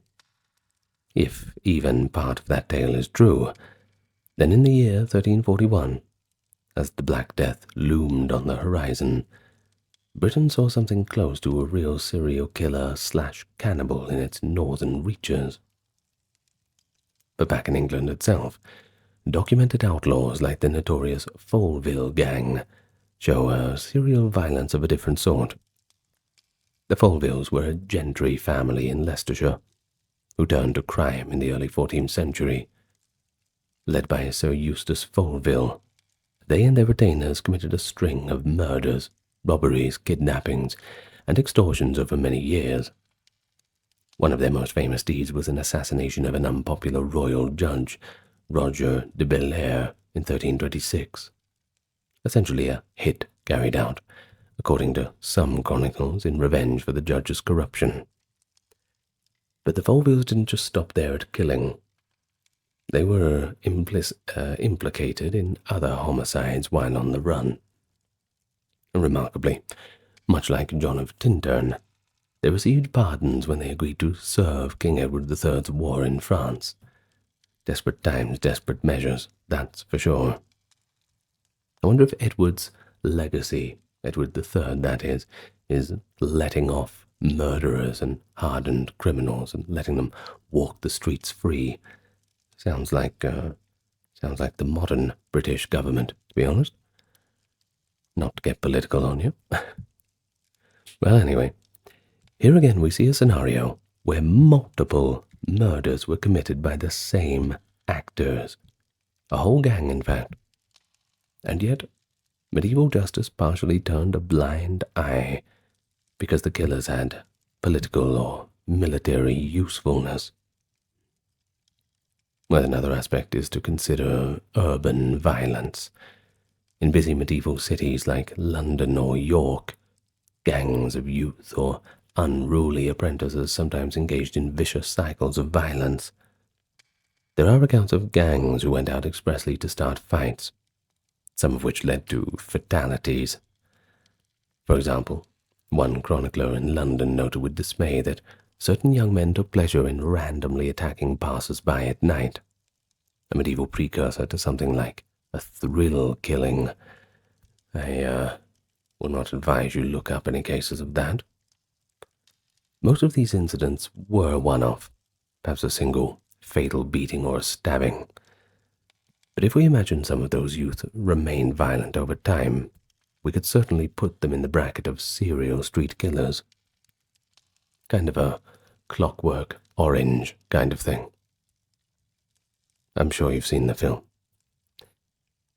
Well, the difficulty of all this, of course, is that records seldom link multiple incidents to a single named culprit in these scenarios, unless the person was caught and confessed to a spree, which, no point in them confessing to that, isn't there?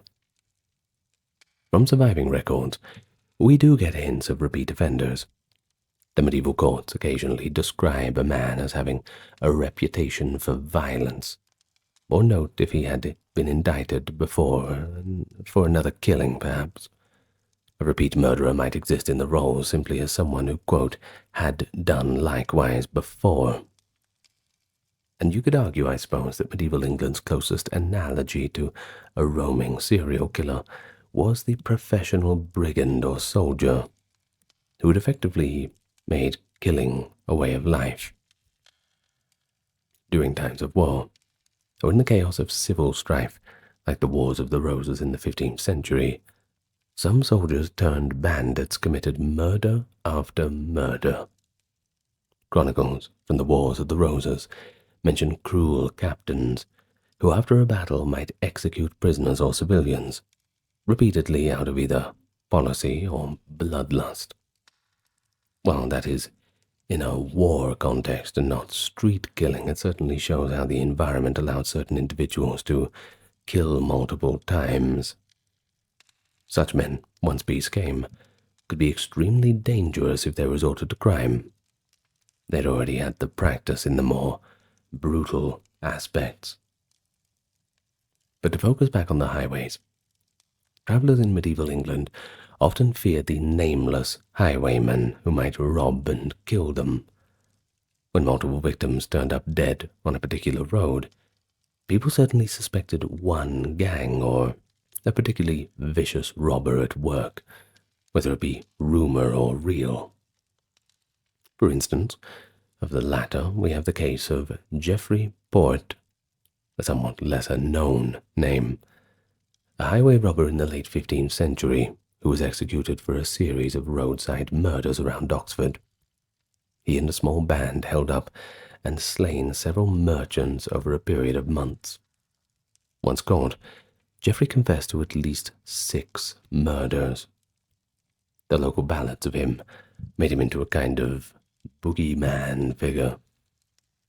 And again, what distinguishes him from the modern serial killer figure is primary motive, robbery rather than compulsion, and the fact that he didn't bother to hide bodies since he relied on fear to keep people away from certain routes. But the result, multiple separate murders by the same person, certainly qualifies him for the title of serial killer. It's interesting that in many of these outlaw cases, society responded with folklore as much as actual law. Tales of wild men in the woods or demon robbers were ways to warn people of dangerous areas, and also to somewhat mythologize the criminal. Where law enforcement was weak, legend stepped in. The line between a serial killer and a legendary monster, well, it only takes a few pints down the pub to blur that one. And of course, stories like that spread a lot quicker than anything else. An outlaw who killed dozens might within a generation be talked about not as a mere human thief, but as some fiend with an insatiable hunger for violence. And we see this clearly with how cannibalistic and supernatural elements creep into the Sawney Bean and Christy Cleek stories. Even in England, an outlaw with a particularly brutal streak might be rumored to use black magic, or just be inhumanely cruel. And all of that goes to show that medieval England's potential serial killers didn't always operate in isolation. Some were embedded in group criminality, and their repeated murders were part of a larger pattern of banditry or feuding. While this differs from the lone, secretive predator image we might have, it was the more common scenario in that era for someone to accumulate a body count. So when we broaden our view to include these patterns, we see that medieval England indeed had individuals who over time killed many people, even if no one pinned a modern label upon them. Of course, the attitude at the time towards someone who killed multiple times was heavily influenced by myth and superstition in general. We've already touched on how Alice Kettler was cast as a witch, and how outlaws could be seen as ogres and monsters, that kind of thing. It's worth going a bit deeper into how the medieval mind made sense or failed to make sense of serial killing. First, I want you to consider the role of witchcraft and the devil. If a series of unexplained deaths occurred, especially in one household or in one locale, people in medieval times might suspect maleficium, evil magic at work. The case of Alice Kettler demonstrates that. Rather than purely focusing on physical evidence of poison, her contemporaries zeroed in on more supernatural things, alleged pacts with demons. Another example comes from a century later in England, where in some villages clusters of sudden deaths led to witchcraft accusations against local women, of course. In one 15th century incident, a woman was blamed for, quote, making a wax doll to magically murder multiple children in her neighborhood who had died over a summer. A tragic outbreak, likely due to illness, and thus attributed to a supposed serial child killer using sorcery. But she was not a serial killer at all. But the point is, the framework to imagine a person intentionally causing multiple deaths certainly existed, but it was cast in a supernatural light. The witch hunts would then erupt in the late medieval and early modern period, sometimes functioning as a way to explain these events. For instance, several members of a family dying in succession might result in someone being accused of systematically killing them via witchcraft. And the second point I want to make is that there was the fear of monsters and werewolves, more prevalent on the continent, but not entirely absent in England. Now in France, Germany, and elsewhere, the late Middle Ages saw a few notorious trials of serial killers framed as werewolf cases, like Peter Stumpf and Giles Garnier, who were said to take the form of a wolf and kill children at night. Well, England did not have wolfman trials, perhaps because actual wolves had largely disappeared, and English folklore didn't emphasize werewolves. Instead, the English had other monsters. Now, you probably know a bit from the folklore videos I did about the fairies in England. Well, it was said that they could steal infants, explaining infant disappearances or death. or that demons could prey on the unwary. And if ever there were a medieval English equivalent to a ripper, for instance, it could have been chalked up to a demon from hell prowling the streets. Telling that in 1888, when Jack the Ripper terrorized London, some frightened folk initially speculated the killer could be a devil or supernatural being, because the idea of one man doing such deeds was so disturbing. In the 14th century, that instinct to blame a monster would have been even stronger. One evocative English legend is that of Black Annis, a folklore hag said to lurk in Leicestershire, devouring lambs but also children. Black Annis was described as a hideous old woman, sometimes a giantess with big iron claws, who lived in a cave and came out at night to snatch up any unwary little ones whose bones she'd gnaw. Some scholars think that Black Annis might be a mythologized memory of some real person, or simply just a tale to keep the children indoors at night. Sure, it probably worked. But essentially, she is a serial killer of folklore. It's fascinating to consider that this legend filled the conceptual space of a serial killer for that community, a lone entity repeatedly committing murder in a gruesome and ritualistic fashion.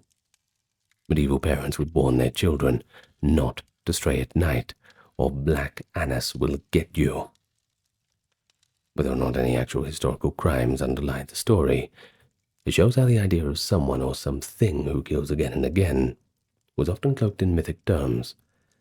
And who knows, maybe, like the abbot we had before, we'll dredge up some old historical documents that perhaps give us some hints. But for now, there's nothing. Additionally, medieval chronicles sometimes personified serial killing in the form of tyrants or warlords. For example, English chroniclers writing about King Richard III, though technically post-medieval by a hair, accused him of multiple secret murders, not only of famous princess in the Tower, the princes in the Tower, rather, his two young nephews, but also of other nobles. Sir Thomas More later compiled tales of Richard having a long career of quietly eliminating rivals. While Richard did this for power, not due to compulsion, the way his story is told, it certainly makes it sound very cold-blooded. Another earlier case, King John, late 12th and early 13th century, was said to have killed or ordered the killing of numerous opponents, including potentially his own nephew Arthur. Chroniclers openly called John wicked and spoke of him as if he had a taste for blood. But here's where we have to be careful. Well, these accounts are often moralistic character attacks. So, yes, once again, get the salt shaker out. But they contributed to the mindset that serial killing was associated with tyrannical rulers and evil nobles, almost going as far to say that it's a character trait.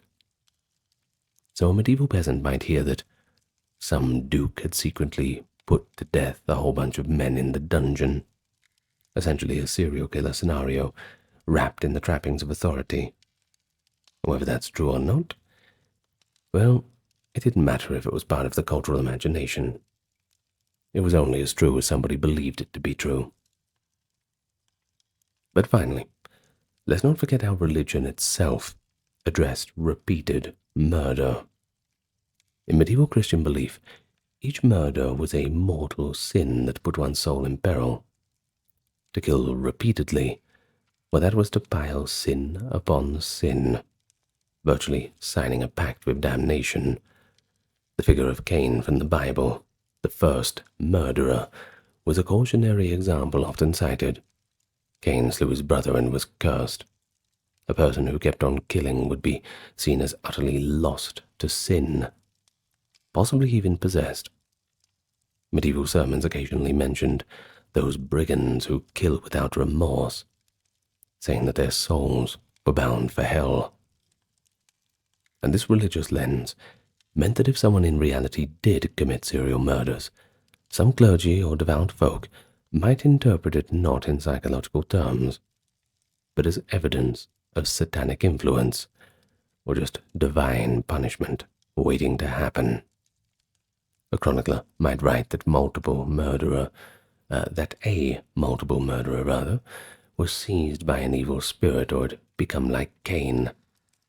And such descriptions, while not analytic, they do give us a bit of a flavor of how abominable serial killing was considered. It put one outside the community of man and God, and in medieval times, that is not where you want to be. Well, having talked about all this, the known and suspected serial murderers of medieval England, I'm sure you have the question, why weren't there more of them? Why do they appear to be so rare, compared to modern times or even compared to some other regions in medieval Europe? England's catalogue of serial murders seems to be a little bit scant. Well, it's due to several reasons, or at least it could be due to them. We'll list a few of them off.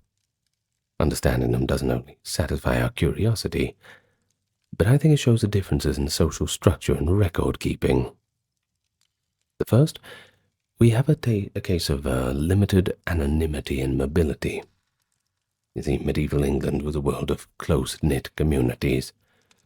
Most people lived and died within the same few square miles. As for strangers, they were noticed pretty quickly and often viewed with suspicion. A person today can move from city to city and remain fairly anonymous, but if you were back in the 1300s, you couldn't so easily do that without attracting attention, whether that be from the townspeople or robbers or worse.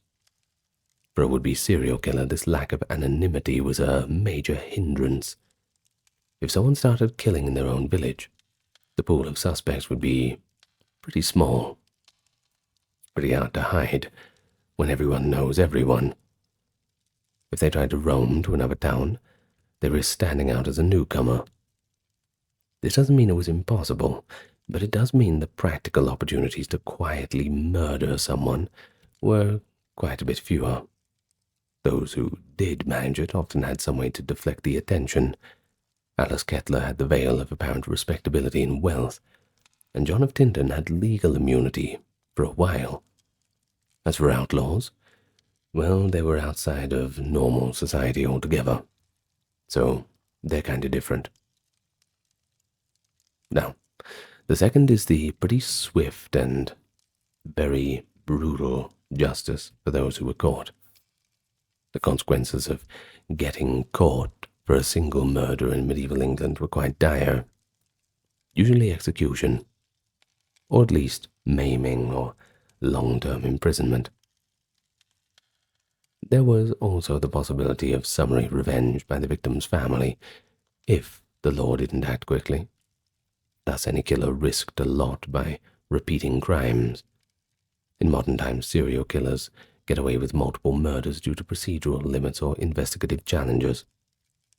Medieval killers had to worry less about detectives and more about an angry mob or a lord's armed men. It took a truly brash or well-insulated person to kill repeatedly. Right, so the third reason we have is different outlets for violence. And this is perhaps an important one. It has been suggested that people who might in another era have become lone serial killers had different ways of satisfying the bloodlust. For example, a sadistically inclined individual in the Middle Ages might channel that into warfare, becoming a particularly brutal knight or soldier.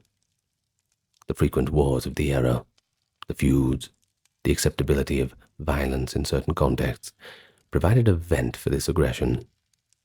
Now that's not to romanticize it, it's just to say a potential serial killer type might instead be known as that knight who kills people with his bare hands on the battlefield, or some baron who tortures poachers on his land, that kind of thing. Society might even reward such behavior in certain confines. Therefore, fewer people felt the need to kill illicitly for a thrill. They could just sign up to be a man-at-arms for that. Next we have record keeping. It's possible that serial killers did exist, but were not recognized as such in records, so we just don't know about them. Medieval courts did not cross-reference cases, and at least not the way that the modern police forces might. If someone killed in Essex and then in Yorkshire, no one would connect the dots in 1400. There was no national crime registry either, so a murderer might move and kill again, and the pattern would be lost to history.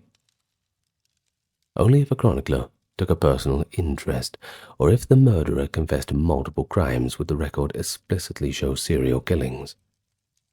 Our sources are pretty sparse, often incidental. We might only catch a hint. This man was known to have killed before in another shire, something like that. Thus, part of this rarity could just be the illusion of sources. Next we have cultural and religious inhibitions, and that's a more psychological note. Medieval Christian teaching placed enormous emphasis on the sinfulness of murder and the damnation awaiting unrepentance. Well, while religion didn't prevent the many homicides that did occur, one wonders if it deterred the kind of psychological gratification killings we had seen in later serial killers. Those who had such impulses might interpret them as temptations of the devil and seek confession or penance.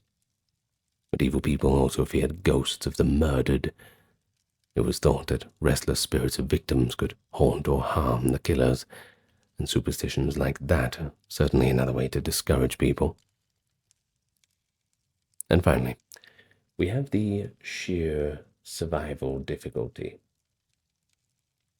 Lastly, the medieval period had many other dangers and high mortality from disease. The psychopath might simply not live long enough or remain healthy enough to commit a sense of murders. Life expectancy was pretty low, and any criminal risked execution or death in a brawl at some point. It sounds almost trivial, I know, but an aspiring serial murderer in medieval England could easily die of plague or get killed in a tavern fight before they finished whatever dark career they were imagining up. Longevity was certainly not on your side, as it is for some modern serial killers who operate over decades. How long does it take to reclaim a lost kingdom? Imagine a conflict so prolonged, so entwined with religious fervor, shifting alliances and political ambition, that it spanned nearly 8 centuries. In fact, it is the longest sustained military campaign in European history. The Reconquista, the Christian reconquest of the Iberian Peninsula, lasting from the dramatic Muslim conquest of Visigothic Spain in 711 until the symbolic surrender of Granada in 1492. But this period is not just about the sieges, the battles, the shifting borders. It was also an extraordinary epic of cultural interaction, profound transformation, and ideological struggle. And within all of this, the modern identity of Spain was shaped. Armies marched, fought, died. Dynasties rose and fell. Legends like El Cid emerged, and the mighty Caliphate of Cordoba flourished and fragmented. But beneath these events lay a lot deeper currents: religious zeal, the fervor for the Crusades, and pragmatic diplomacy, all coming together to make this a truly unforgettable saga. So come with me today, and we'll talk about the incredible breadth and depth of the Reconquista, from the initial resistance in the Asturian mountains to the final surrender. And along the way, we'll try and unpack a few myths and realities of one of history's most fascinating chapters. But where are my manners? Welcome to the channel. Good to see you all.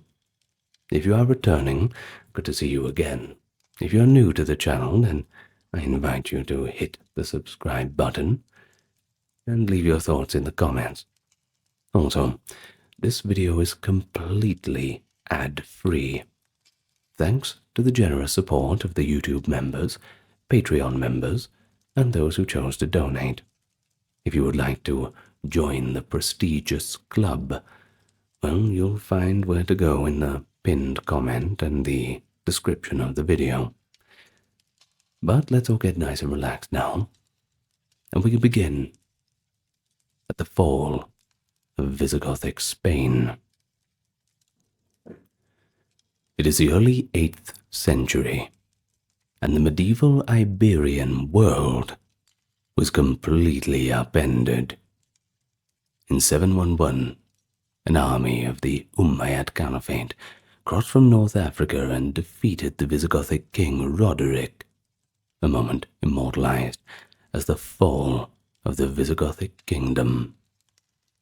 Muslim forces, led by commanders like Tariq ibn Ziyad and Musa ibn Nusayr, swiftly overran most of the Iberian Peninsula. The Visigoths barely stood a chance. Within mere 7 years, by 718, nearly the entire peninsula was under Muslim control, with only a few small mountainous corners in the north remaining unconquered. This rapid conquest was facilitated not only by the invaders' military skill, but also by the internal strife among the Visigothic nobility. Infighting never helps. Well, some locals chose accommodation over resistance. For example, the Christian Lord Theodemir negotiated the Treaty of 713, securing peace and autonomy in exchange for tribute. Under this pact, Theodemir's people were promised safety, their property and churches left unharmed, and ultimately freedom of worship. All they had to do was pay the annual tribute: gold, grain, wine, and oil. And so we can see, by such terms, show that the initial Muslim rule, later known as Al-Andalus, often governed through pragmatic tolerance and local arrangements, rather than sheer repression. But even as most of Iberia fell under Umayyad rule, pockets of Christian resistance coalesced in the northern highlands. In the rugged Asturias region, a former Visigothic noble named Pelagius also by some reckoning, famously refused to submit to the new rulers. According to later chronicles, when a Muslim force accompanied by an apostate bishop tracked Pelayo to a mountain cave at Covadonga, the Asturian leader defiantly declared that he would never align with the Arabs, invoking a striking metaphor. Have you not known that the Church of God is comparable to the moon, which, though it may wane, always renews itself? The tiny band of Pelayo, sheltered in the cave of Covadonga, managed to ambush and rout the superior Muslim force around 722. The Battle of Covadonga, while small in scale, carried enormous weight symbolically. You see, it guaranteed the survival of a Christian foothold in northern Spain, and was later hailed as the miraculous beginning of the Reconquista. Now, let's think about it. 722. So we're claiming that the reconquest of Spain by the Christians began 11 years after it fell. Well, in reality, at the time it likely seemed a minor skirmish, and early Muslim chroniclers barely mention it, but in the Christian mind, it would enshrine Covadonga as the first triumph, the sparks that would set off the Reconquest. And so, from this seed of resistance grew the kingdom of Asturias, led by Pelayo and his victorious successors. They claimed continuity with the fallen Visigothic realm, styling themselves as rightful Christian rulers of Spain. And by the late 9th century, an almost irredentist ideology had emerged in the Asturian writings, the anonymous Chronica Prophetica, 883–84, explicitly linked the Asturian kingdom to the old Visigoths, and stressed a providential mission to drive out the Muslims and restore the lost territories. But hold your horses. Even though medieval Spaniards did not yet use the term Reconquista, we can see the early formation of the idea. The notion that the Christian princes were not merely fighting for survival, but for a more general restoration of Christian Hispania that had been usurped in 711. I didn't want to say 711, but 711, it's all okay.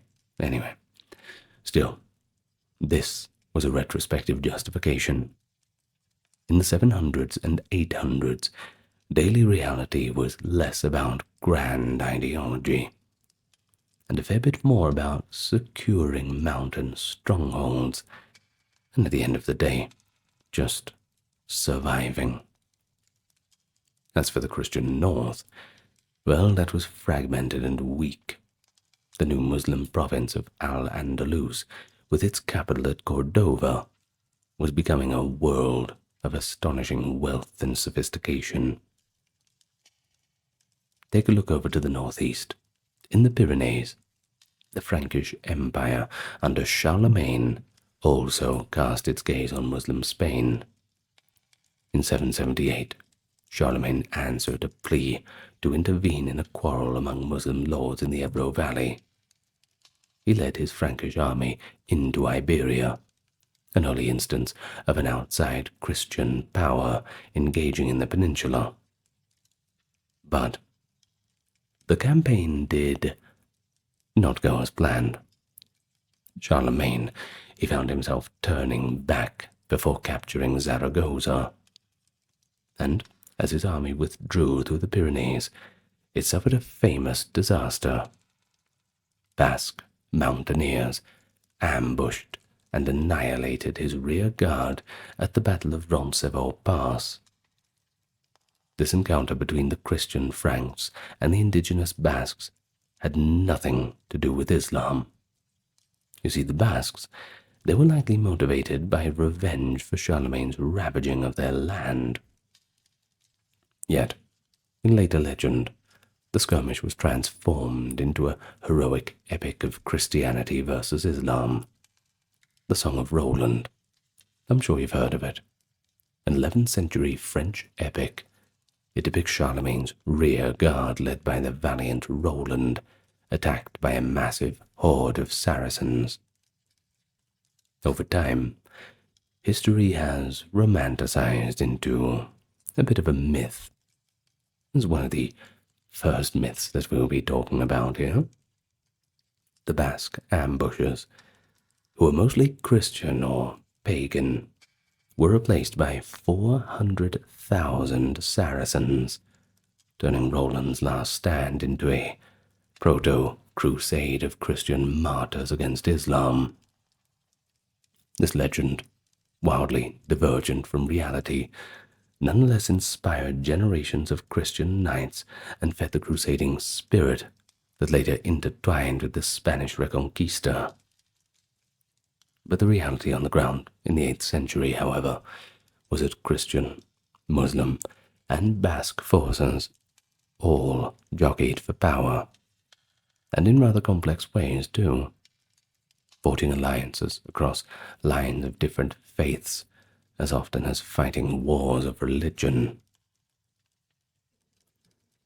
By the 9th century, the map of Iberia had well and truly settled into a Muslim south and center and a Christian north that was slowly consolidating. The Emirate and later Caliph of Cordova, as Al-Andalus was known, became one of the most powerful states in Western Europe. Under Abd al-Rahman III, who in 929 proclaimed himself Caliph, Cordova reached a zenith of unity and cultural florescence. The caliphal court was renowned for its learning, architecture, and prosperity, a jewel of the Islamic world.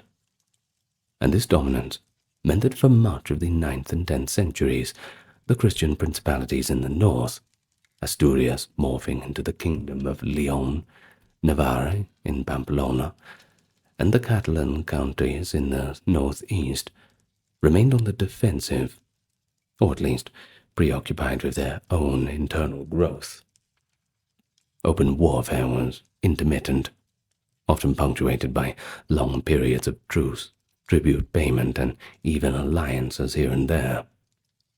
As a matter of fact, for the majority of the 700-plus years of Islamic rule in Iberia, outright war between Christians and Muslims was not really a constant thing. It was more often than not that coexistence and cautious peace were the norm. Frontiers were porous, and cultural and economic exchanges continued even amid the hostilities. I'll give you an example. Christian kings sometimes fought along Muslim allies against rival Christian lords, and vice versa. This era defies any simple us versus them narrative. It's not like it's being rewritten like the Song of Roland was.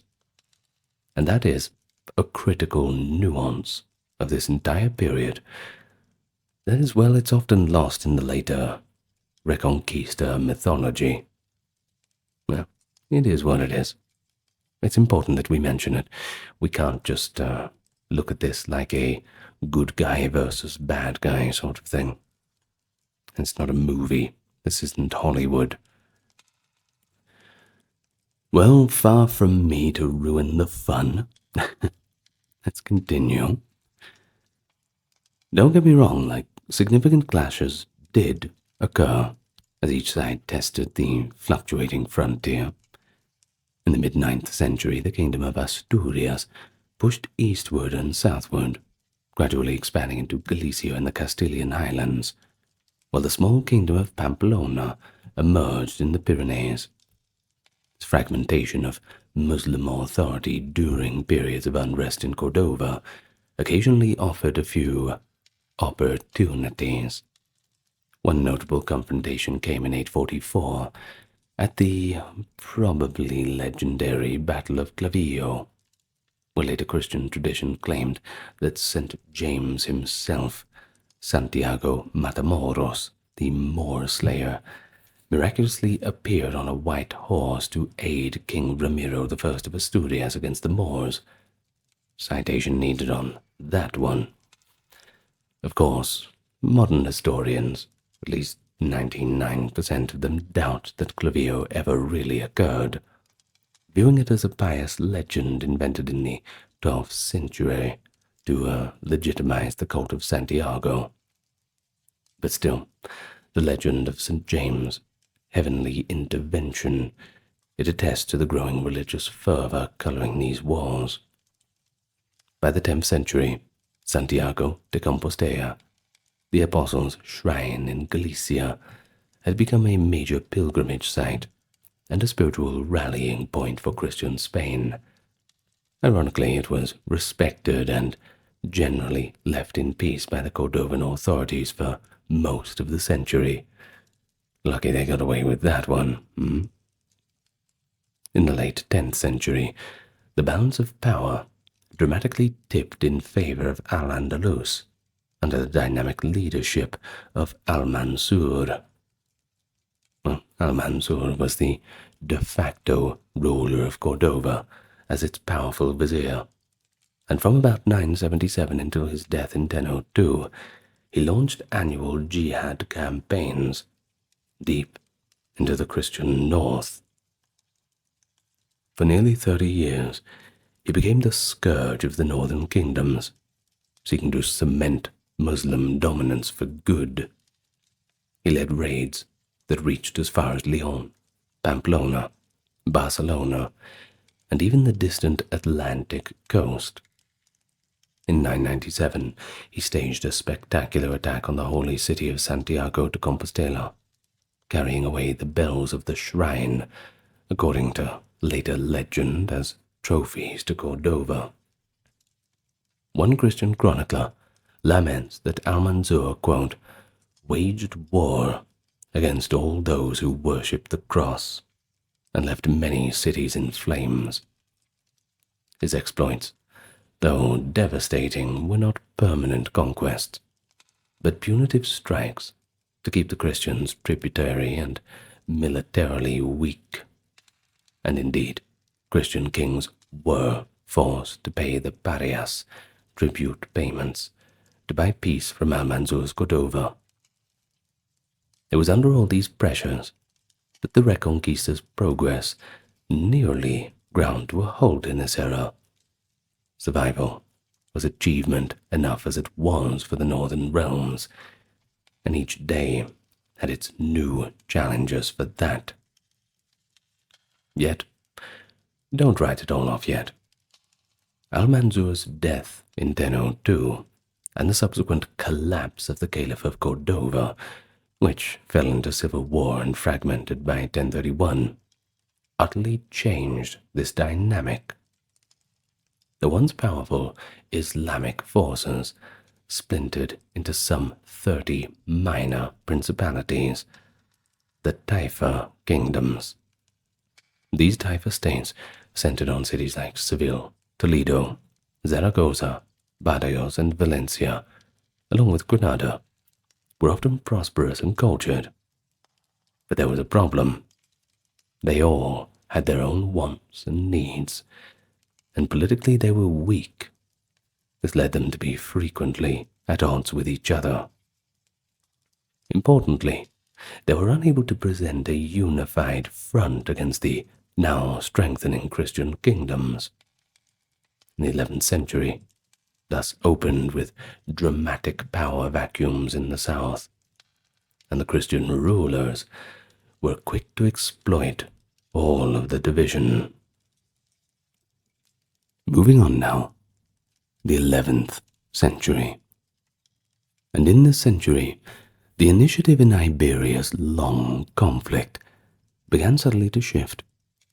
The Christian kingdoms of the north grew in size and ambition, while the divided Taifa emirates of Al-Andalus often found themselves paying gold for protection, or even trying to play Christian princes off against each other. The kingdom of Leon Castile, a union of Asturias-Leon with the county of Castile, emerged as a dominant Christian power under King Ferdinand I, reigning 1037 to 65, and his successors. To the east, the kingdom of Aragon coalesced and expanded into the Ebro Valley, and Navarre held its own in the Pyrenees. In a lot of ways, this period marks the dawn of the Reconquista as a concerted enterprise, though it was still far from a unified crusade, if we're going to use that word. The Christian rulers did increasingly see opportunity for southward expansion. They were eyeing off those southern territories. They justified their incursions not only as feudal aggrandizement, but as a divinely sanctioned recovery of rightful Christian lands.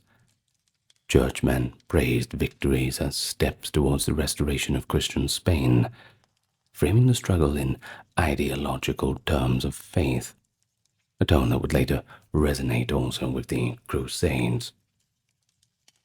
One of the earliest major Christian gains was the capture of the ancient Visigothic capital, Toledo. This happened in 1085. King Alfonso VI of Castile and Leon seized Toledo, a dazzling prize and a strategic center of Al-Andalus, after the city's weak Taifa king Al-Qadir capitulated. Of course, the fall of Toledo was quite shocking in the Muslim world. One contemporary Muslim observer recorded, quote, "The fall of Toledo filled the inhabitants of Al-Andalus with fear and despair." Of course, one could only imagine, once Toledo falls, you think they'd be coming for you next. I better not spoil the whole story. Either way, this capture of Toledo, it was the greatest territorial advance of the Christian forces in centuries, and it gave the conquerors a new power base in the heart of the peninsula. Alfonso VI, emboldened, began styling himself as Imperator Totius Hispaniae, Emperor of all Spain, implying a claim to sovereignty over both Christian and Muslim lands. However, this very success provoked a powerful response. The alarmed Taifa princes, unable to withstand Alfonso's might alone, made a desperate collective decision. They called for aid from North Africa. The legend has it, the ruler of Seville, Al-Matumed, silenced doubters with the retort, "I would rather be a camel driver for the Almoravids than a swineherd for Castile," preferring Muslim Berber overlords to continued subjugation under Christian rule. The North African Almoravids, a confederation of strict Muslim Berber tribes led by Yusuf ibn Tashufin, answered their call. In 1086, Yusuf crossed the straits with a disciplined army and met Alfonso at the Battle of Zalaca. The confrontation was a major turning point. The Almoravids utterly defeated the Castilian forces, halting the Christian advance in its tracks. This battle, by the way, is also called the Battle of Sagreas. Alfonso barely escaped with his life, and the victory at Zalaca convinced the Almoravid emir that Al-Andalus was both in peril and also ripe for intervention. And so, in the following years, the Almoravids proceeded to absorb the Taifa states, chipping away one by one, but eventually unifying Muslim Spain under a more rigid fundamentalist rule by 1090. For the Christian kingdoms, this basically meant that the relatively easy pickings of the fragmented Taifa period were long and truly over, and a new period of stiff resistance had begun. Notably, these events unfolded in parallel with the wider crusading movement in the East. Decades before Pope Urban's famous call to arms in 1095, Iberia had already witnessed a form of proto-crusade. In 1064, Pope Alexander II reportedly gave his blessings and an indulgence to an international force of knights from France, Italy, and beyond to attack the Muslim-held city of Barbastro in Aragon, a campaign some historians would actually dub the First Crusade, before the traditional First Crusade of 1095. This papal-sanctioned assault succeeded, briefly, prefiguring the ideology of holy war in Iberia. By the 1080s and 90s, the papacy was increasingly attentive to the Spanish theater.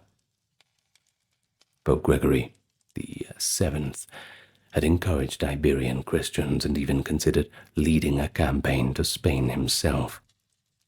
After the triumph of the First Crusade in the Holy Land in 1099, the Knights Templar and other military orders also established a presence in Iberia, blending the Reconquest with the broader Crusader ethos. And thus, from the late 11th century onwards, the Reconquista was suffused with this crusading spirit. at least as we understand it in the 11th century context, as papal indulgences and church-sanctioned knights from across Europe joined the fight for Spain. Spanish warriors were increasingly portrayed as soldiers of Christendom, and victories were celebrated as part of a wider Christian holy war. And it was amid all this fervor that legendary figures arose. The most famous, of course, is Rodrigo Diaz de Vivar, known as El Cid Campeador. El Cid was a pretty complex character, both a hero of Christian Spain and at times a mercenary in the service of Muslim rulers. In the 1080s, after a falling out with King Alfonso, El Cid fought for the Muslim king of Zaragoza, even defending him against the Aragonese and Catalan armies. But later, he carved out his own fiefdom in the east. In 1094, El Cid captured the city of Valencia, ruling it as a virtually independent lord until his death in 1099. The Poema de Mio Cid, an epic composed about a century later, celebrates him as an ideal knight, loyal, brave, and cunning, who even in death was said to win victories. Well, one colourful legend claims that after El Cid died during a siege, his wife Jimena had his corpse armoured and set on a horse to rally the troops, a ruse that so terrified the besieging Muslims that they fled. Of course, once again we have stories that mix fact and fiction, but they certainly highlight the era's knightly ethos and those blurred lines of loyalty. The career of El Cid, it exemplifies how fluid the conflict could be.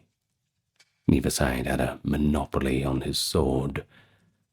Yet by the century's end, with Valencia briefly in Christian hands, and the long Reconquista gaining irreversible momentum, things were about to hit their great turning point. By the start of the 12th century, the struggle in Iberia had entered a new phase. The Almoravid dynasty. They governed Muslim Spain, but increasingly they grew unpopular, seen by locals as strange and austere outsiders. Christian kingdoms, though repelled in the 1080s, continued their push when opportunities arose. In 1118, King Alfonso I of Aragon, also known as Alfonso the Battler, captured Zaragoza, probably in a battle going by that name, a crucial former Taifa capital, with the help of French crusaders. Of course, it was a major triumph for Aragon that extended its reach into the Ebro Valley. Meanwhile, to the west, the county of Portugal, led by King Afonso I Enrique, achieved a spectacular success by taking Lisbon in 1147. This capture of Lisbon was essentially part of the Second Crusade. A fleet of crusaders from the northern Europe, en route to the Holy Land, agreed to assist King Afonso in besieging the Moorish-held city. After a hard-fought assault, Lisbon fell, and the victorious crusaders, along with the Portuguese settlers, occupied what would become, and remain to this very day, the capital of Portugal. The fall of Lisbon, along with the earlier conquests of Santarém and other towns, solidified the emergence of Portugal as an independent Christian kingdom stretching southward. Across Iberia, foreign knights arriving with crusading zeal were making their mark. However, even as the Christians advanced, a new Muslim power arose to challenge them, the Almohad Empire. The Almohads, who were they? Well, they were a militant reformist movement from North Africa. that overthrew those unpopular Almoravids and took control of Morocco and Al-Andalus by the mid-12th century, establishing their rule in Spain around 1147 to 72. The Almohads were even more ideologically zealous, ardent proponents of the Tajdid, the renewal and strict monotheism, and of course they viewed the Christians as existential enemies. They forcefully reasserted Muslim strength in Iberia, at least for a time. Notably, the Almohad years saw increased persecution of non-Muslims. Many Jews and Mozarabic Christians who had lived under relative tolerance had to flee north to Christian realms during this period. The clash between Almohad fundamentalism and the increasingly crusade-minded Christian kingdoms created a polarized, fierce climate on both sides. And so, for a few decades, the Almohads halted Christian expansion. They inflicted a serious defeat on Castile at the Battle of Alorcos in 1195, where Caliph Yaqub al-Mansur crushed the forces of King Alfonso VIII. This Castilian loss postponed further reconquests and demonstrated the Almohads' might. Yet, the Christian kingdoms did not remain disunited, nor did they cower. Early in the 13th century, recognizing the magnitude of the threat, the Christian rulers forged an unprecedented coalition and framed their campaign as an outright crusade. Pope Innocent III called for Christian knights to rally the Iberian front, granting the same indulgences for fighting in Spain as crusading in the Holy Land. Remission of sins, all the good stuff. Of course, the result was a pan-Iberian crusade led by Castile, with forces from Leon, Aragon, Navarre, Portugal, and volunteers from France and beyond, all converging against the Almohad Caliph Muhammad al-Nasir, or Mira Mamilon, as the Christians decided to call him. So the two sides met at the Battle of La Navas de Tolosa, 16th of July, 1212, a date that is often seen as the decisive turning point in the Reconquista. The battle was fought in the Sierra Morena of Andalusia. Heartened by papal legates and the fiery preaching of crusade, King Alfonso VIII of Castile led a combined army, joined by King Pedro II of Aragon and Sancho VII of Navarre, among others, against the Almohad host. And by all accounts, it was an enormous and very hard-fought engagement. A contemporary Christian letter exalted that God had granted victory over the king of Morocco, who had waged war against all who worshipped the cross. The allied Christian army managed to outflank the Moorish defences and rout the Almohads in a slaughter that left the field strewn with the enemy's dead, as one chronicle put it. And legend has it that King Sancho of Navarre charged directly at the caliph's tent, guarded by African slave warriors chained together, slicing through the chain barricade. Afterwards, Navarre's coat of arms featured golden chains to commemorate this feat. Well, whether or not he literally cut the caliph's tent chains, La Navas de Tolosa was a crushing defeat for the Almohads. One Muslim historian, Ibn al-Marakushi, soberly called it the Battle of Al-Iqab, the punishment, and the defeat of the Muslims. The Almohad Caliph escaped, but his authority in Al-Andalus was never going to recover. In the aftermath of 1212, the momentum shifted irreversibly to the Christians. Over the next few decades, essentially a great surge of the Reconquista, The major cities of Al-Andalus fell in rapid succession. Ferdinand III of Castile and Leon, later Saint Ferdinand, by the way, reaped the fruits of Las Navas. In 1236, his armies captured Cordova, the venerable former capital of the caliphs.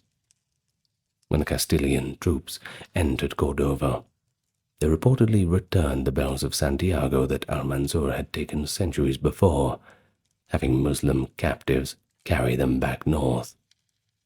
A pretty potent symbol of reversal. Well, next, Ferdinand turned his attention to Al-Andalus's great port and metropolis, Seville. After a long siege, Seville surrendered in 1248. These campaigns were imbued with crusading zeal.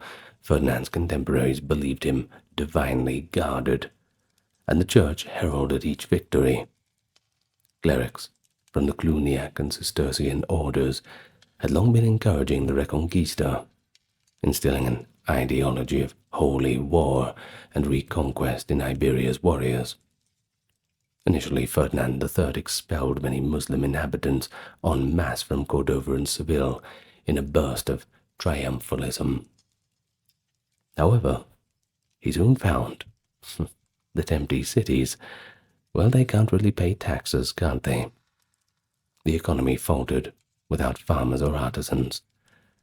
So he backpedaled the policy, allowing many Muslims to stay as subjects under Christian rule.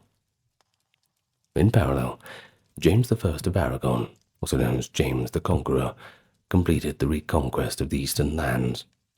He seized the Balearic Islands, that is Majorca, by 1235, and took the city of Valencia in 1238. James wisely preserved the region's agriculture by leaving the Muslim peasantry in place under the relatively generous terms, ensuring that the Kingdom of Aragon prospered with its new Valencian and Majorcan territories. By mid-century, the Iberian map was completely transformed.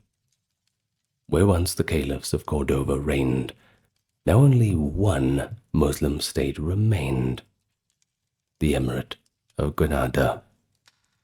Founded in 1238 by Muhammad ibn al-Ahmar of the Nasrid dynasty, Granada nestled in the southeastern mountains and coast with its splendid walled capital and the red castle, the Alhambra, crowning a hilltop.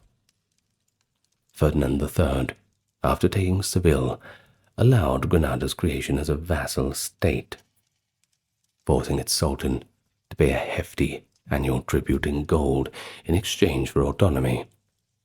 And indeed, the first Nasrid ruler famously declared, quote, "There is no conqueror but God," and pragmatically became a tributary to the Castilian crown.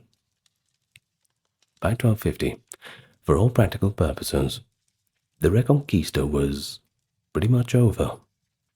The Christians controlled the entire peninsula, except for Granada, which survived in a client state, so, doesn't really count. That hardened frontier was now not between north and south, but it was rather the boundary encircling Granada's mountain redoubt. Elsewhere, Muslims had either been expelled, converted, or ruled as subject communities. A long era of relatively peaceful coexistence began, in which Granada's existence was tolerated for the tribute it delivered and its role as a buffer. Notably, Christian Spain at this time was not quite the model of homogeneity that later myth would suggest. It was quite multicultural, if we're going to put it all together in the three, the Jews, the Christians, and the Muslims, and a few others. Yes. Either way, cities like Toledo remained centers of Arabic and Hebrew learning. Alfonso X of Castile even sponsored the Toledo School of Translators, and that blended Arabic, Hebrew, and Latin scholarship to transmit classical and Islamic knowledge to Europe. The Reconquista may have been nearing completion on the map, but culturally and intellectually, the influence of Al-Andalus endured within the Christian realms. For more than 2 centuries after the great conquest of the 13th century, the little kingdom of Granada persisted, albeit an echo of Al-Andalus in the shadow of a Christian Spain. It survived through diplomacy, tribute, and the rugged protection of the Sierra Nevada. Granada's sultans, the Nasrid dynasty, became masters of realpolitik. When necessary, they paid off Castilian monarchs with gold, much of it sourced from trade across the Mediterranean and the famed gold routes of Africa. And occasionally, they played Castile against Aragon, or against their North African neighbors. In terms of culture, Granada flourished in its twilight. It was in this period that the Alhambra Palace was built and adorned with the delicate artistry that still astounds the world. In some ways, Granada's existence showcased the multi-religious reality that had characterized medieval Spain. Within its borders, Muslims, Christians, and Jews, they all lived, even as religious uniformity was hardening elsewhere. However, Granada's safety was always precarious and dependent on the will of its more powerful Christian neighbors. Periodically, wars broke out on the frontier. Granada's forces might raid into Christian territory, and Castile might launch punitive campaigns.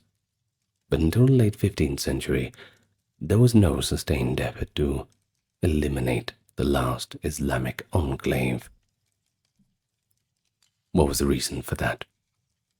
You'd think that they would sort it all out once the ball was rolling.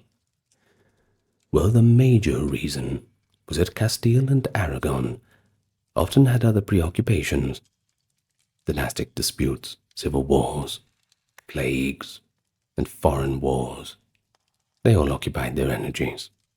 For instance, Castile suffered a tumultuous civil war in the 1360s, and Aragon looked more towards Italy than to conquering Granada.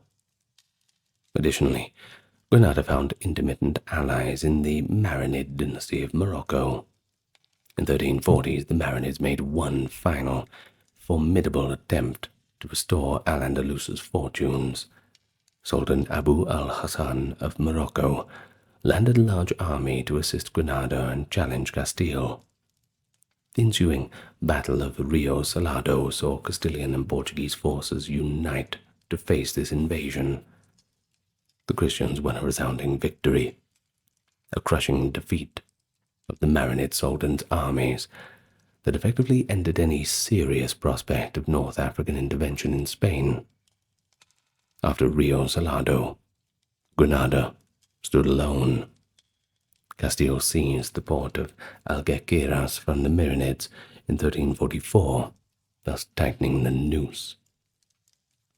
Yet, if you know the 1340s, the internal strife and the Black Death's devastation delayed the reckoning.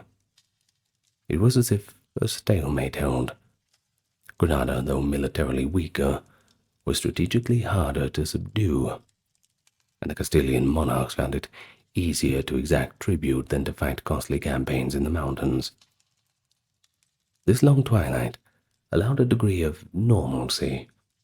Frontier mercenaries, traders, and emissaries shuttled between Granada and the Christian cities, embodying a frontier society where the line between reconquest and coexistence was often quite blurry.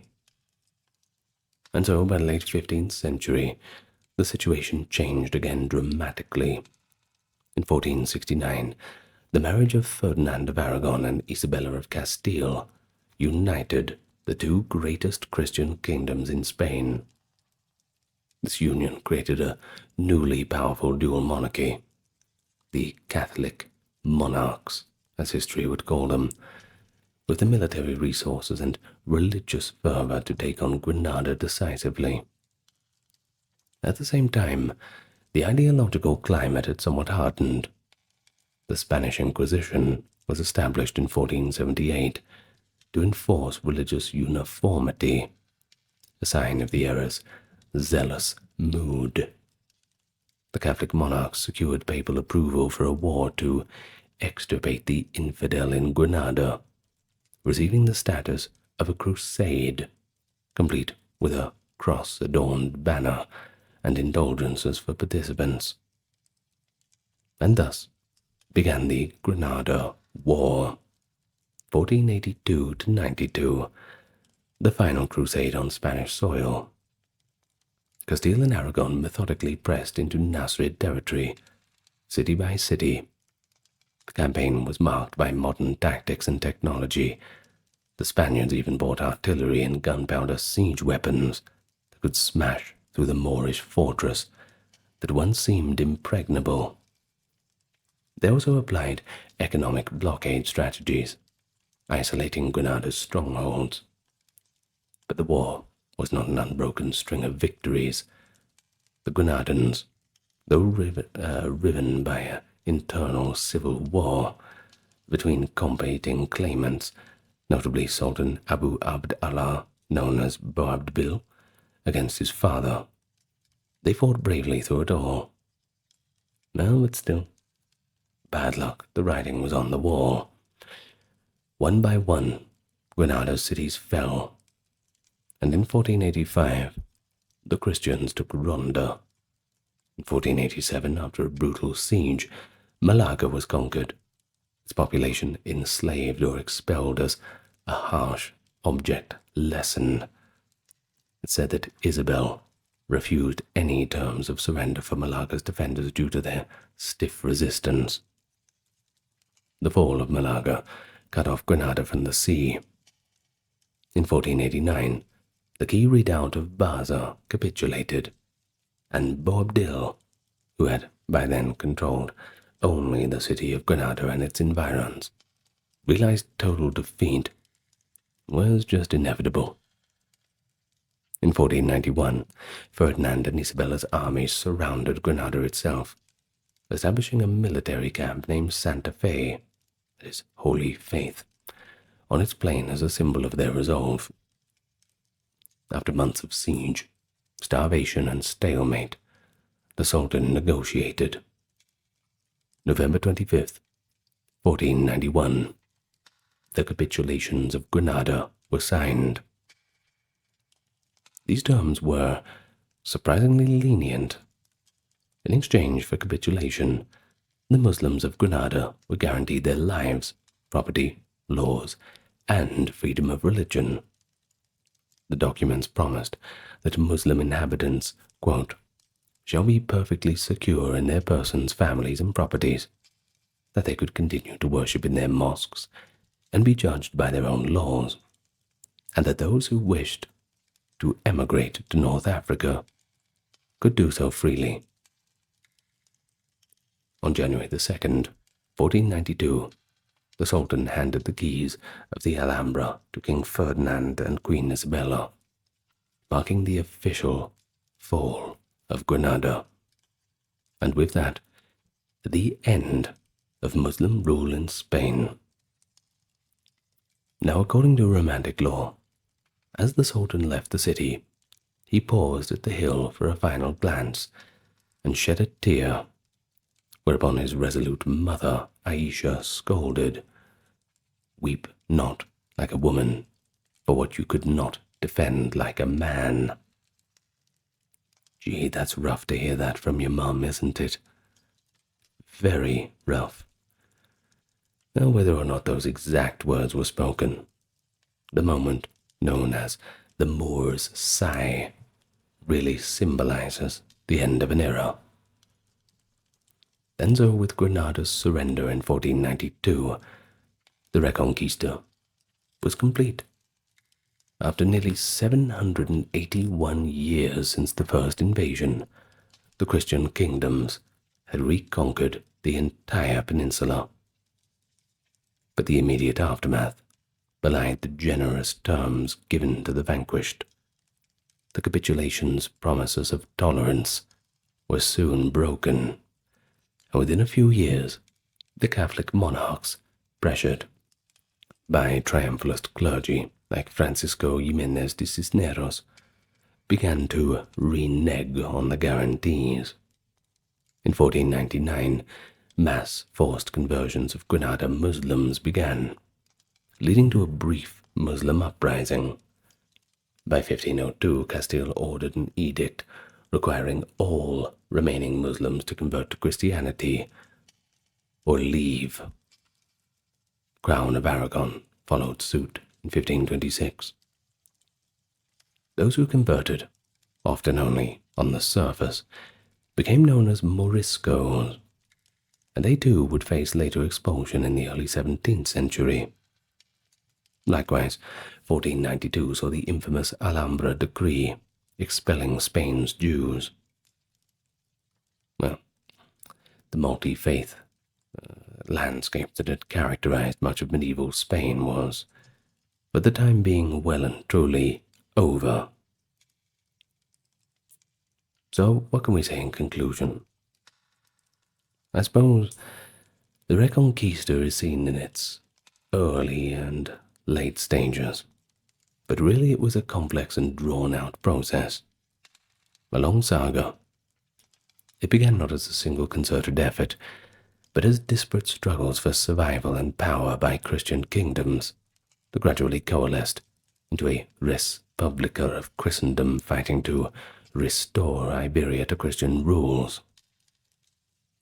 Well, critical thinking certainly reminds us that material ambitions and pragmatic politics were always interwoven with piety.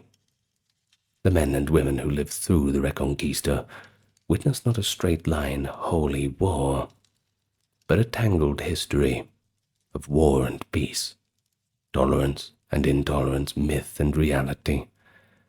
By 1492, when the cross was raised over the Alhambra, the Christian kingdoms had forged a unified Spanish realm, setting the stage for Spain's emergence as a global empire. And we all know about that. Well, the memory of the Reconquista, with its heroes, martyrs, legends, it would soon become a cornerstone of Spanish identity, celebrated in chronicles and later in different nationalist lore. But behind the triumphant narrative, there's a richer and more nuanced story. Not one of a quick, one-and-done campaign, but of centuries of resilience, conflict, coexistence, and transformation. Picture a medieval castle under siege, where amid the chaos, a defiant knight stands atop the battlements, ready to fight to the end. In one legendary standoff in 1152, King Stephen of England threatened to catapult a hostage child against the castle wall unless the garrison surrendered. The boy's father, the knight John Marshall, shocked everyone by coldly replying he still had the hammers and anvils to forge a better son. Incredibly, the king balked, and the child, William Marshall, who would later become famous as the greatest knight of his age, survived. This is just one little anecdote that sets the stage for our journey into the lives of medieval knights who defied kings, broke oaths, and in general just shattered the expectations of their era. We're going far from the courtly paragons of chivalry in the storybooks. We're looking at the rebel knights that lived by their own rules. By turns they were heroic, cunning, cruel sometimes, but above all they were interesting, and they certainly broke the mold of their time. So if you'll spend the next hour with me, we can learn about a few of these rebel knights. Allow me first to welcome you to the channel, though. Good to have you here. And I will begin with the customary thank you to those who are supporting on Patreon, YouTube memberships, and those who check out the merch store and the occasional donation through Super Thanks and the PayPal link. It's because of you that this entire channel is ad-free, an oasis in the sea of slop. Every time you leave the house these days, or even when you go home, there's advertisements everywhere. I want you to know that you're not going to get them here. In any case, thank you to those supporting. And if you're not in the position to support, well, how about you just like the video, leave a comment, subscribe, and tell your friends about it. That's really going to help us out. But all that being said, let's get on with the video now. Well, let's begin in 1066, or rather in the few years after it, this time of Norman conquest. Most of England bowed to William the Conqueror's iron rule, and those who didn't, well, they got the pointy end of it. But there was one region, the Isle of Ely, a swampy enclave of rebel resistance, and they refused to yield. It was here that an English nobleman named Hereward earned the nickname the Wake, meaning the watchful, leading a band of outlaws and refugees in defiance of Norman authority. Now, though he was not a knight in the Norman sense, Hereward was every bit the warrior chieftain, and later folklore would remember him as an archetypal English rebel knight. So that's why we're including him. According to monastic chronicles like the Liber Eliensis and the Anglo-Saxon Chronicle, Hereward had been exiled in his youth and returned to find his family lands seized by invaders. Burning for revenge, he raised a revolt in the Fenlands. And in 1070 to 71, when a Danish fleet briefly joined the English uprising, Hereward and his allies seized the Isle of Ely as a fortress. King William besieged the isle, determined to root out this last annoying little pocket of resistance. And what happened next passed into legend. The Normans were unable to penetrate the treacherous marshes by force, so they resorted to psychological warfare. They erected a wooden siege tower and placed a witch atop it. This sorceress, perched high above the reeds, began hurling curses at the English rebels, loudly prophesizing their doom. Interesting strategy, that's for sure, and the Normans hoped that fear and superstition would break the defenders' resolve. But Hereward was not so easily cowed. As the witch chanted, the English launched a sudden counterattack. They set fire to the dry reeds and rushes of the marsh. One 12th century account claims the flames caught onto the wooden siege tower itself. With a crack of timbers and a billowing of smoke, down the tower went. The unfortunate witch, overcome by fire and fear, fell to her death. The Liber Eliensis tartly records, quote, "She who had come to bring death upon others perished herself first by a broken neck." In the confusion, though, Hereward's men even managed to rout part of the besieging army. King William, unaccustomed to such humiliation, certainly being on quite a winning streak at the time, was said to be furious and deeply unnerved by the failure. That rebel knight of the fens had made the conqueror taste defeat. But ultimately, Ely fell, not through a battle, but through treachery. Bribed monks supposedly guided Norman troops through a secret path, and the rest was pretty unpleasant. But what about Hereward? Well, he narrowly escaped capture. And this is where the arguments begin about what happened. Some sources say he went out in a blaze of glory fighting Normans in the woods later on. Others suggest he accepted a pardon and lived out his days quietly. But whatever the truth is, his exploits were celebrated by later generations as proof that one bold warrior could defy an empire. Hereward the Wake's tale, passed down in chronicles and ballads, set a template for the noble outlaw knight in English lore, a man who fought oppression with wits and courage, unconstrained by the usual bonds of feudal loyalty. Well, let's travel now to medieval Spain, where we meet a knight whose very name became legend, Rodrigo Diaz de Vivar, better known as El Cid Campeador, the Lord Champion. Living in the tumultuous 11th century during the Reconquista, El Cid was a masterful warrior, but he was also a master of his own fate. He served kings when it suited him, but he would just as soon fight for himself, or even for the Muslim emirs if that advanced his goals. In an age when knights swore undying fealty to their lords, El Cid broke the mold by selling his sword to the highest bidder, and ultimately carving out his own principality. Originally a rising favorite in the court of King Alfonso VI of Castile, he earned renown in battles against both Christian rivals and Moorish realms, Moorish being the Muslims, by the way. They would call them the Moors. Well, this prowess won him the honorific Campeador, meaning a champion who had triumphed in single combat. But his very success also bred jealousy.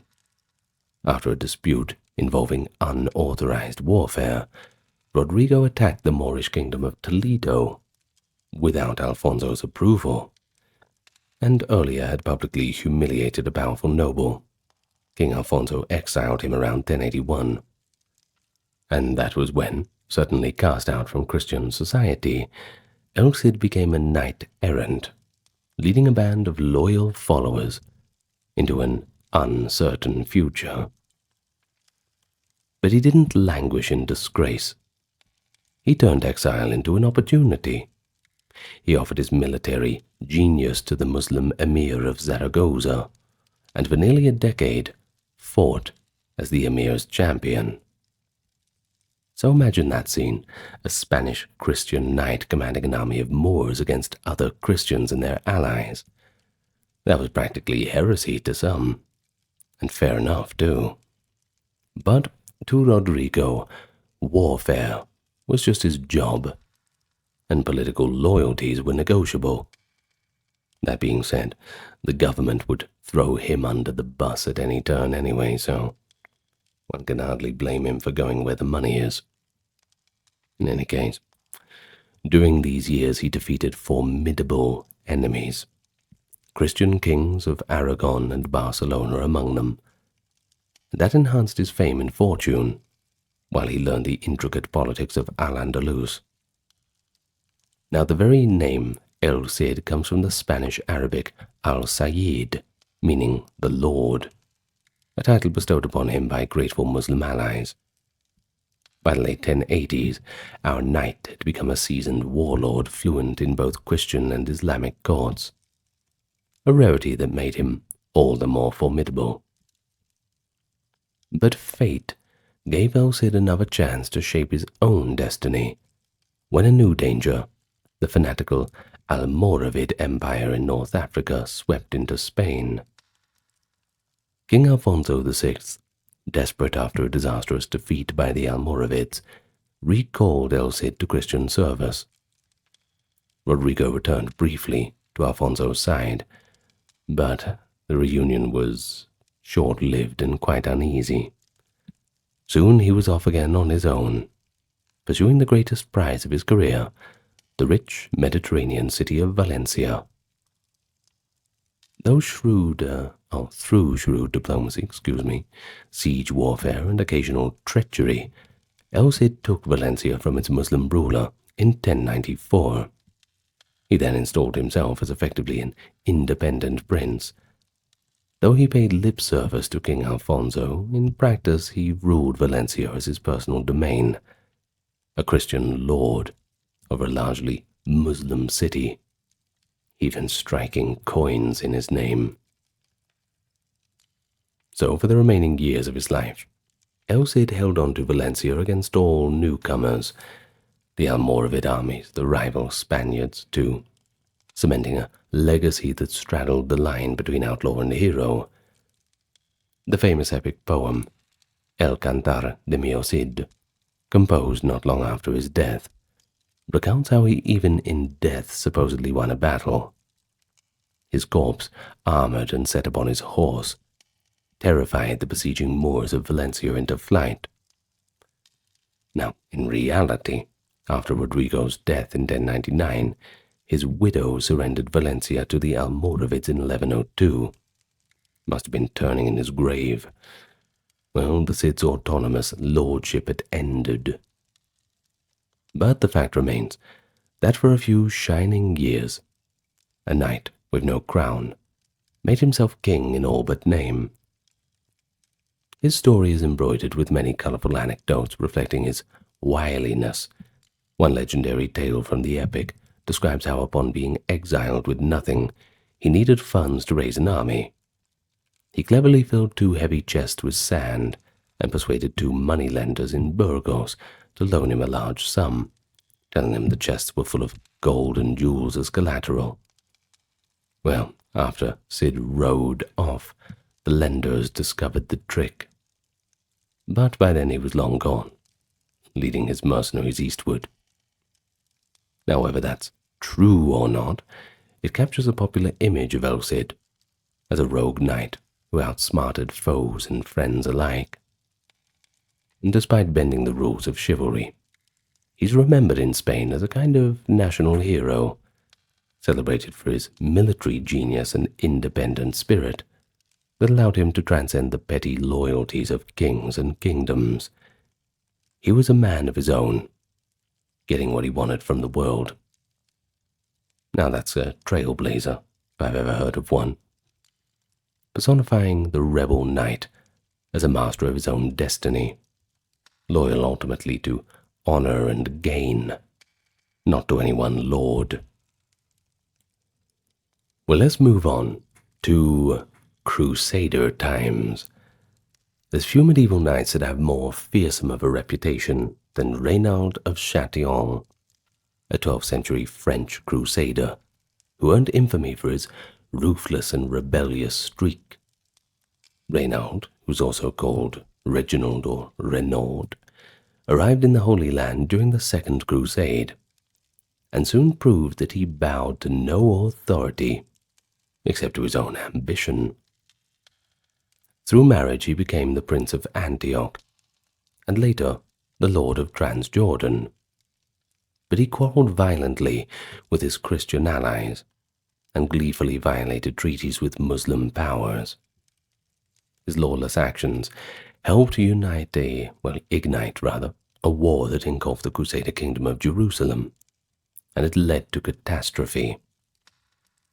Contemporary chronicles, like the Archbishop William of Tyre, condemn Reynald as a troublemaker of insane audacity.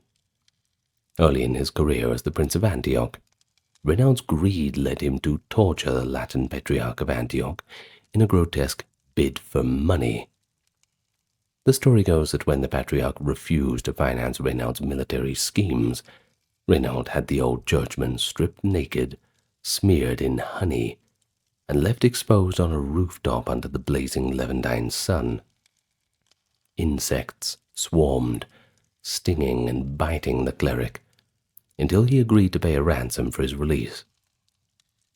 Now that's a shocking sacrilege. It scandalized even Reynald's fellow crusaders, but it was just a foretaste of his bold disregard for conventions. In 1156, Reynald also launched a brutal raid on Cyprus, which was then a Byzantine Christian island, friendly to the Crusader states. He claimed vengeance for an unpaid debt, but his forces ravaged Cyprus mercilessly, looting towns, burning churches, and allegedly assaulting nuns. Well, such violence against fellow Christians was unheard of, After all, the Crusades were called as a response to violence on Christians in the Holy Land, and now the Christians were doing the violence. It wasn't meant to be like that, wasn't it? Well, King Baldwin III of Jerusalem was so appalled that he offered to hand Renaud over to the Byzantine emperor for punishment. Well, Renaud was not going to have that. To save himself, Renaud had to literally grovel for imperial mercy. I'm talking on both knees, kissing the feet. He traveled to Constantinople and reportedly did cast himself at Emperor Manuel's feet with a rope tied around his neck, begging forgiveness. Any sort of cred that he had earned from his exploits certainly gone with that. It's very hard to look cool after that one. But I think the Emperor maybe just pitied him, because the Emperor decided to spare him. But that humiliation was seared into memory. William of Tyre wrote, "The glory of the Latins was turned to shame." Fate removed Renaud from the stage for a while. He was captured by Muslim forces in 1161, and he spent the next 15 years rotting in a dungeon in Aleppo. Many likely hoped that that was the end of him. But in 1176 he was released for a hefty ransom or in a prisoner exchange, and he came roaring back into the political scene. He soon married a wealthy heiress, Stephanie of Mealy, which made him Lord of Crac de Moab and Carac in Transjordan, two crucial castles controlling the caravan routes south of the Dead Sea. He was older, but unrepentant. Renaud now held a position where his recklessness could have even greater impact on the kingdom's fate. And he wasted no time in provoking the Muslim leader Saladin, who by the 1180s had united Egypt and Syria and loomed as the greatest foe of Christendom. When a truce was in place between King Baldwin IV of Jerusalem and Saladin, yes, that's the one with leprosy, Renaud flatly ignored it. In 1181, he attacked a rich caravan traveling between Egypt and Syria. Not an act of war, but more of banditry, and one that violated sworn peace. Now Saladin was understandably furious and demanded that the king of Jerusalem rein in his vassal. But Renaud arrogantly refused to return his plunder. Emboldened, he then undertook one of the most daring and, to Muslimize, sacrilegious exploits of the age. He built ships, had them carried in pieces on camelback to the Red Sea, and in 1182 launched a pirate fleet. Renaud's crews raided ports and preyed on merchant vessels, spreading panic that the Crusaders might even strike the holy cities of Mecca and Medina. One raiding party actually reached the town of Rabig, not far from Mecca itself, before Saladin's navy hunted them down. Now this audacity, a Frankish lord desecrating the Red Sea, Islam's home waters, escalated Saladin's determination to annihilate the Crusader presence. Even fellow Crusaders viewed Renaud as a liability, yet he continued to play kingmaker. In 1186, after the death of Baldwin IV and his nephew Baldwin V, Renaud supported the controversial coronation of Guy de Lusignan as King of Jerusalem. That same year, Renaud struck another caravan, reportedly capturing Saladin's sister in the process. Well, this final outrage pushed tensions to the breaking point. Saladin swore an oath to personally kill Renaud for his treachery. War erupted in 1187, with Saladin invading the kingdom of Jerusalem on a mission with a bit of revenge and conquest mixed together. The climax came at the Battle of Hattin in July of 1187, where Saladin's forces crushed the Crusader army. Renaud of Chatillon was among the captives brought before Saladin. The Sultan offered a drink of iced water to the defeated King Guy of Lusignan as a sign of mercy. But when Guy handed the cup to Renaud, Saladin intervened. Sharing a drink symbolized a promise of life, and Saladin had no intention of sparing Renaud. Facing the man who had tormented his people and defied every code of honor, Saladin reminded Renaud of his crimes. And then, keeping his vow, Saladin drew his sword and personally beheaded Renaud. One chronicle describes Saladin's strike cutting through Renaud's shoulder. His guards finished the grisly work of decapitation. The other Crusader captives looked on in stunned silence as Renaud's lifeless body was dragged away. And thus ended the tale of Renaud of Chatillon, a knight who gained infamy as a pirate, a warmonger, and an oath-breaker. In the aftermath, Christian writers often blamed Renaud for having brought ruin on the kingdom by goading Saladin into war. And they're quite right to do so. Because indeed, within months of Atin, Jerusalem fell, and the Crusader kingdom went into its death spiral.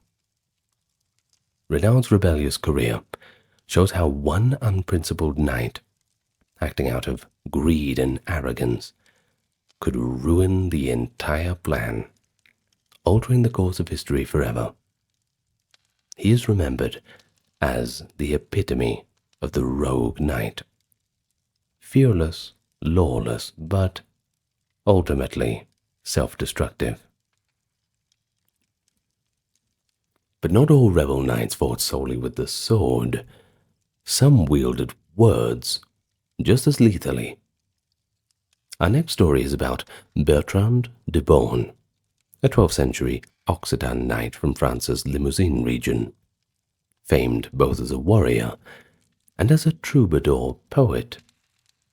He used his poetry to stir up conflict and rebellion, earning himself a lasting infamy.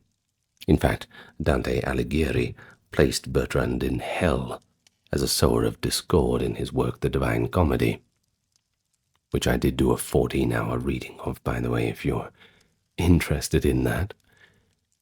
Well, Bertrand's life demonstrates how a knight could defy the social order, not only by direct action, but by cunning manipulation and incendiary rhetoric. Let's get a bit of background first.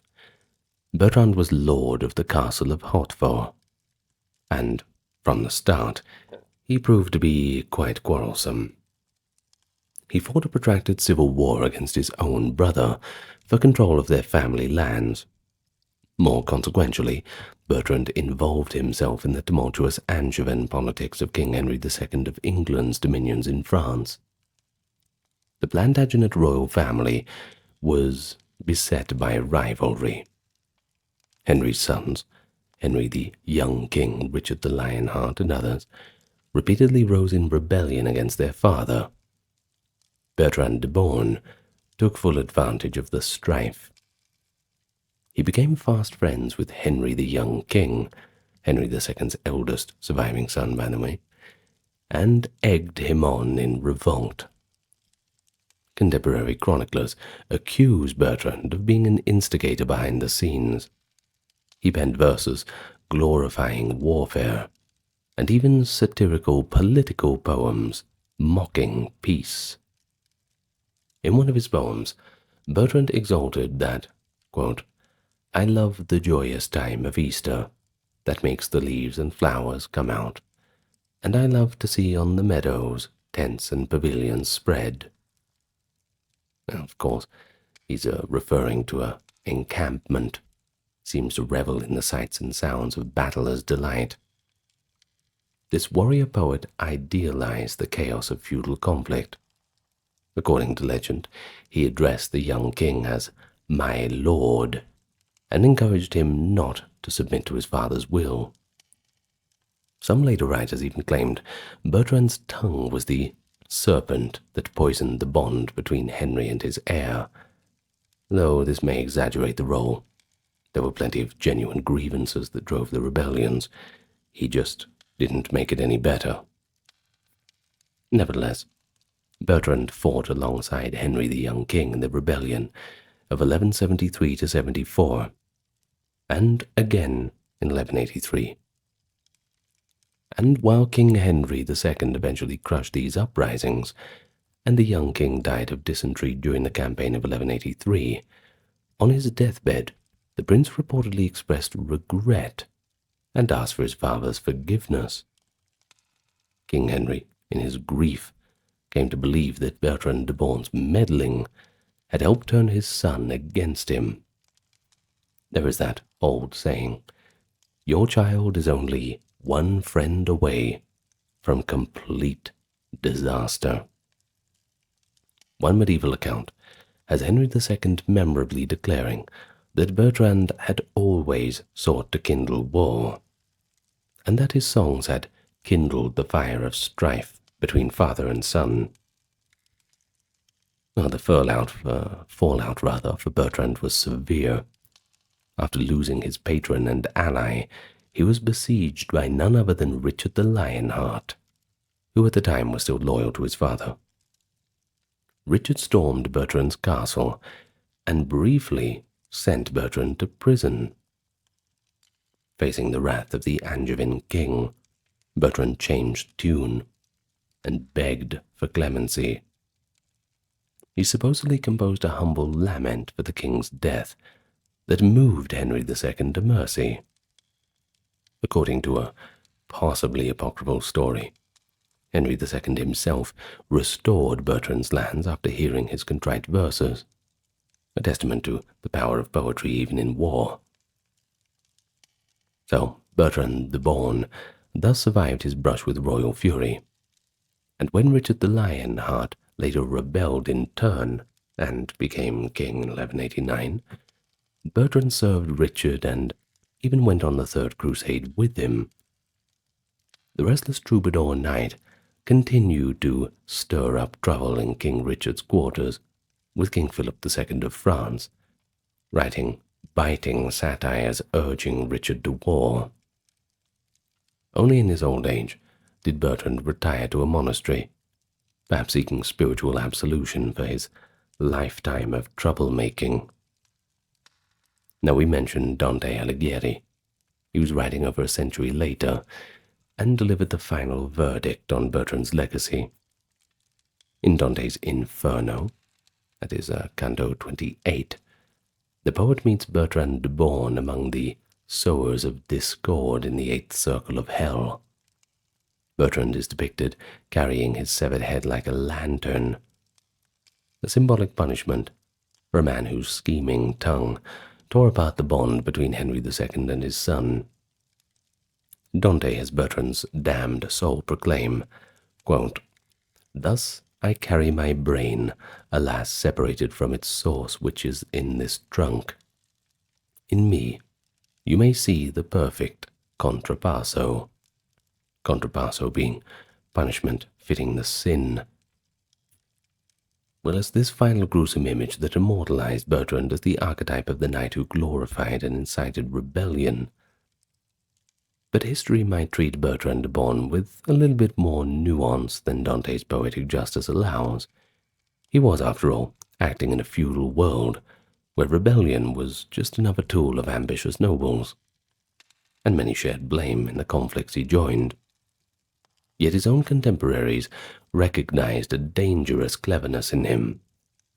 He blurred the line between knight and propagandist, showing how a sharp pen could amplify the impact of a sword. In any case, Bertrand's life reminds us that not all rebel knights were outcasts, or I suppose we could say lone wolves. Some like him thrived in the world of noble politics, using their wit and a little bit of violence interchangeably to shape events to their liking. Now let's look at another one. By the 13th century, discontent with royal rule sometimes led to entire factions of knights and nobles collectively rebelling. The figurehead of one of the most dramatic of such uprisings was Simon de Montfort, the Earl of Leicester, a French-born nobleman who became the leader of England's barons in a revolt against King Henry III. Montfort's rebellion, the Second Barons' War between 1264 and 67, wasn't a selfish grab for power alone. It had an ideological tinge, aiming to reform the realm's governance. But in the process, Simon de Montfort showed how a rebel knight could, at least for a time, wield more authority than the king himself. Simon de Montfort was a younger son of a famous crusader family. His father led the Albigensian crusade in southern France, one of the more dirtier crusades, I think. Simon came to England, married King Henry III's sister, and rose to prominence at court. Initially a trusted advisor, he later grew critical of the king's mismanagement and favoritism toward the foreign courtiers. Many English barons shared those grievances, which centered on heavy taxation and the erosion of feudal rights. Eventually, discord led to the Provisions of Oxford in 1258, an attempt by the baronial party to impose a constitutional framework on the king. Montfort was at the forefront of pressing Henry III to accept these reforms. When the king backtracked on the agreements, Montfort and his allies raised armies. Civil war erupted in 1264, and despite being in his mid-50s, a very advanced age for battlefield command then, Simon de Montfort proved to be an energetic and capable general. At the Battle of Lewes in May of 1264, he led the baronial forces to a stunning victory over the royal army. King Henry III and his son Prince Edward, the future Edward I, were captured, and in the aftermath, Montfort was made the de facto ruler of England. He did something extraordinary then. He summoned a parliament in 1265 that, for the first time in English history, included not only nobles and clergy, but also commoners, town burgesses, knights of the shires, etc. This Montfort's Parliament is often celebrated as a pioneering step towards parliamentary democracy. And you can imagine the scene in Westminster, the rebel Earl, stern yet idealistic, surrounded by knights and citizens deliberating over the kingdom's governance, all while a captive king watched on as a bystander. It was a revolutionary inversion of the social order, a subject effectively dictating to his sovereign. Montfort's regime, however, made him many enemies. Some barons feared he was becoming a tyrant himself, and others simply saw an opportunity to regain royal favor. In 1265, Prince Edward escaped captivity and rallied royalist forces. A decisive clash came at the Battle of Evesham in August of 1265. Montfort, vastly outnumbered, faced the king's army in what he reportedly called a death for God's sake, fighting bravely alongside his loyal knights, including his own son. Montfort was defeated and then killed right there on the battlefield. The royalists, bent on vengeance, subjected his corpse to a horrific indignity. His body was mutilated, hacked apart, limb from limb. Chroniclers record that his head and his hands and his feet were all cut off. One of his severed body parts, accounts differ whether it was his head or another piece, was even sent to a noble lady who loathed him, as a grotesque kind of trophy. So deep was the hatred that Montfort's memory was officially damned by the victors, at least for a time, Yet despite this grisly end, the popular opinion on Montfort was remarkably favourable in many quarters. To the commons and the church, he had been a champion of justice, so much that rumours of miracles at his grave circulated in the years after his death. Some townspeople and monks quietly revered him, almost as a saintly martyr who died for England's liberties. Though the crown tried to suppress such veneration, after all he was a traitor in royal eyes, the idea of Montfort as a righteous rebel lived on. Centuries later, historians would praise him as the founder of the House of Commons for his parliamentary innovations. Simon de Montfort's rebellion shows the dual faces of a knight's legacy. On one hand, he was a traitor who broke his oath to the king and met a traitor's fate. On the other hand, his cause, reforming royal government, was vindicated in the long run, and his method, calling an assembly of the realm, set a precedent for more representative governance. Montfort operated in the grey space between feudal obligation and higher principles. His life and death illustrate how a rebel with a clear vision, a strong sword arm that is, could, albeit briefly, remake the political order. But they also warn that medieval power struggles were unforgiving. Even a noble cause might end on the cutting block if fortune turned against you. But of course, no video about rebel knights is complete without the Scottish Wars of Independence, where knights fought to throw off the English domination. In the late 13th century, Sir William Wallace emerged as a leader of a Scottish resistance against King Edward I of England.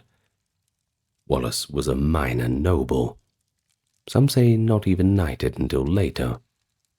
But in 1297, he rallied common Scots and fellow knights to rise up. In September of that year, he won a stunning victory at the Battle of Stirling Bridge. Using strategy and the terrain, Wallace's smaller force ambushed the English as they crossed a narrow bridge, routing a much larger army. In the wake of this triumph, Wallace was knighted, and he was named Guardian of Scotland, effectively heading the government in the name of the exiled Scottish king. However, the success was short-lived. In 1298, Edward retaliated with a massive invasion and defeated Wallace's forces at Falkirk. Wallace slipped into guerrilla warfare and reportedly even travelled abroad seeking support. But eventually, he was betrayed. In 1305, the English captured him and put him on trial for treason. Wallace famously denied being a traitor, having never sworn loyalty to Edward. But he was condemned anyway. His execution was especially cruel. He was hanged, drawn, and quartered. Wallace was strangled by hanging, but cut down alive, and then he was mutilated and beheaded, his severed head displayed on London Bridge, and his limbs were sent to Scottish towns as a grim warning. Rather than break Scottish resolve, Wallace's martyrdom only deepened it. He became a symbol of defiance, inspiring his countrymen in death. And so Scotland's fight continued under Robert the Bruce, a nobleman of royal blood who had initially cooperated with the English. In 1306, Bruce made a fateful decision to turn rebel. He quarrelled with his political rival John Comyn and killed him at a church altar, and then quickly seized the crown of Scotland for himself. King Edward I branded Bruce a traitor and a murderer, and Bruce had to flee into the Highlands when Edward's armies overran his coronation site. But Bruce did not give up. Over the next few years, he waged a dogged guerrilla campaign, gradually winning back castles and territories from English control. And his turning point came in 1314 at the Battle of Bannockburn, when Robert the Bruce outnumbered Scottish knights and spearmen achieved a decisive victory against Edward II, the late Edward I's son. Bannockburn was one of the greatest upsets in medieval military history. Robert's strategy and the fierce resolve of his knights shattered the larger English army and secured Scotland's independence. In the years after, Robert solidified his rule, and eventually the English crown agreed to recognize Scotland's sovereignty. And so Robert the Bruce, once a rebel in hiding, reigned as an acknowledged king until his death in 1329. His journey from outlawed knight to victorious monarch showed that a rebellion, if successful, could be recast as patriotism. And together, the stories of William Wallace and Robert the Bruce showed two sides of the fight for freedom. One knight paid with his life. Another got a crown. But not all rebel knights fought over crowns or countries. Some took up arms for religious reform and paid the price. Let's talk about Sir John Oldcastle, an English knight and one-time friend of King Henry V. But he also became a leader of the Lollards, a proto-Protestant religious movement critical of the Catholic Church. Oldcastle's convictions drove him to rebellion against the king he had once served, making him an early martyr figure for the cause of reform, but also a traitor in the eyes of the crown. Sir John Oldcastle, Lord Cobham, had distinguished himself in an early career. He was a veteran soldier who fought bravely in King Henry IV's wars against the Welsh and in France. He was a jovial companion to Prince Hal, the future Henry V, in the prince's wilder youth. Shakespeare later immortalized a fictionalized version of this prince and knight camaraderie in the character of Falstaff, originally named Oldcastle in the early drafts, until protests from Oldcastle's descendants forced a change. But unlike Shakespeare's cowardly comic Falstaff, the real Oldcastle was serious-minded and devout.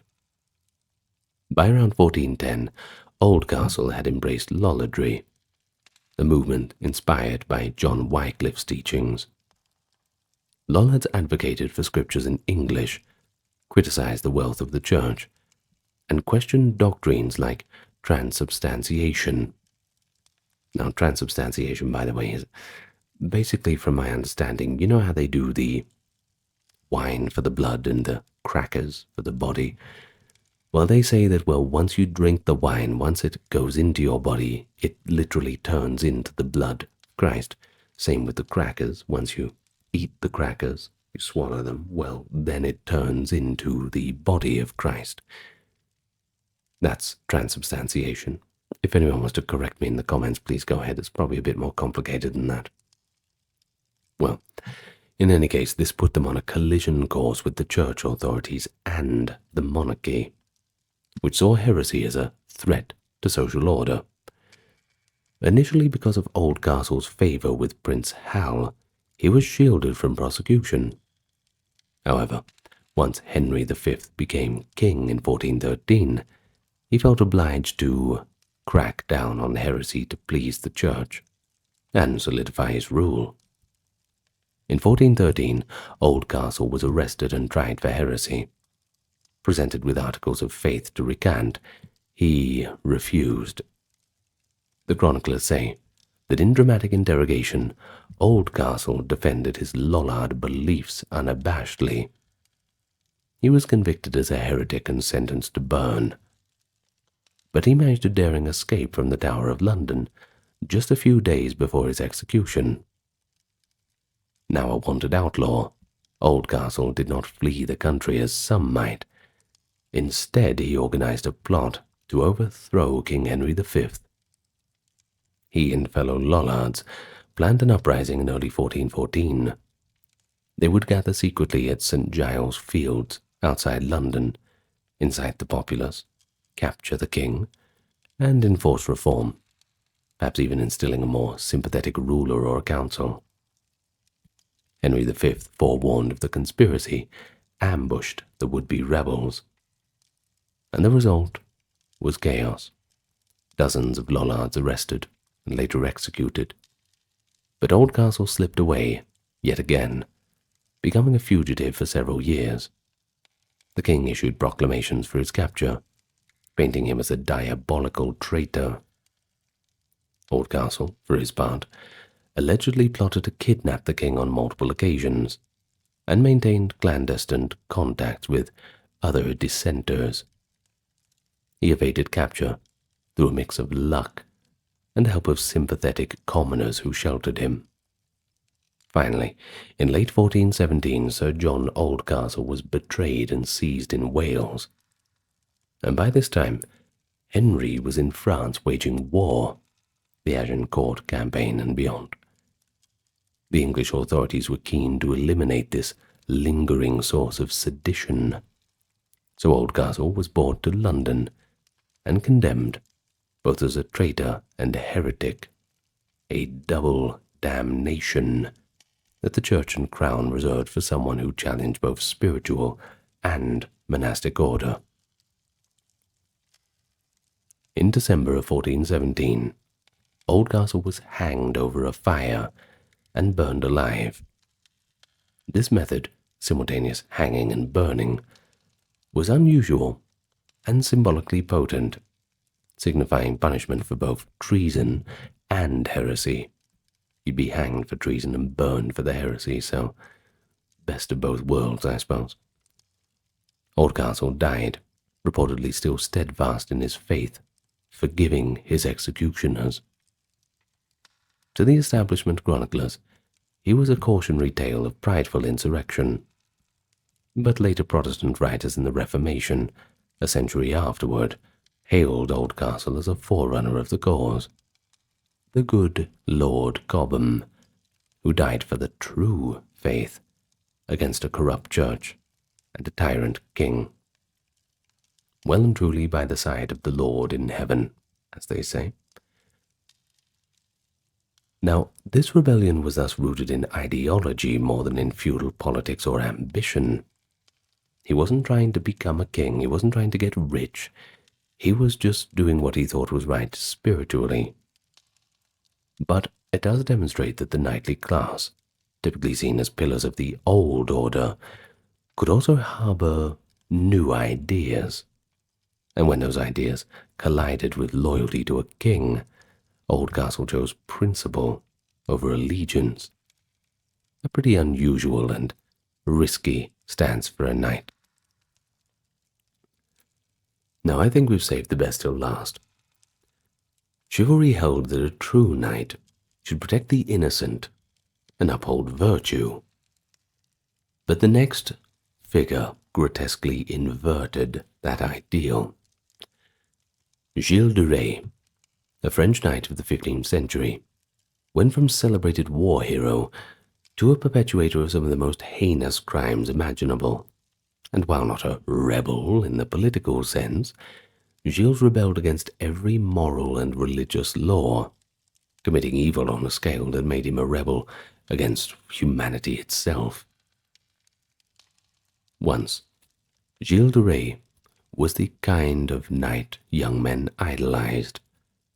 Born to great wealth, entitled Baron de Rais, he even fought alongside Joan of Arc in 1429 during the 100 Years' War. At about 25 years old, Gilles distinguished himself by his fearless fighting in battles such as the Relief of Orléans. He was honored with the title Marshal of France, one of the highest military ranks, as a reward for his service. And by all appearances, he was a shining example of French knighthood, brave, devout, and loyal to King Charles VII, at least outwardly. But after the war, things changed. Gilles de Rais had extravagant tastes. He maintained a private army and spent lavishly on luxuries, theatrical pageants, and alchemical experiments. His fortune began to dwindle, and he quarreled with family over his reckless spending. In an attempt to recoup wealth or gain forbidden knowledge, he turned to the occult. He patronized sorcerers or alchemists that promised the secrets of the philosopher's stone or demonic summoning to find hidden treasure. And it was during this period that Gilles began a hidden career of unspeakable crime, the kidnapping, sexual abuse, and murder of children. Rumors whispered of a missing peasant boy last seen near Gilles' castle. It took years for suspicions to surface publicly, partly because de Rais was a noble with the power to intimidate or silence accusers. But by 1440, the Bishop of Nantes had gathered enough testimony to take action. Arrested and put on trial, Gilles de Rais eventually confessed, under threat of torture, by the way, to a catalogue of horrors. According to the trial accounts, he admitted to sacrificing over 100 children. Some accounts say possibly 200, in a perverse spree spanning over 8 years. He and his accomplices would lure young boys and occasionally girls from the countryside by offering food or employment as pages. The children, as young as 6 years old, were then brutally violated, killed, and their bodies burned in the furnaces. The descriptions from witnesses and Gilles' own confessions are quite ghastly, detailing how he derived sadistic pleasure from the rituals of torture and death. The court and spectators were aghast that a man of noble blood, a knight who fought under the sacred banner of Joan of Arc, could commit such abominations. Some wondered if madness or demonic influence had overtaken him. Gilles remained unrepentant until facing imminent execution, when he made a final show of penitence. In October 1440, he was hanged and burned. His ashes were then cast into the river, as if to erase his presence from the earth. The shocking case of Gilles de Rais sent tremors through medieval society. Here was a knight who broke the code of chivalry in the most extreme way possible. Instead of protecting the weak, he preyed upon them. Instead of honoring God, he was said to have invoked devils. It was a betrayal of everything that knighthood stood for. And yet it happened under cover of Gilles' lofty status.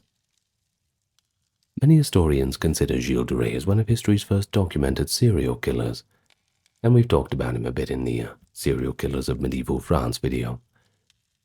His trial transcripts survive too, allowing us to hear the voices of medieval peasants who tearfully recounted how their children vanished, and of servants who stumbled upon charred bones in their master's fireplace. But hold your horses. It is worth noting that some later skeptics have speculated whether Gilles might have been a victim of a political or a church plot, just as Joan of Arc had been. But the weight of evidence and his own admissions strongly support his guilt. Indeed, Gilles' close association with Joan of Arc made his fall from grace all the more jarring. You see, Joan was seen as a pure savior of France, whereas Gilles became a cautionary tale of how even the highest, the noblest, could fall into depravity. His story was sometimes linked in popular imagination to the legend of Bluebeard, a wife-murdering noble in fairy tales, and it served as a morality play. Even those who once fought for good can be consumed by evil if they rebel against the laws of God and man. On a summer day in 1540, an executioner at London's Tower Hill makes a mess of an already gruesome task. The victim was Thomas Cromwell, a powerful minister of Henry VIII, but the crowd's horror was not directed at the traitor's death, but rather the incompetence of the executioner. Contemporary chronicler Edward Hall recorded how Cromwell, quote, so patiently suffered the stroke of the axe by a ragged and butcherly miser, which very ungoodly performed the office. In an era when executions were meant to demonstrate the crown's swift justice, a botched beheading was deemed unnecessarily cruel, and not to mention quite unprofessional. The executioner's greatest offense, as suggested by Hall, was not the killing itself, but his failure to deliver a quick, clean end. This is but one account, but it shows the paradoxical role of a medieval executioner, a figure at once central to law and order, yet universally stigmatized for the very violence that he was obliged to carry out. Executioners in medieval Europe occupied a rather unique but uneasy position in society. Tasked with enforcing the ultimate punishment of the law, they were indispensable agents of justice, especially as public executions became the dramatic crescendo of medieval criminal proceedings. Yet these same men, for the role was almost exclusively male, were socially reviled, often literally living on the margins of the community they served. The life of an executioner was typically marked by isolation, inherited duty, and strict professional demands that might surprise the modern imagination. Far from that volunteer, hooded axeman of popular myth, historical executioners were usually reluctant recruits who treated their office with a sober seriousness, and who needed considerable expertise to avoid disasters like we mentioned in the introduction. The story of medieval executioners is one of duty and dishonor, skill and stigma, a very human story at its core, and it gives us a pretty good window into the values but also the contradictions of medieval society. So let's take a look at the lives of medieval executioners. Another grim topic, but I know that's what you're here for. Allow me first to welcome you to the channel. If you are new here, or if you're yet to click the subscribe button, I advise you to do so. And I would like to first thank the supporters on Patreon, YouTube memberships, those who checked out the merch store, and those who kindly donated. This video is 100% ad-free because of their kind donations. We are sustained by the audience here. Now, with all that out of the way, let's get to the topic at hand. Nice and relaxed. Well, let's start with the early medieval ages. Somewhat of a chronological approach today. The role of an executioner in this time was pretty much unknown. Early medieval justice systems were often decentralized and rooted in more community-based or familial responses to crime. Among the Germanic kingdoms that replaced the Western Roman Empire, formal capital punishment was actually quite rare to other forms of redress such as Wehrgild, that is, monetary compensation for wrongdoing, or even blood feud as well. The earliest law codes of the post-Roman tribes make no mention of any official charge, specifically with executions. For example, the 6th century Lex Burgundionum, that is the law of the Burgundians, lex being the Latin word for law, and Burgundionum being the word for Burgundians. Well, it refers to a royal official called the Vitiskalk, as essentially a court officer who proclaimed sentences. But this person, quote, only passed on sentences, not executed them. This suggests that in that era, if a death sentence was carried out, it was not by a permanent executioner, but likely by whatever agent of authority was available soldier, a local strong man, or even by the injured party's family, of course, all under sanction of the court. Ecclesiastical influence in early medieval Europe also played quite a role in the absence of a formal executioner's office. The church advocated mercy and penance over bloodshed for much of this period, and trials by ordeal or combat were commonly used to simply let God decide a culprit's fate. When outright executions did occur, they were often military or political in nature. Let's just take one example, the battlefield execution of prisoners or the post-revolt massacres ordered by kings like Charlemagne. These executions were carried out by knights or soldiers, rather than by a designated professional. In Anglo-Saxon England, a convicted thief or murderer might be hanged, but the duty could fall to a local sheriff, or even to the accuser, or perhaps the victim's kin, following the ethos of personal retribution within this legal framework. In essence, the idea of execution as a full-time occupation had not yet come to existence. It was a still grim task, sure, but it was assigned case by case.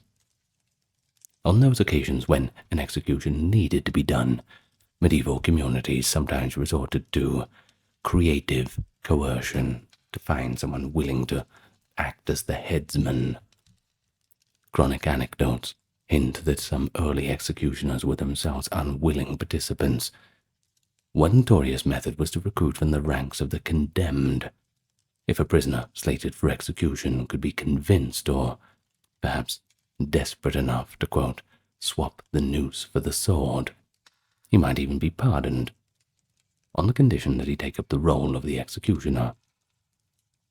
In Scandinavia, this practice was extensively used in the late early medieval and early high medieval period. Such men were essentially dead in the eyes of society, complete outcasts, their old lives now forfeit, pariahs, essentially, and thus they could perform the community's dirty work.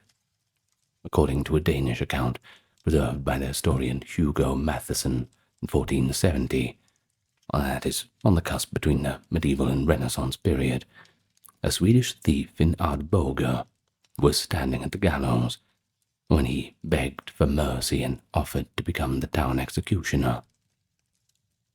The gathered public took a bit of pity on him, and after a little bit of conversation, they actually agreed. The man was pardoned, but not without the permanent stain of his new station. A red-hot iron branded his flesh, with the symbols of both thief and executioner, literally writing his shame onto his body. Well, that example shows a transition underway, don't you think? Executioners were being made, not born, not hired, often from the ranks of these outcasts. To ensure everyone knew the executioner's identity, and to prevent them from slipping back into an ordinary life, authorities in some regions mutilated or marked these men. Scandinavian sources indicate that a new executioner might have one or both ears cut off as a visible sign of his new office. And spoiler alert, they don't grow back. Elsewhere, executioners were branded on the face or forehead with irons, effectively a permanent badge of infamy. Extreme measures like this, it's a bit of an example of how socially toxic the role had already become by the end of the early medieval era. The executioner was set apart as a kind of living scapegoat, bearing the literal scars of the community's sins. Thus, through the early Middle Ages and into the 11th century, one cannot yet speak of a standardized executioner's profession. at least across Europe. Capital punishments, yeah, they certainly existed, as evidenced by chronicle reports of hangings, beheadings, and burning of heretics or rebels. But the task was usually handled in quite an ad hoc manner. The very reluctance of people to perform executions, except under duress or necessity, set the stage for the later development of a more specialized professional office. The early medieval executioner, insofar as he existed, was an outsider, not by coincidence but by design. You see, by forcing condemned criminals or marginal persons into the role, communities kept the taint of blood off respectable hands. Over time, the practice of shunting the duty onto social pariahs would crystallize into a hereditary profession. But first, changes in law and urban society during the High Middle Ages would create the conditions for the professional executioner to finally appear in a more formal context. Okay, so let's talk about the situation in the High Middle Ages. If you don't know what the High Middle Ages are, that is the 11th to the 13th centuries. So, that's just to help you get your bearings a little bit if you're not familiar with the terminology. It was at this time where there was some profound shifts in European legal systems and urban life taking place. And of course, that led to the emergence of the executioner as a more recognized public official. Kings strengthened their authority. Towns gained the rights of self-governance. The administration of criminal justice was becoming more systematic. Executioners, as the ultimate assertion of law, were increasingly staged as public events to deter crime and symbolize sovereign power. And while there's probably nothing more demonstrative of power than just being able to cut someone's head off in the middle of the public square, it certainly discourages people from committing crimes. Well, by the 12th and 13th centuries, many regions moved away from purely compensatory justice and began to impose the death penalty for a wider array of offenses, especially for crimes like murder, theft, treason, heresy, where moral outrage or the need for deterrence was pretty high. With this expansion of capital punishment came a need for a more reliable professional executioner to carry out sentences efficiently and regularly. One indicator of this shift is terminology in the sources. Earlier medieval documents rarely used a specific term for executioner, but by the 13th century, new titles start to appear. In German-speaking areas, words like Nachrichter, which sounds as bad as it is, it actually means after judge, and Scharfrichter, the sharp judge or headsman, came into use. While Latin records too might use carnifex, a term dating back to the Roman executioner. In French, bourreau eventually became the word for executioner, though its usage solidified somewhat later. These terms reflect a view of the executioner as an extension of the judiciary, that is, one who implements the judge's sentence after verdict. So quite rightly now a part of the system. Now notably, that word Nachrichter implies someone who executes judgment after the trial, emphasizing the quasi-judicial nature of the role rather than just casting it as mere savagery. But the first explicit documentation of a permanent executioner in a European town also appears around this time. City charters and law records from the late 13th century occasionally mention the office. Just as one example, the city charter of Augsburg in 1276 contains what is likely the earliest reference to an official executioner in that municipality. This suggests that by the late 1200s, some towns had founded quite necessary to appoint or at least hire a specialist for executions. The rise of towns and the judicial autonomy many gained in the period was key to this. Medieval cities sought to assert their right of high justice, the privilege to pronounce and execute capital sentences, which had formerly been the purview of nobles or kings.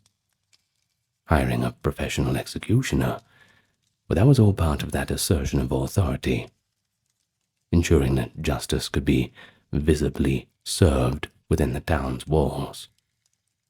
As for the town councils, they recruited professional executioners as a way to bolster their control over crime and provide a frightful spectacle of public punishment as a deterrent. Dare I say it probably worked for most people, but desperate times, desperate measures. And as always, you gotta risk it for the biscuit. So sometimes even the spectacle of having your head cut off in public wouldn't discourage you from seeking riches in underhanded means. After all, we've all got to make a living. You just hope that you run faster than the soldiers chasing you, and hope they don't have sore horses. Well, in other words, as the urban centers grew and developed their own courts, the executioner's role evolved from a necessary evil to more of a civic necessity, albeit one carefully kept at arm's length. During the 13th century, new legal philosophies also contributed to this development. The rediscovery of Roman law and the influence of scholastic theology led to a framework where the state, or the city, was expected to punish wrongdoers and maintain order. Executions were no longer ad hoc vengeance, but part of a more orderly process. Justice that had to be seen to be done. The gruesome public executions of this time, whether they were hangings, beheadings, burnings at the stake, were consciously used to instill fear and obedience. And this meant that the executioner's work was often very public, before large crowds. The hooded, anonymous headsman of later legend, that was not the norm in the Middle Ages. In fact, the medieval executioner typically did not wear a mask. Why is that? Well, it was precisely because everybody already knew who he was. I mean, they put him up for the job, didn't they? So what's the point? Far from being able to hide, he was a known figure, sometimes even required to wear identifiable dress or insignia when on duty. For instance, chroniclers mention cases where executioners had to carry a special staff or even wear a particular colored garment in public, signaling their profession so people could avoid physical contact with them. Untouchables of the European variety. By the end of the High Middle Ages, 14th century, many parts of Europe had established the office of executioner at least in some form, and some executioners were itinerant professionals, traveling a circuit of villages and towns that had too few executions to each employ a full-time hangman. Others became salaried officers attached to a city or a prince's court. In German lands, for example, a trend towards standing executioners on regular salary was emerging by the 14th to 15th centuries. But the job was, well, so universally shunned that it was often forced upon certain families. A common pattern was beginning. An executioner might be appointed from a criminal background or born into the trade, inheriting it via family ties, and then his sons and his sons-in-laws would succeed him. What started as opportunistic recruitment of anyone desperate or perhaps despicable enough for the task solidified into more lineages of executioners. By the 13 and 1400s, the phenomenon of executioner families was noted across Europe. The occupation though not legally hereditary, became de facto hereditary in many places. We can observe that genealogies of executioners could be drawn much like any other European royal dynasty, monopolizing their grim office over generations. Yet even the role of professionalized executioner in the late medieval period, the ambivalence and stigma attached to it grew. In medieval moral hierarchy, certain trades were considered unclean and dishonorable, and executioners, well, increasingly they fell squarely into that latter category. Surprisingly, though, in early medieval times in earlier times of the High Middle Ages, rather, the hangman's dishonor was not always sharply distinguished from that of other unpopular but needed professions. For example, let's look at butchers and tanners. They dealt with blood and animal carcasses, and because of that they were also viewed with a degree of ritual impurity, and even millers were sometimes regarded with suspicion for cheating customers. The executioner was initially just one among several unclean figures. However, as guilds and towns drew stricter lines of respectability in the late Middle Ages, executioners were increasingly singled out and pushed to the margins of civic life.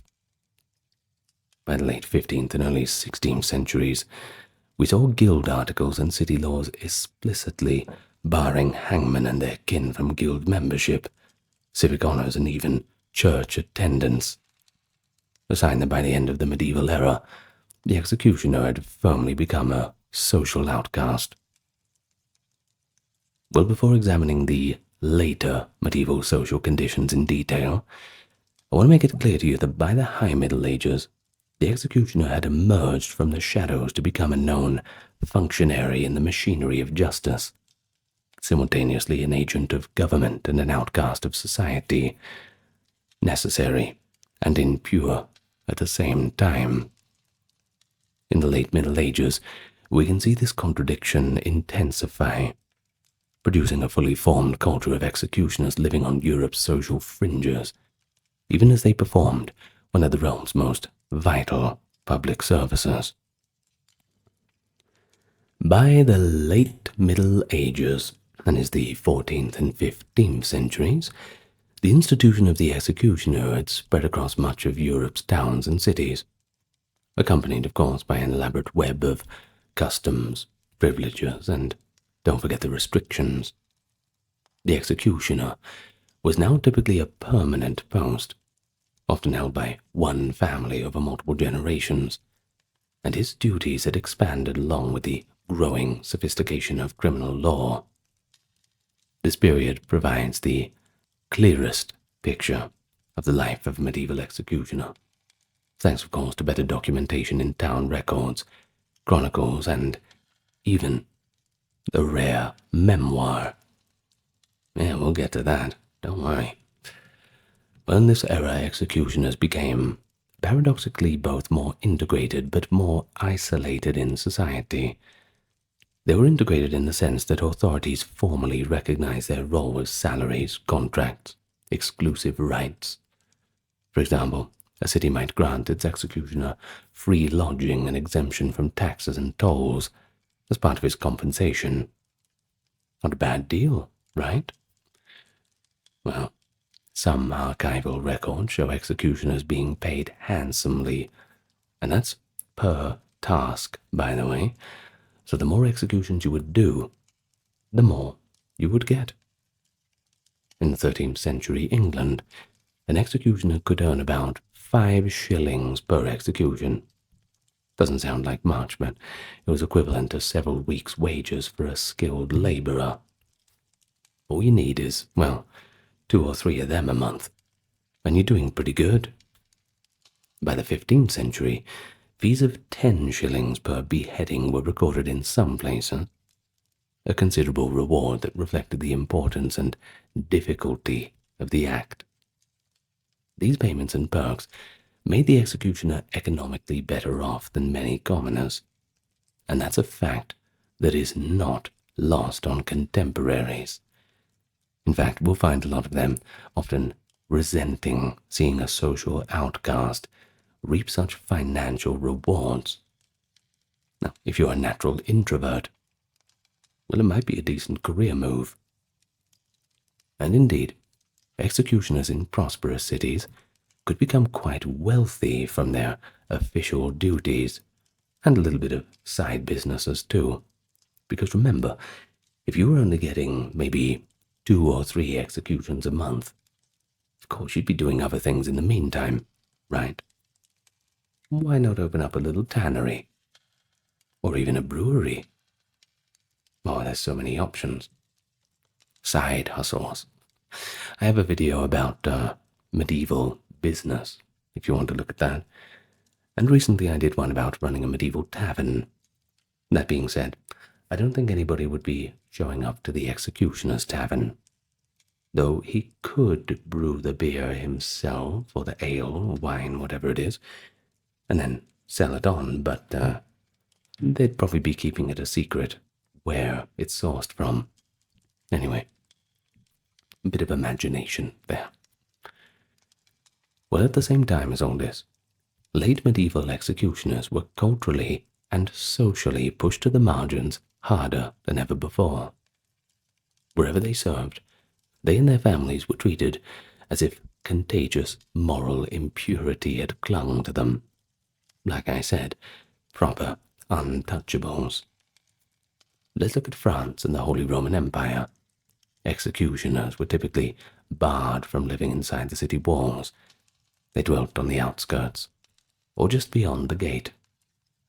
A late 15th century ordinance in Burgundy, for instance, ordered that the executioner reside by the town's leper house, effectively associating him with those unclean people in a biblical sense. If an executioner had to enter the city, rules often confined his presence to what was necessary for his work. He couldn't just go in for a night out at the pub or anything. One chronicler describes how in some towns executioners could only come in on certain days, or they had to wear identifying... Well, I'm getting executed at the moment, aren't I? Let's start again. They could only come into town on certain days, and they had to wear identifying gloves so that townsfolk might avoid inadvertent contact. Now, of course, this must have some psychological implications upon them, don't you think? Because remember that a lot of this was hereditary. You know, my dad was an executioner, my grandfather was an executioner, so now I have to do it. Regardless, you think people just want to make friends? Be normal people. After all, executioner or not, everyone's human, and everyone needs to talk to people from time to time. All this social isolation, it was enforced both through custom and law. Church attendance, that was the cornerstone of community life, and it was heavily restricted for executioners. Many churches did not permit an executioner to mix with the congregation. At best, he might be allowed to stand in a designated pew, often at the back, separated from the rest of the faithful. In some locales, executioners were outright forbidden from going into the churches, except perhaps when no one else was present. There was a rationale behind this too, a mix of superstition and stigma. Shedding blood, even lawfully, was thought to defile a man spiritually, and his presence in the church was seen as a potential pollution of the sacred space, an unwelcome miasma-like spirit coming in. And similarly, municipal regulations banned executioners and their families from public inns, bathhouses, and markets, alongside ordinary citizens. The town of Memmingen in Bavaria famously passed an ordinance in 1528, a little bit after the medieval period, I know, but I want to mention it, that made it illegal for any citizen to sit at the same table or even eat with an executioner, even though the executioner was an employee of the town. Well, this merely codified what had been long common practice. Executioners often had to dine alone, and if they entered a tavern, others would keep a wide berth, or just get up and leave altogether. Pretty much like a leper coming in. But instead of this physical danger, it was more seen as a spiritual danger. You don't want to be around that kind of person. Late medieval society's treatment of executioners thus verged on that of untouchability, as we've mentioned. A vivid description of that comes from later folklore, but encapsulates the late medieval reality. If an executioner walked through a busy market, a kind of bubble of empty space would form around him, as people hastily moved away to avoid even brushing against his clothing. Simply touching an executioner was believed to bring bad luck, even moral contamination. So one can imagine the psychological burden on the executioner's children who found themselves shunned by their friends. Well, perhaps they weren't even their friends to begin with. Sometimes even refused admission to any schools because their father's infamous profession. Not good. Well, that being said, there wasn't that many places for them to go anyway. These were more church institutions that they were locked out of when we say schools, things like that. So it's not surprisingly, executioner families tended to close ranks. They often lived together in small enclaves, and it became common for the children of one executioner to marry into the family of another. It just makes sense. By the late Middle Ages, endogamy, that is, in-marriage among executioner dynasties, was prevalent. Daughters of executioners marrying the sons of executioners, creating a self-perpetuating caste. Well, this was part practical. In part, I suppose. No other family would readily consent to such a match. But in part it was also cultural, as only someone raised in the milieu of that trade could fully understand the peculiar burdens and secret knowledge of the business. Several executioner dynasties in late medieval Europe began a lineage that would last well into the modern era. In France, for example, the Sanson family, though famous in the 17th and 18th centuries, traced its origins to an earlier tradition of hereditary executioners in Normandy. In Germany, records from the 1400s show certain families like the Meister Franz line in Nuremberg, or the Reinholder family elsewhere, dominating the office. This family nature of the work only reinforced the outsider's perception that the executioner were a breed apart, almost a tribe denied any civil status among the ordinary folk. Well, by 1500, the medieval executioner stood as an established, if uncomfortable, feature of society. Recognized, tolerated, but importantly, never accepted. Well, having talked about all this and set the stage with how the role developed and how executioners were viewed by the late Middle Ages, we can get into the details. What was it like? The daily life, the daily work? Who were these men behind the mask, if any mask was worn at all? And what exactly did their job entail? How exactly did one become an executioner, and what skills were required? We've discussed that briefly, but we'll go into a bit more detail. And what perks made the job tempting to some in different areas? And don't forget about the danger that loomed over them too. So, let's get to that.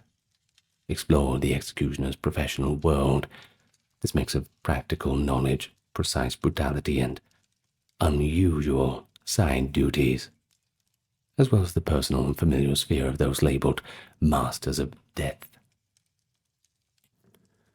To the medieval mind, an execution was not just a killing. It was the ultimate legal ritual, carefully choreographed, a piece of public drama of justice and punishment. The executioner, as the central performer in this theatre, had to carry out his duties with a high degree of skill, even a bit of artistry, I suppose. Far from being an unskilled brute, the successful executioner in the Middle Ages was expected to be technically competent and mentally disciplined. His profession, reputation, and sometimes his life depended on it. The core duty, of course, was to execute sentenced criminals, by whatever method the law or custom prescribed. Medieval Europe knew a variety of execution methods, of course. Beheading, hanging, burning at the stake, drowning, garroting, breaking on the wheel. It's probably one of the worst ones. And then, of course, you got dismemberment. Well, you got a few more, depending on different places, but these were the main ones. I suppose it depends what you did, how much people didn't like you. Executioners needed to master multiple techniques too. Beheading was considered an honorable death, often reserved for those nobles or high-status offenders, and it required a great bit of skill with a sword or axe. In England, the headsman's axe was usually the main implement for beheading, whereas on the continent, especially in German and Italian cities, a long sword was preferred. We do have surviving examples of these executioners' swords, by the way, which are straight-bladed, two-handed swords without a point, since they were not for combat, but purely for cutting off heads. They were often engraved with pious or moralizing inscriptions, showing once again the solemnity of the act. A little bit later, but one 17th century's executioner's sword from Germany famously bears the inscription, "When I raise this sword, so I wish that this poor sinner will receive eternal life." Well, that's a bit chilling, isn't it?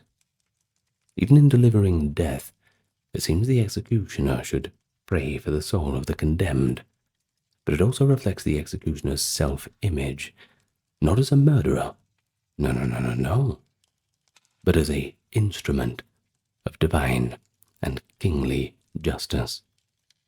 Just doing his job. Well, granting the condemned, of course, a chance to atone and receive eternal life, even as he's hacking away at the back of their neck. I suppose everything has to be seen in a theological context. But cutting off heads like this, that wasn't the most common method. At least for ordinary criminals, thieves, bandits, etc. Most of them were hanged, and of course that too had its own techniques.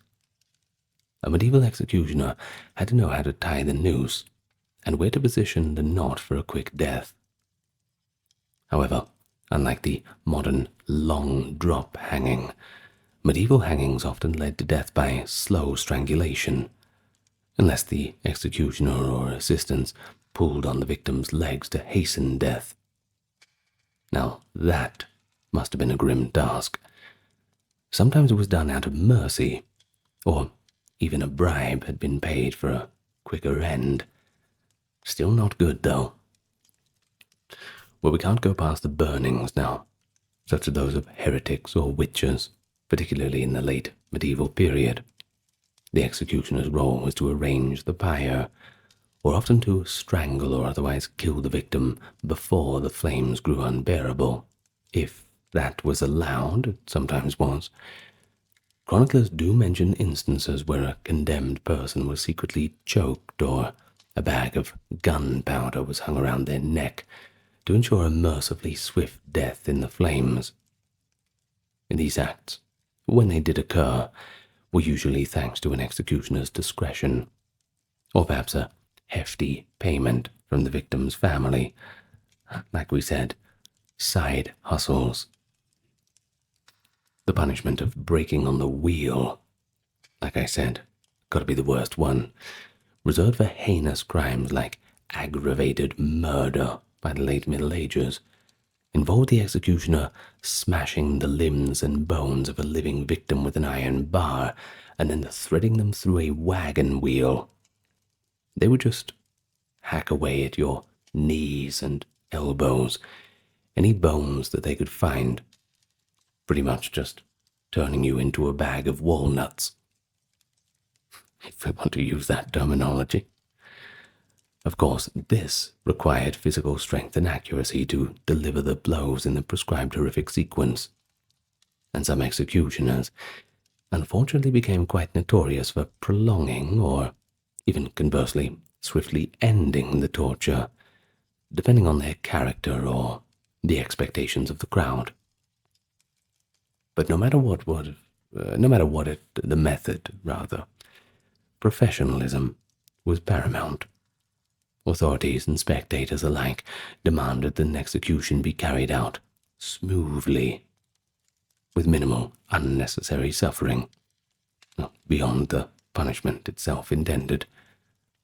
A clumsy executioner who needed too many blows to decapitate someone, or who set a fire poorly such that the victim burned too slow, would face public anger. And in some regions, the standards were actually codified. Let's look at some German towns first. They often had an informal 3-strike rule for beheadings. If the headsman failed to dispatch the condemned in 3 strikes, the crowd might literally take his life too in place of the victim's. Though, that being said, I think the victim would probably be bleeding out already over time, so it's pretty cold comfort for them. While this was not usually written law, it was a well-known folk custom. It's been noted, too, that in some of these German towns, an executioner was permitted 3 times to get the job done before he was grabbed by the crowd and just thrown on the block himself. Likewise, in France, a botched execution could lead to a riot. City officials might punish the executioner afterwards by docking his pay, throwing him in prison, or even firing him. "You're fired." The medieval mindset saw a bungled execution as an affront not only to human decency, but to justice itself, possibly even an omen of divine disfavor, since a clean execution signified the righteousness of the sentence, whereas a disaster on the scaffold, well, that could be interpreted as God intervening to show the victim's innocence. And this is why executioners honed their craft so assiduously. They didn't want any mistakes making them look bad. So what about training? How'd that start? Well, like with most things in the Middle Ages, you had to go through an apprenticeship, often from father to son. An inspiring executioner in a family dynasty would start young, learning how to tie knots, handle weapons, perform lesser duties such as quartering bodies or disposing of remains. The famous Nuremberg executioner Franz Schmidt, whose 16th century diary provides a rare first-hand look at the profession, recounts how as a youth he practiced decapitation first on inanimate targets like pumpkins, and then on animals, graduating from stray cats or dogs to larger livestock, before even approaching a human victim. Vegans in the comments section not happy about that one. This was, of course, a gruesome training, but it was all deemed necessary to build the precision and nerve required. Schmidt's diary notes that his father, an executioner before him, supervised this progression and only allowed him to perform an actual execution after extensive practice. Such apprenticeships could last years, ensuring that by the time the new executioner took up the sword or the rope in his town, he was as prepared as he could possibly be. But executioners were also responsible for torture during interrogations. Now that is a grim task. I think that's more grim than the actual executions, to be honest. Medieval and early modern courts frequently used torture to extract confessions or information, and of course, all that dirty work fell to the executioner. The aspect of the job further required a detailed knowledge of how much pain a human body could take without dying, knowledge that you only got through experience. Practice makes perfect, I suppose. Devices like the rack, thumb screws, or the strappado might be employed on the executioner under a magistrate's orders. Now, just quickly, the rack, we know that as the stretching of the limbs. It would dislocate all your limbs, essentially. Not good. Thumb screws, basically these big things they would put over your thumbs and screw down these, well, screws, I suppose, and eventually would penetrate your thumbnails and, well, you can imagine in your head how that would be problematic. Then we have the strappado that I mentioned. Right, so put your hands behind your back, okay? At the back of your chair, your hands together. Now imagine that they're tying a rope on your wrists, and then that rope is attached to a sort of hoist. And then, of course, they are hoisting your body up and sort of like putting you back and forth, up and down in the air. Of course, arms are not meant to move that way. So you can imagine, quite chillingly, I suppose, this is the best way for me to explain it to you, how your shoulders would eventually dislocate, and, well, your body would not deal well with this. Those were the three main methods. Of course, it paints a grim picture, doesn't it? It contributed to an unexpected skill set. Executioners became, in a sense, experts in anatomy and also trauma, understanding how to relieve or inflict suffering. And indeed, contemporary accounts and later analysis reveal a striking irony. You see, executioners often possessed medical knowledge that rivaled or even exceeded that of licensed physicians of the day. By necessity, a headsman knew how to swiftly sever joints or arteries. A torturer knew how to resuscitate a fainting prisoner, or treat a wound to keep someone alive for further questioning. So over generations, this practical anatomy translated into an informal surgical tradition within the executioner families. By the late medieval period, it was not unknown for an executioner to double as a healer or bone setter for his community. One of the few services he could provide that did overcome social barriers, because even those who shunned him socially might secretly seek his help when desperate. But think about it. If you're a little 8-year-old boy, fallen over or something, you've dislocated your shoulder, and your mother tells you, quick, go to the executioner's house. I don't think you'd be too keen. A little nervous, perhaps. Well, of course, let's move on. There is one historian, Hanel Clamatela, who observes that executioners had, quote, fundamental knowledge of human anatomy, and even exhibited uncommonly high literacy rates for people of their class, since they needed to read court orders and keep records. Some executioners compiled remedy books or had apprenticeships in rudimentary medicine. An unexpected side hustle again. There are also documented cases of late medieval and early modern executioners acting as healers. For example, a 1579 license issued by King Frederick II of Denmark formally granted Anders Fremont, the executioner of Copenhagen, the right to set bones and treat old wounds, so pointedly forbidding him from treating recent injuries, likely so he wouldn't compete with regular surgeons. Well, regular surgeons, I'm guessing they weren't inviting him out for drinks either. There was another Copenhagen executioner, Andreas Liebknecht became so renowned for treating venereal disease around 1695 that he even wrote a medical book on the subject. Now, these are later examples, but they do stem from a trend that was already visible in the 15th century.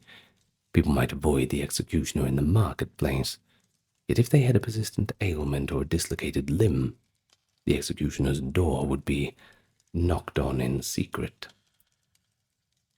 Franz Schmidt himself wrote in his journal that he treated hundreds of patients, far more than the number of people that he executed.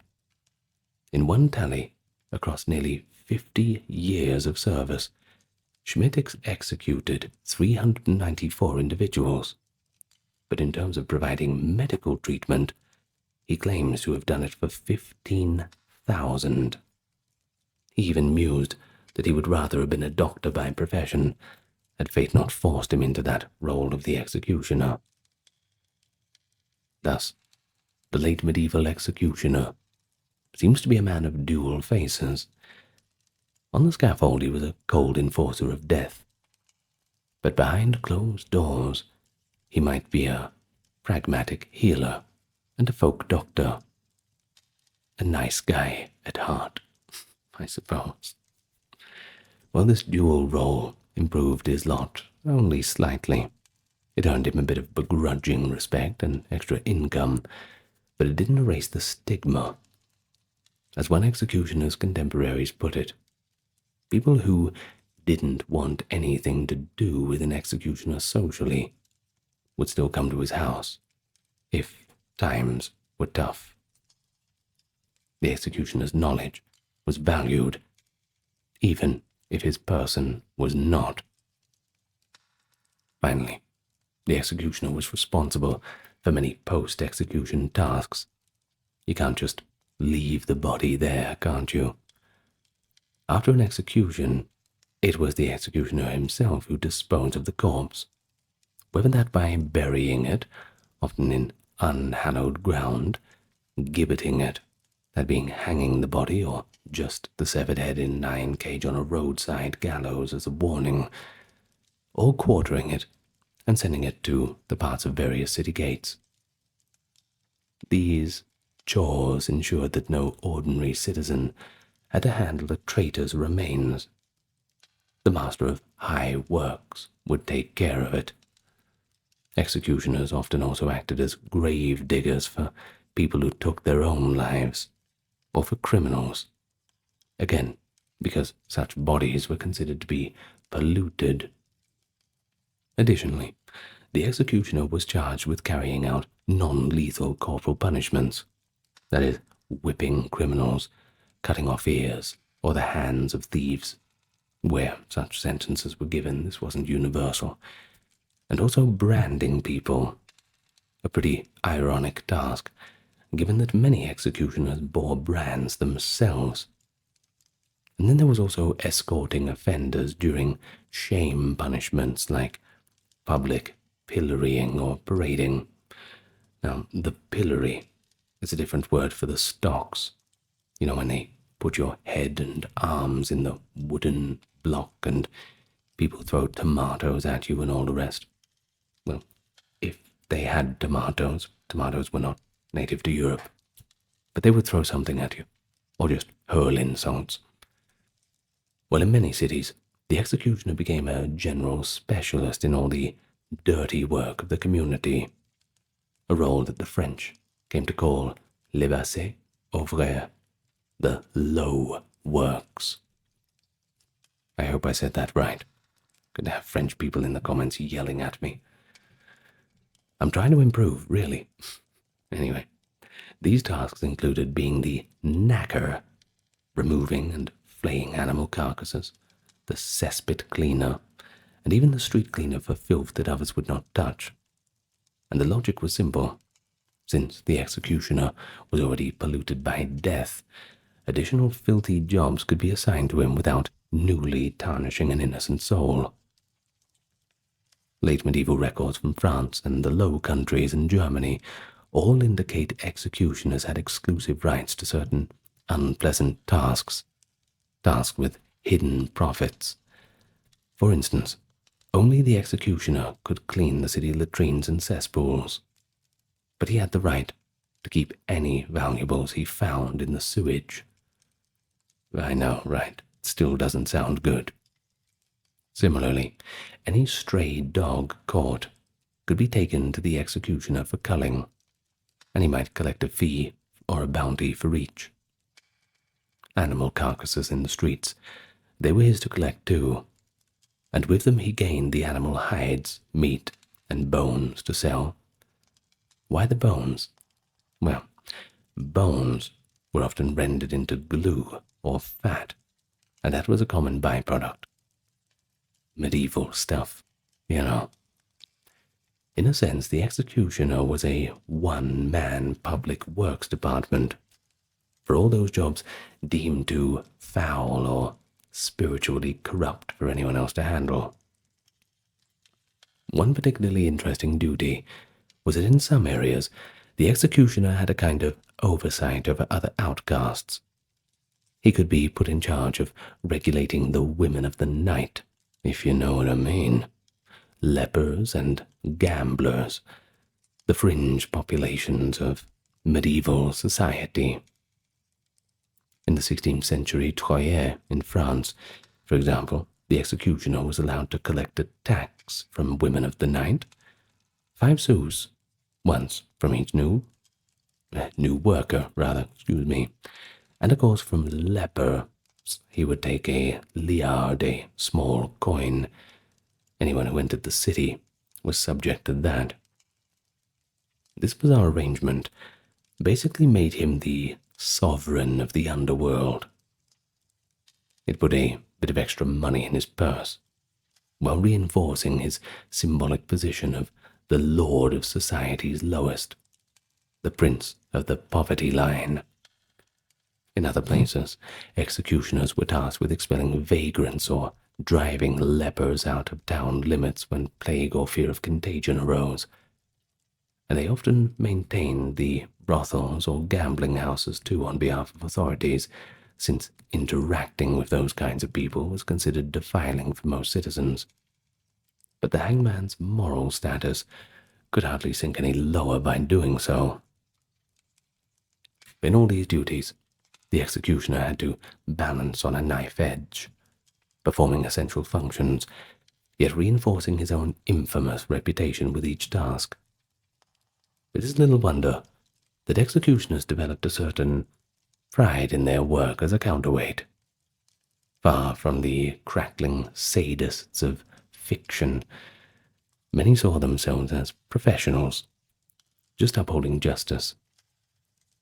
They would have seen themselves as law enforcement officials, I suppose. Executioners often took an oath of office, just as magistrates did, swearing to execute sentences faithfully and without cruelty or malice. Their tools, the sword, the rope, were almost sacred instruments of authority. One executioner's sword, as noted, was etched with a wish for the sinner's soul.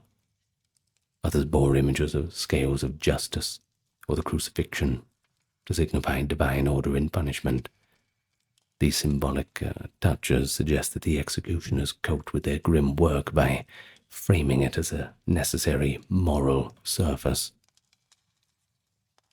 The meticulous choreography of an execution also gave the executioner a certain status in the event. He was the final arbiter of life and death. Manuals and traditions dictated, for example, how the executioner should accept a token coin from the condemned, a ritual tip to ensure a swift death, or how he might offer a last prayer, perhaps a swift mercy. In some famous cases, condemned nobles bribed the headsman heavily to ensure he would strike true and not make them suffer. The custom of tipping the executioner was widespread. Contemporary accounts mention that families of the condemned would pay extra for a strong, sharp sword or a well-tied noose. Executioners who earned a reputation for quick, clean kills could command higher fees, and perhaps even earn a modicum of respect, at least as the lesser of evils compared to a clumsy torturer. No one wants that. We actually have quite an interesting anecdote of the executioner's initiative, and it comes from Franz Schmidt's own reforms. In Nuremberg, he argued to the city council that the traditional method of punishing women convicted of infanticide, that is, stuffing them into a sack and drowning them, was inefficient and insufficiently a deterrent, rather, So he convinced the authorities to let him replace drowning with a swift beheading in such cases, reasoning that beheading was more certain and carried a greater symbolic weight to dissuade others. This change, when Schmidt boasted about it in his journal, shows that an executioner could contribute to policy, emphasizing efficient justice over older, perhaps more cumbersome methods. It also shows that the executioners were not mere functionaries. They were often deeply invested in the efficacy of punishment as much as a spectacle. So, the executioner's duties in the late medieval period seem to have spanned a breadth that could be quite startling. Precision killing, orchestrated pain, public theater, sanitation, law enforcement on society's fringes, even healing, which is quite ironic. He needed the brawn of a butcher, the steady hand of a surgeon, the stoicism of a monk, and the stagecraft of an actor. These demands forged a particular, identity among the executioners, a sense of being the keepers of arcane knowledge, and an unsung maintainer of the social order. Yet, no amount of professional pride could shield them fully from the scorn and alienation that their work attracted, as we shall see in the next section on their social world. So you might ask the question, why would anybody remain an executioner, given the heavy social price? Well, it's the money.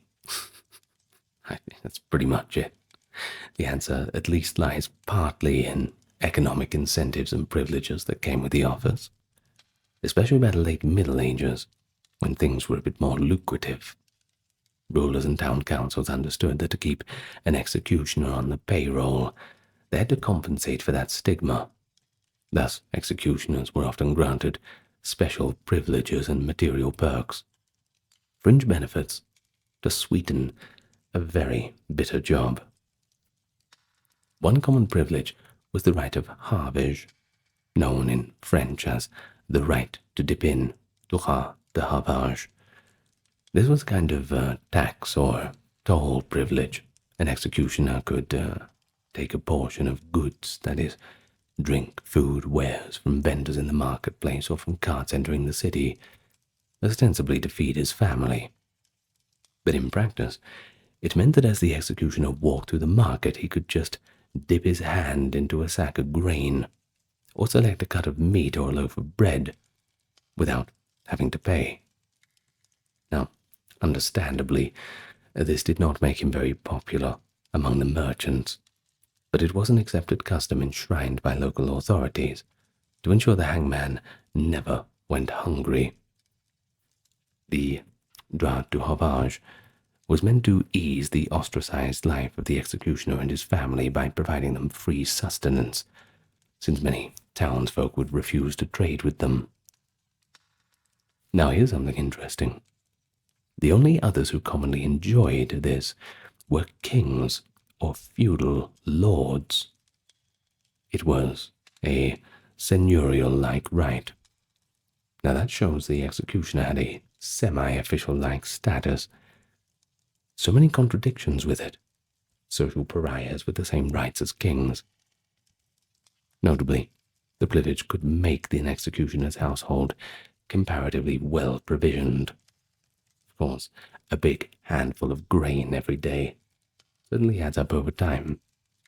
Contemporary observers sometimes grumbled that the executioner took lives as casually as they took garbage, implying that the constant stream of freebies made the hangman and his family rather complacent, or even gluttonous. But it certainly set them even further apart. While others paid taxes, the executioner, in effect, received a tax directly in produce. Executioners were also usually given a house at public expense, often just outside the city gate or adjacent to the jail. Free housing, of course, saved them rent and kept them at a remove from neighbors. Many were exempted from municipal taxes and road tolls, too, and some even drew a fixed salary or retainer on top of the fees per execution. In late medieval England, a city hangman might be paid a retainer by the borough and then the additional sums per head or per flogging. In parts of Germany and Italy, the executioner was sometimes provided with a horse and livery, that is, uniform for official duties. Though again, he might ride that horse only when leading a condemned person or transporting a corpse. It wasn't for his personal leisure among the townsfolk. But there's another lucrative prerequisite. That is the right to the belongings of the executed. By custom, when a criminal was executed, the executioner could claim the clothes and personal effects on the body at the time of death. This might include jewelry, a purse of coins, garments, which in those days were quite valuable. On occasion, executioners even got to keep the property confiscated from felons, or at least a portion of it, as part of their payment. This was quite likely more if they were heretics, because, for example, if a heretic's goods were seized, as they often were, the hangman might be entitled to some furniture or a cut of the auction proceeds. Of course, this varied widely by locale, but it adds another incentive. The more people they executed, the more potential spoil for the executioner. It is worth noting, however, that executioners were not generally seen as doing it for justice or profit. In fact, it wasn't them who decided what kind of jobs they would get. Well, more of a principled executioner would typically take no joy in extra executions. At least, he would act like he wouldn't take any joy in it. Nonetheless, these rights could accumulate into a tidy source of income. The side jobs that we described were also sources of profit. Being a knacker or animal disposer meant that the executioner could sell hides, tallow, and meat. Cleaning latrines could bring quiet payments from the city or guilds who contracted him for that unpleasant task. Driving out lepers and vagrants could be monetized if towns paid a bounty for each person removed. Collecting fees from brothels or gambling dens, essentially an extortion sanctioned by authorities, lined the executioner's pockets even further. But perhaps the most poignant perk, if it can be called as such, was a kind of job security and social acknowledgement that came with being the necessary villain. By virtue of their feared status, executioners often navigated spaces closed to others. For example, bandits and criminals would not harm an executioner, it was said, because they knew that one day they might need his merciful hand to finish them swiftly. There are also folktales of outlaws tipping their hats to the hangman as a strange, professional courtesy. Also, an executioner had the ear of the authorities to some degree. After all, he dealt regularly with judges, sheriffs, even princes who employed him for more delicate tasks. The proximity to power sometimes allowed a clever executioner to petition for favors. The case of Franz Schmidt provides an example. After a long and distinguished career in Nuremberg, Schmidt petitioned the emperor in 1617 to restore his family's honor and remove the hereditary stain of dishonor from his children. And impressively, he succeeded. Emperor Ferdinand II granted Schmidt citizenship, and an imperial dispensation declaring his lineage free of the executioner's taint. An extraordinary reward, essentially a noble ennoblement of a hangman. It was only possible because Schmidt had earned the trust and even the admiration of elites through decades of impeccable service. While Schmidt's case is post-medieval, it does reveal a dynamic that began in the late Middle Ages. Some executioners managed to leverage their unique position into a kind of grudging respectability. Well, let's think beyond physical danger. There was the spiritual and psychological weight of the job, too. Medieval culture was very religious.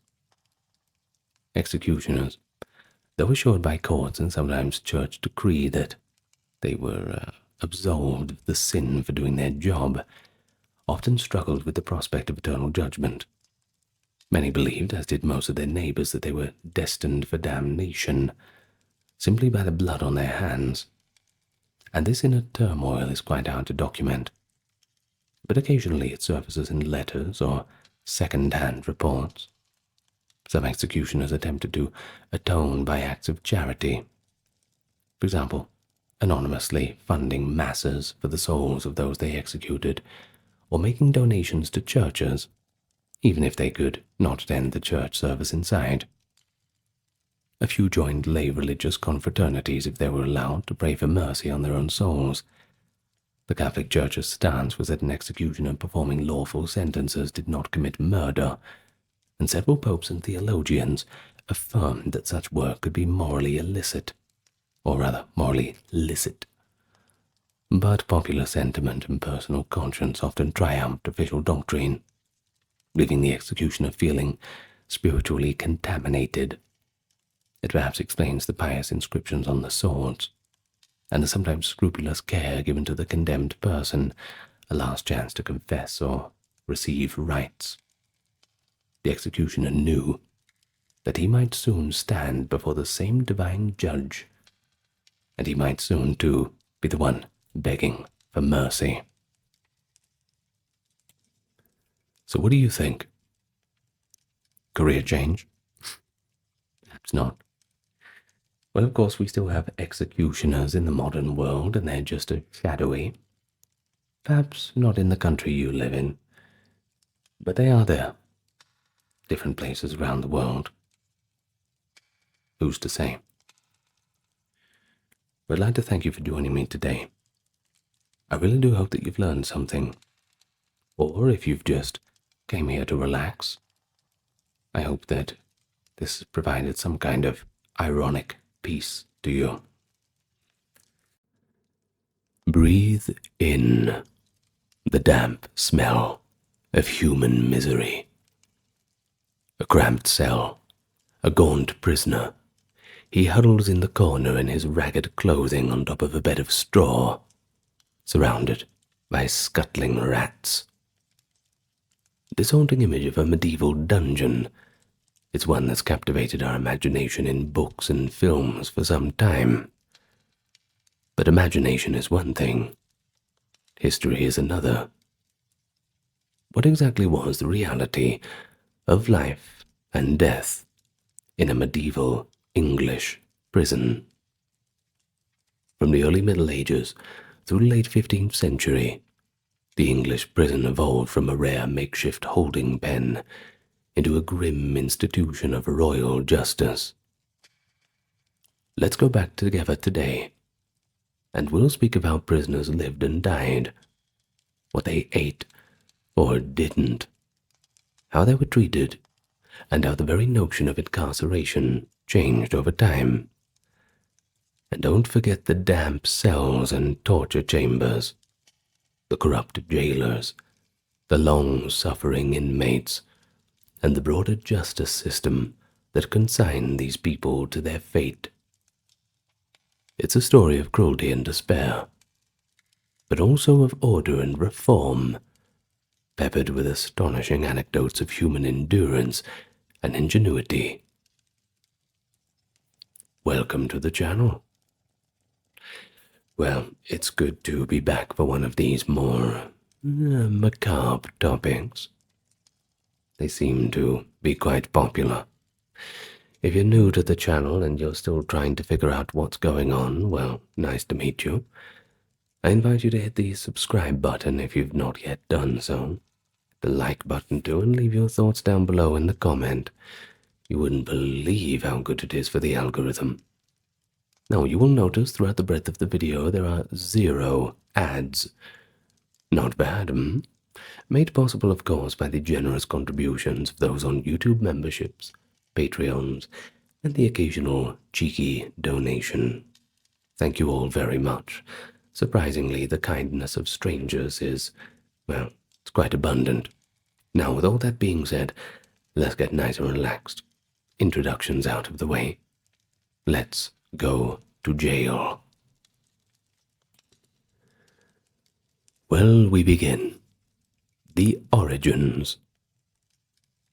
The early medieval period, the concept of long-term imprisonment as a punishment, well, it was largely unknown, at least in England. During Anglo-Saxon times, that is, before the Norman conquest of 1066, there were essentially no dedicated prisons at all. Anglo-Saxon justice, well, it relied on fines, known as vergild or man price, or harsh corporal penalties like mutilation and execution. They weren't going to lock people away. Just get it over and done with. Off with a finger, something like that. That ought to teach them a lesson. If a crime was committed, the offender or their family usually paid compensation to the victim's family. For serious crimes such as treason or violent offenses, the response was swift and brutal, an execution or a physical punishment. But not imprisonment. The very idea of maintaining a prisoner at the community's expense, well, that ran quite against the practical customs at the time. A person found guilty would be punished or made to pay. They wouldn't lock them up. Waste of taxpayer money, I suppose. In fact, early medieval law codes and chronicles barely even mention jails, and records suggest the Anglo-Saxons had no professional jailers or prison buildings in the way that later centuries would. But, when necessary, a suspected criminal might be temporarily detained in a lord's house or a church crypt until a trial could be arranged, or more commonly, they were bailed into the custody of kin. But the notion of a prison sentence, months or years behind bars, before the 12th century in England, it simply did not exist. All of this began to change after the 1066 Norman conquest. The Norman kings and barons brought new attitudes towards authority and fortification. They built great castles across England, and within these castles they created secure chambers and dungeons to hold those people deemed dangerous or important. In the 11th and early 12th centuries, imprisonment started to appear as a tool of political control. A rebellious noble or a high-ranking captive taken in might find himself thrown into a castle dungeon, not for a defined sentence, but as an open-ended detention at the whims of the king. For example, in the year 1100, the Tower of London received one of its first famous prisoners, Ranulph Flambard, the Bishop of Durham. Flambard had been a powerful minister to King William II. When King Henry I came to power, he accused Flambard of extortion and locked him away in the Tower. But this early incarceration did not last long. Flambard actually got out. How did he do it? Well, his plan was to get his captors drunk on wine and then lowering himself from the tower with a smuggled rope. Clever idea.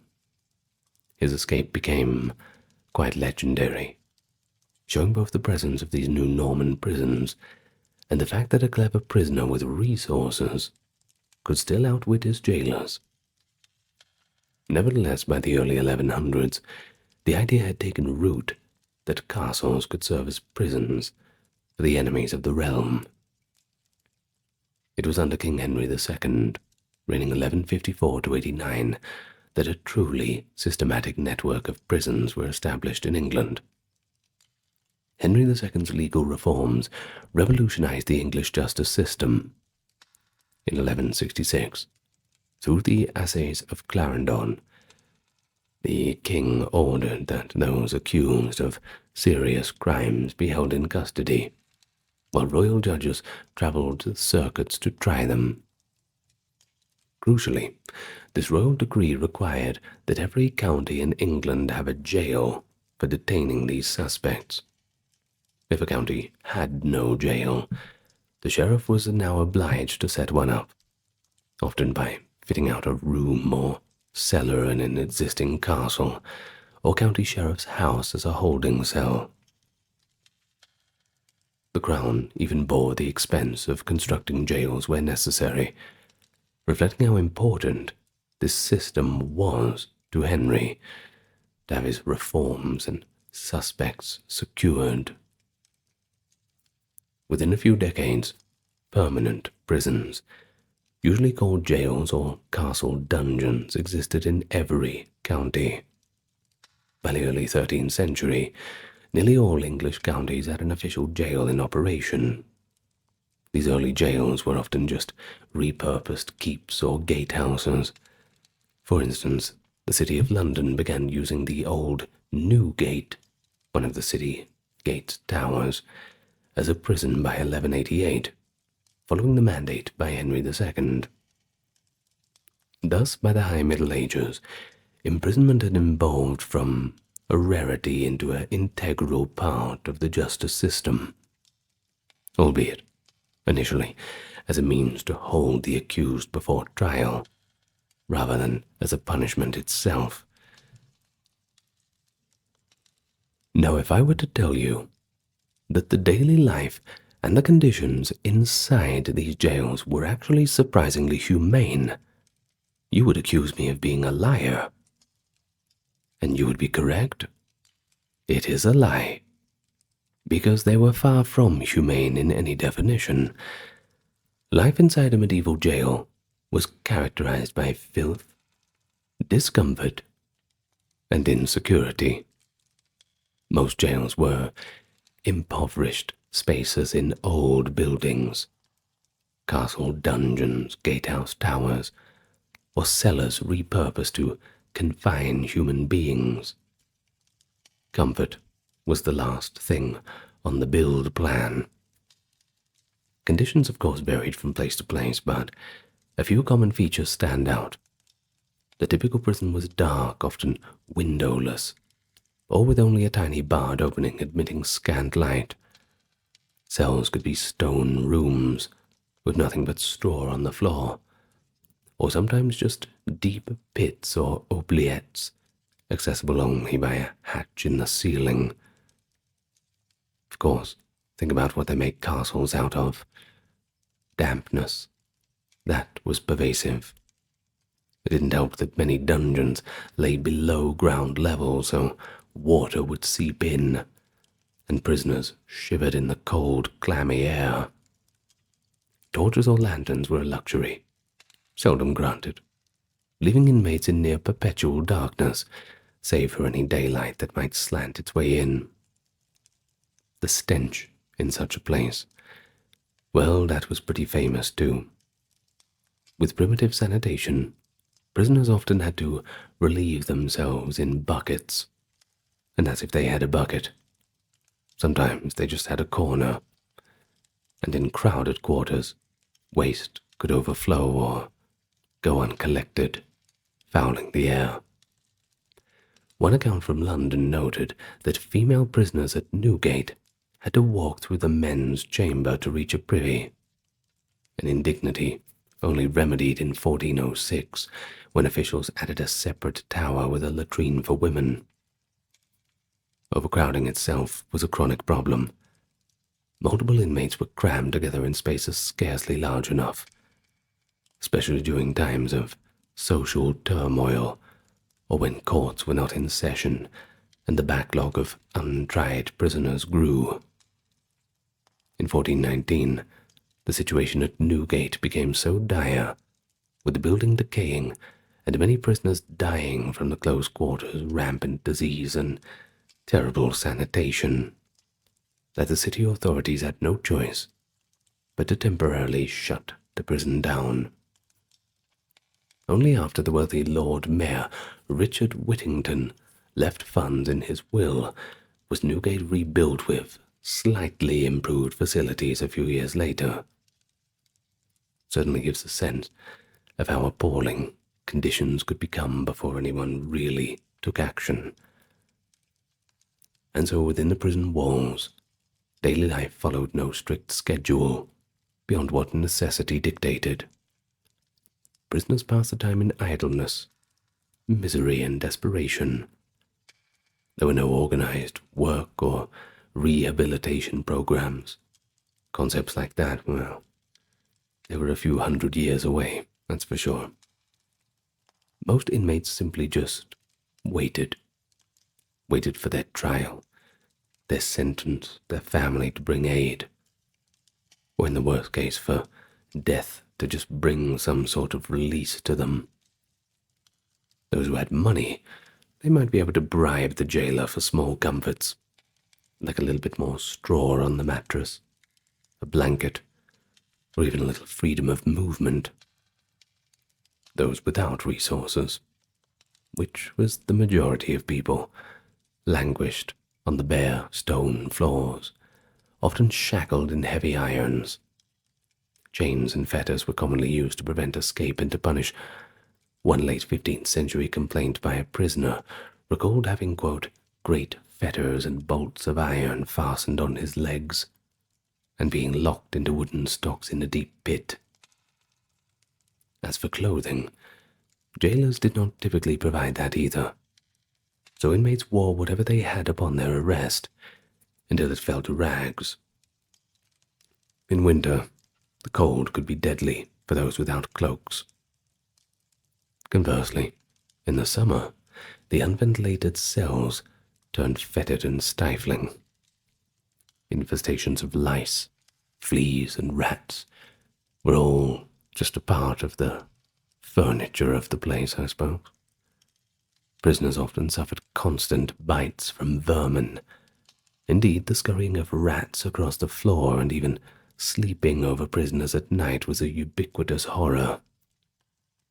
Some inmates trapped and even tamed rats out of sheer loneliness, while others no doubt saw them as agents of terror, nibbling at their meager bread, or worse, their skin.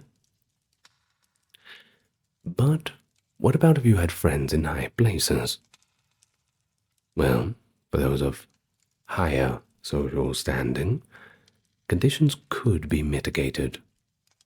Medieval prisons didn't have a uniform standard. A wealthy knight or noble held captive might actually be lodged in the jailer's own house, or in a castle apartment, rather than the common dungeon. And such a privileged prisoner could even have servants attend him. Decent food, decent wine, and even a bed.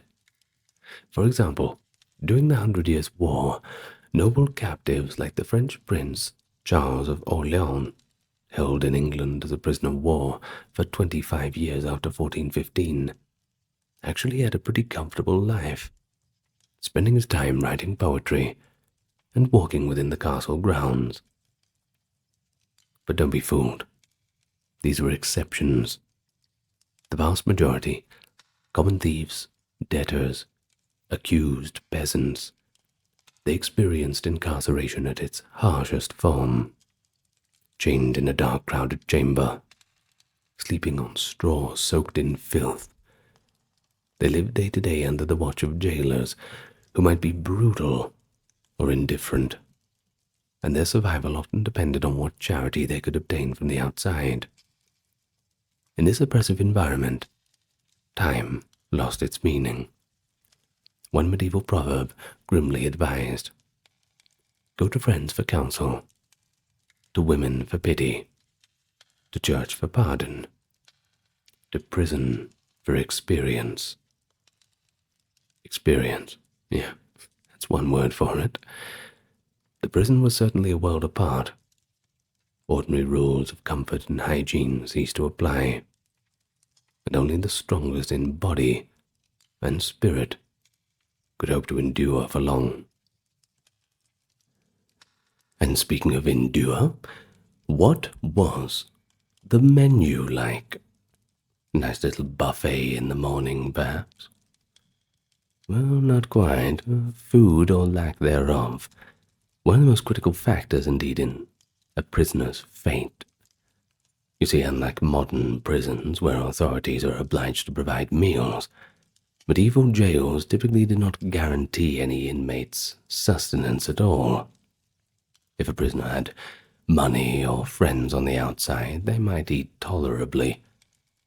But if not, they might just starve right there in the cell. Jailers were not funded by the government to feed any of their charges.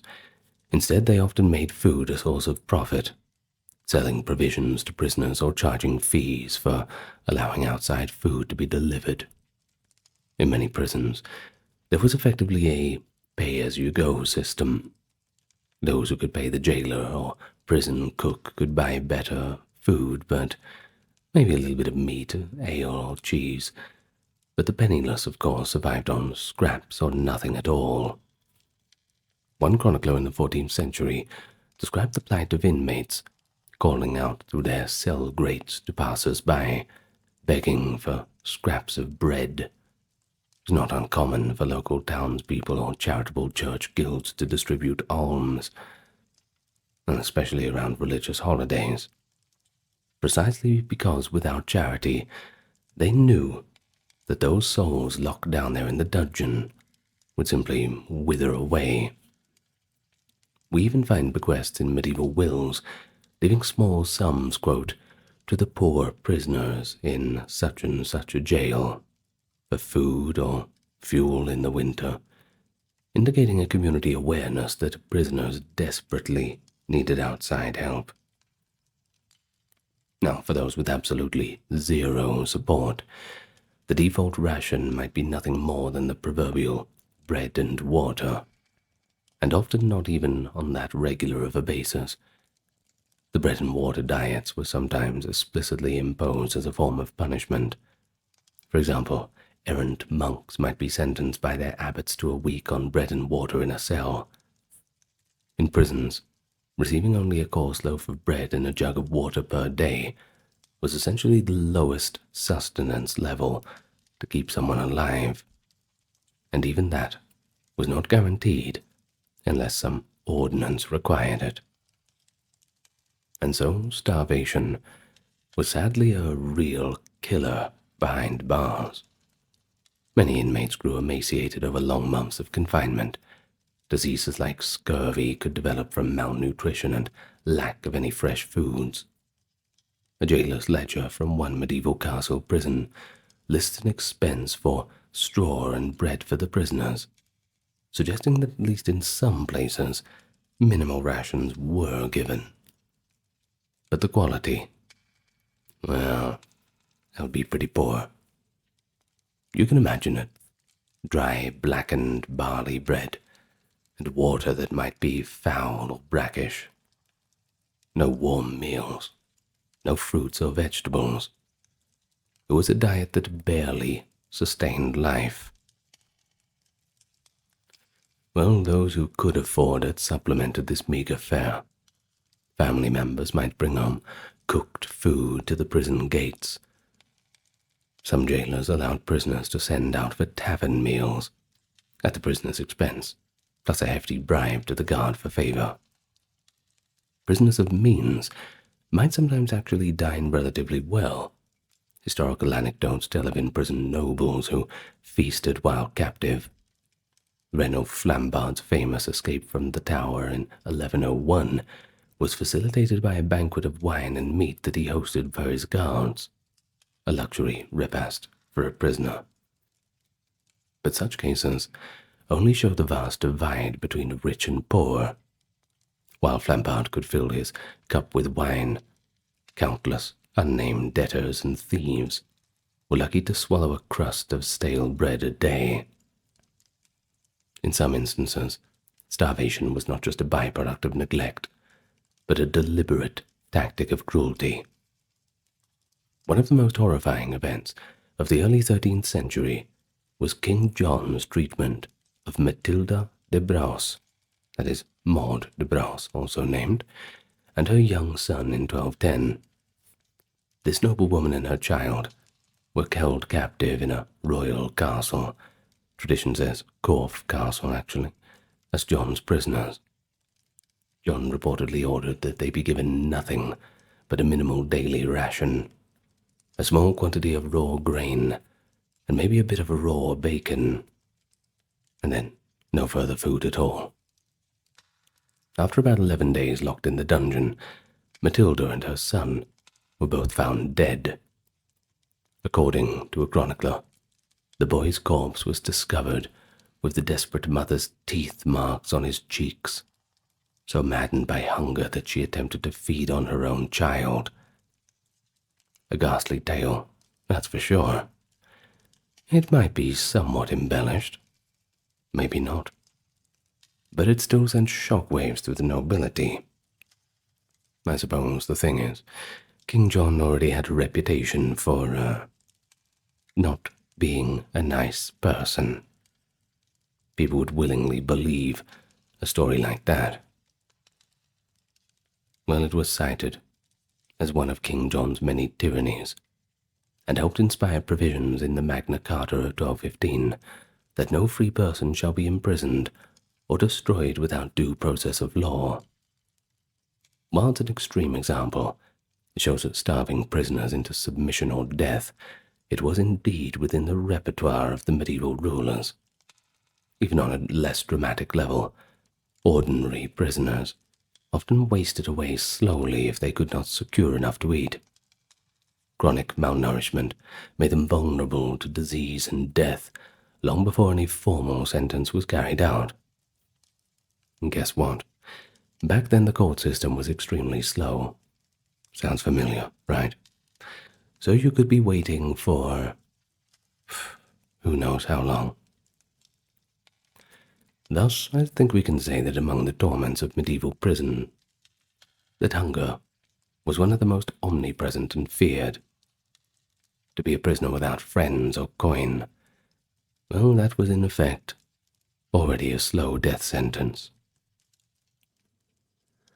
Well, if it wasn't the hunger, it was probably going to be the disease that gets you. So let's talk about that, shall we? Cramped together in unhygienic conditions, and of course weakened by that poor diet, disease ran rampant. Medieval jails were breeding grounds for illness. In fact, they lent their name to one notorious sickness: jail fever, the term used for epidemic typhus that so often ravaged the prisons. Jail fever was spread by bodily lice, thriving on unwashed skin and clothing. In the squalor of a medieval dungeon, it could run rampant, killing prisoners by the score. Chroniclers and later commentators noted that in some years, the death toll in a prison from illness rivaled any executioner's tally. At Newgate, for instance, a report survives of 1 year in which 22 prisoners died from jail fever alone. And outbreaks like that were not isolated. All it took was one infected individual in the crowded, vermin-infested quarters, and a deadly epidemic would ensue behind bars. The symptoms, high fevers, rashes, delirium, would sweep through the jail, often affecting the jailer too, the turnkeys as well, and even visiting officials. Of course, medieval people, they didn't understand the precise cause, but they knew that prisons were unhealthy places. There are records of judges at county assize courts refusing to hold court inside a jail or delaying trials because the stench and sickness from the prisoners made it too dangerous or unpleasant to proceed. Beyond typhus, many other maladies flourished. Dysentery, also known as the flux, that was pretty common wherever people drank foul water and lived in filth, causing uncontrollable diarrhea, and often dehydration and septicemia. Tuberculosis, too, also called consumption back in those days, could spread in the dank, sunless air. Skin diseases, ulcers, and infestations were virtually universal among long-term inmates. Malnutrition and scurvy meant wounds healed poorly, and gum disease was rampant. In winter, prisoners who were exposed to cold and damp might succumb to pneumonia or exposure. It was grimly observed that many who entered prison healthily would not emerge alive unless their stay was very short. For example, during the Black Death of 1348-49, plague likely tore through the prisons as ferociously as it did anywhere else. Contemporaries wrote that enclosed communities, like monasteries, suffered extremely high mortalities, and one can infer that prisons, likewise sealed off and overcrowded, saw a horrific rate of death. Indeed, some historians estimate that when plague struck, nearly everyone confined in a stricken town's jail would perish, as there was no escape from the pestilence once it infiltrated those prison walls. No special measures were taken to evacuate or protect prisons during the epidemics. They were essentially left to deal with it on their own. Now, in some towns, the sudden emptiness of the jail after the plague was actually one small consolation to the survivors outside. Death was a constant presence in the prisons. A significant proportion of prisoners died before their cases were ever resolved. When a prisoner died in custody, a coroner's inquest might be held, especially if there was foul play suspected. In theory, if a jailer's abuse or neglect led to death, he could be held liable for homicide. On occasion, juries did, indeed, indict prison officers for prisoners' deaths. There was one case from 1290. It tells of a Newgate jailer's servant who so brutally tortured a detainee, pressing him with heavy weights and even standing on his neck, that the prisoner died within 2 days. The subsequent inquest found the jailer's man guilty of murder, and he was actually hanged for it. It's a bit of a surprise, isn't it? But such accountability as this was very rare. But the fact that it happened at all shows that officials recognized extreme mistreatment leading to death as a crime. However, more often a prisoner's death was simply attributed to the will of God by a sickness.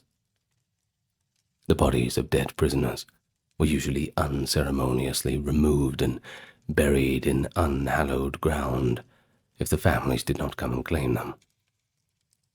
For the prisoners who remained alive, seeing their fellows carried out for burial would have been a pretty grim reminder of their own fragile odds of survival. Here's another cruel twist.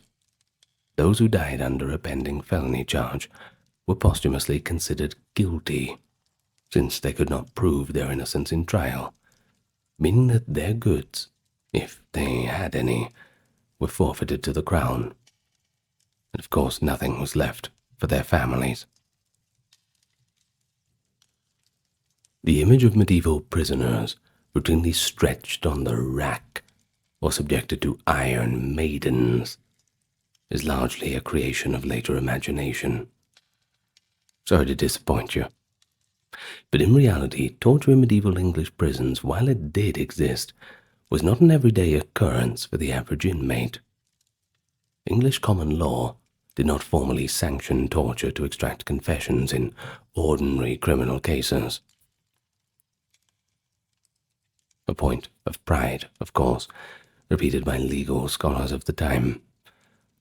In the 1470s, Sir John Fortescue contrasted English law with that of France, noting with horror that on the continent, suspects might be racked with tortures till their sinews cracked and their veins burst, whereas in England, such methods were considered, frankly, to be barbaric.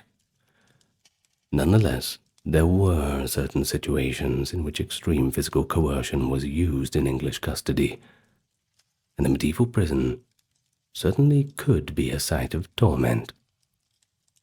Maybe if you want to hear about real gruesome stuff, I'll do a video about the French medieval prisons. That could be interesting. Leave me a comment if you want that.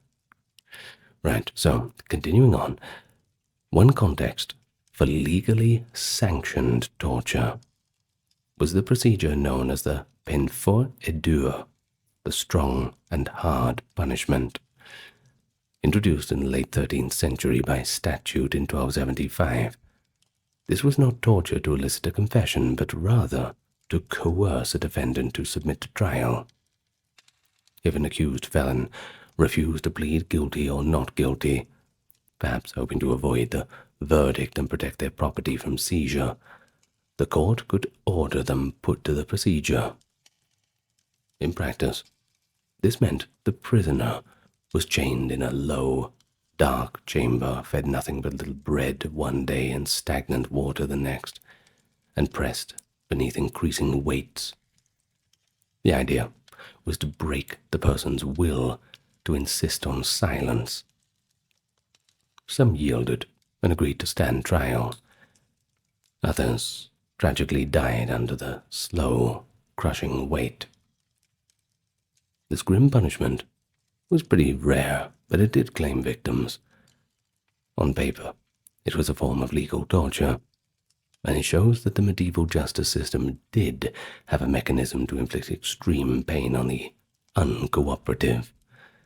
That case of the Newgate jailer's servant in 1290 who effectively murdered a prisoner by grave pressing penance may well have been an abuse of this very practice, taken to a lethal extreme. Beyond this, outright torture was sometimes employed especially for high-profile political prisoners or suspected conspirators against the crown. The Tower of London, as the state's fortress, was the usual setting for such interrogations. By the late medieval period, the tower had acquired devices like the rack, a notorious framework that could dislocate limbs by stretching. It earned the nickname the Duke of Exeter's daughter, after a constable of the Tower, and although it became infamous in Tudor times, it likely made its first appearances in the 15th century, used sparingly on those accused of treason and other grave threats. Other implements included iron gauntlets or hanging shackles. Prisoners might be suspended by the wrists from the wall. The torture left no telltale scars, but caused excruciating pain and potential dislocation of the arms. And we do know that during the War of the Roses and the turmoil surrounding them, there were instances of captured agents being tortured for information, though the details of that are pretty scant. Understandably so. I'm sure they weren't publishing that in the daily newspaper. But there is one example outside the political realm. The torturers suspected witches or sorcerers. Extremely rare in England at the time. But there are hints that in exceptional cases, authorities did not shy away from applying the rack or other torments to extract information about supposed conspiracies involving magic. Of course, a few weeks ago I did do a video specifically about the English witch hunts. I've also done one about the German witch hunts, and course, the Salem trials of later times. If you want a little bit more detail about it, well, perhaps that's your next stop. Now, moving on. Imprisonment itself, of course, was often punishment enough. When additional torment was desired, it could be ingeniously inflicted by the very design of the prison. This is where it gets interesting. Now, case in point is the Tower of London's tiny dungeon cell, known as Little Ease. They always give them such cute names, don't they? Built within the bowels of the White Tower, Little Ease measured only about 4 feet square by 4 feet high, so small that a prisoner could neither stand upright, lie flat, nor fully sit down. Being confined in this lightless hole for days at a time was itself a form of torture by discomfort and sensory deprivation.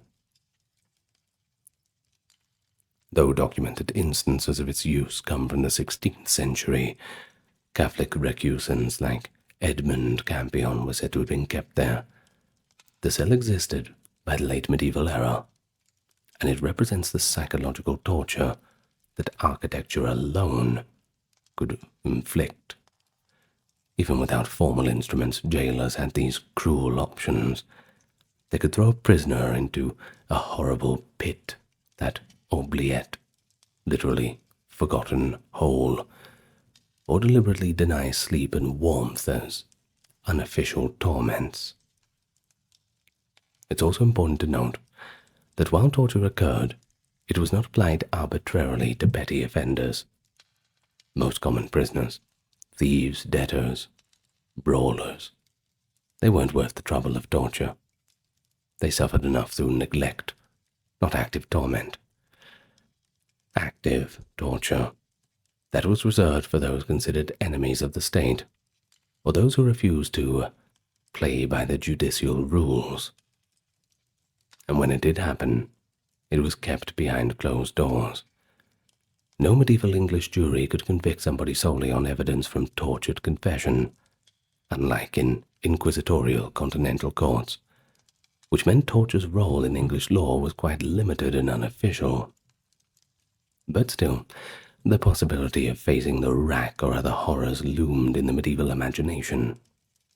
The very threat could be quite effective. We have records of prisoners who, upon merely seeing the implements of torture laid out, immediately gave up whatever secret they had, or at least told the jailers what they thought they wanted to hear. In that sense, the dungeon's menace was as potent as its reality. For the unfortunate few who did feel its bite, the prison became literally a hell on earth, a place of screams in the dark and agony mixed in with the despair. Well, let's keep going. We're going to talk a little bit about the role of the jailers and a bit of corruption, bribery, all that good stuff. The prisons were not only places of misery, but also rampant corruption. Jailers and sheriffs wielded enormous power over the fate of those in their custody, and many didn't hesitate to exploit it for their own personal gain. In an era without standardized prison administration, each jailer essentially ran their jail as a private enterprise, making the rules as they went along, and often purchasing the post from the crown or a local lord and then extracting income from the prisoners. This led to a system of fees and bribes that touched every aspect of a prison's life. Upon arrival, the new prisoner might immediately be expected to pay a fee, simply to be admitted and unshackled. A practice so common, it had a name: the garnish, or entrance fee. And you better pay it, because without doing so, you'll be thrown into the worst cell, laden with the heaviest irons, or denied any basic needs. Those who did pay, they might secure a cleaner cell, lighter chains, or even occasional leave to walk outside, under guard, of course. In effect, money could buy survival and a modicum of comfort, while poverty had condemned you to the lowest circle of prison hell. Extortion by jail officials was often flagrant. They charged for everything: a bundle of straw to serve as a bed, a candle for light, a scrap of additional food, the removal of irons, or even messages delivered to the family. There are accounts of jailers who presented prisoners with regular bills to be paid, failing which the prisoner would be chained in a nasty dungeon, or even tortured. Debtors, people imprisoned for owing money, were especially vulnerable, creating a darkly ironic situation. They were jailed for their debts, and then forced to incur more debt inside the jail just to stay alive. Medieval city governments occasionally tried to curb such abuses. In London and other towns, ordinances were passed to set official prison fees. For example, so many pence per day for basic board, or a fixed fee for iron removal, in hopes of preventing outrageous price gouging. But enforcement was pretty lax, too hard to control, and many jailers ignored the rules. After all, what recourse did the prisoner have? If they complained, the jailer could retaliate with even worse treatment. Some prisoners did petition higher authorities for relief. The Court of King's Bench, or even the Chancellor in Chancery, might hear grievances from inmates who alleged they were being unlawfully extorted or abused. One such petition from the late 15th century by a cleric named William Haming reveals the horror of what corrupt officials could do. Hemming was falsely accused by a local sheriff's deputy, who then kept him in a dreadful pit, weighed with heavy irons and deprived him of food and drink, all to force Hemming to pay a hefty £10 fine to regain his freedom. Even after extorting the sum, the sheriffs made Hemming swear not to sue them under threat of violence. Such cases, they laid bare a system where the lines between lawful punishment and outright criminality by jailers were blurred, and the fact that Hemming eventually could appeal to the Lord Chancellor shows that there were theoretical checks on abuse. On paper. But practically, justice for prisoners was very rare. The corruption extended even to matters of life and death. For the right price, a jailer might even allow a prisoner to escape. There are stories of guards turning a blind eye or even actively helping affluent captives flee in exchange for bribes. The dramatic escape of Roger Mortimer from the Tower of London in 1323, for instance, is believed to have been enabled by sympathetic insiders, whether through loyalty or coin. Likewise, some jailers sold pardons or arranged for charges to be dropped if they were well connected, essentially playing power broker. Clearly, a well-placed bribe could accomplish what legal appeals could not. At the same time, a prisoner without means might find every gate closed. Even when medieval knights occasionally proclaimed amnesties or released prisoners during coronations or at Easter, one had to pay the jailer a fee to actually get out. The jailer's control was such that an old saying went, "The keys of the prison are made of gold," meaning money was the key to freedom. Now, this all sounds pretty bad for the prisoners, but I have to say, if you really want to get on your grind, being a jailer might be a pretty good way to get ahead financially. It's the top one side hustle of 1312. Anyway, jokes aside, not all jailers were villains out of a storybook, of course. Some performed their duties within the accepted norms of the day without egregious cruelty. A few even showed mercy, allowing poor prisoners to beg at the gate for alms or not enforcing fees on those who were truly destitute. But the structure of the system, the entire game of jails, it incentivized abuse. Jailers had to support the prison and themselves, and since many were unpaid except through prisoner fees, extortion became the norm. In the late medieval consciousness, the jailer was often viewed as a sinister figure, greedily profiting from misery.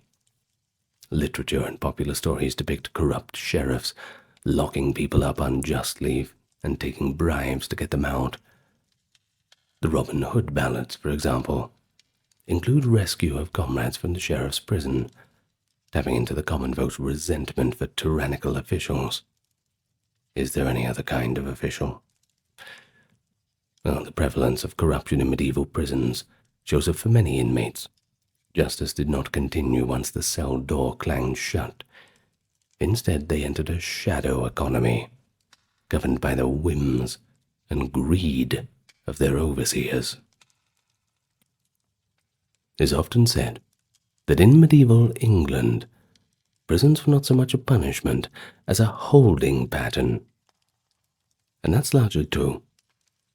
The primary function of jails during the Middle Ages was to detain the accused until they could be tried, or to hold convicts for a short time before another punishment was carried out.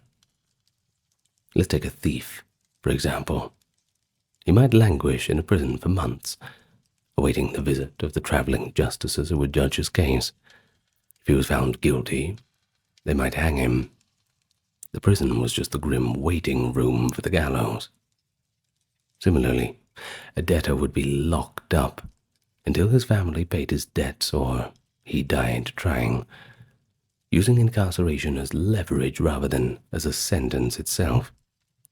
Long-term imprisonment as a sentence was quite rare. Public, corporal punishments were favored.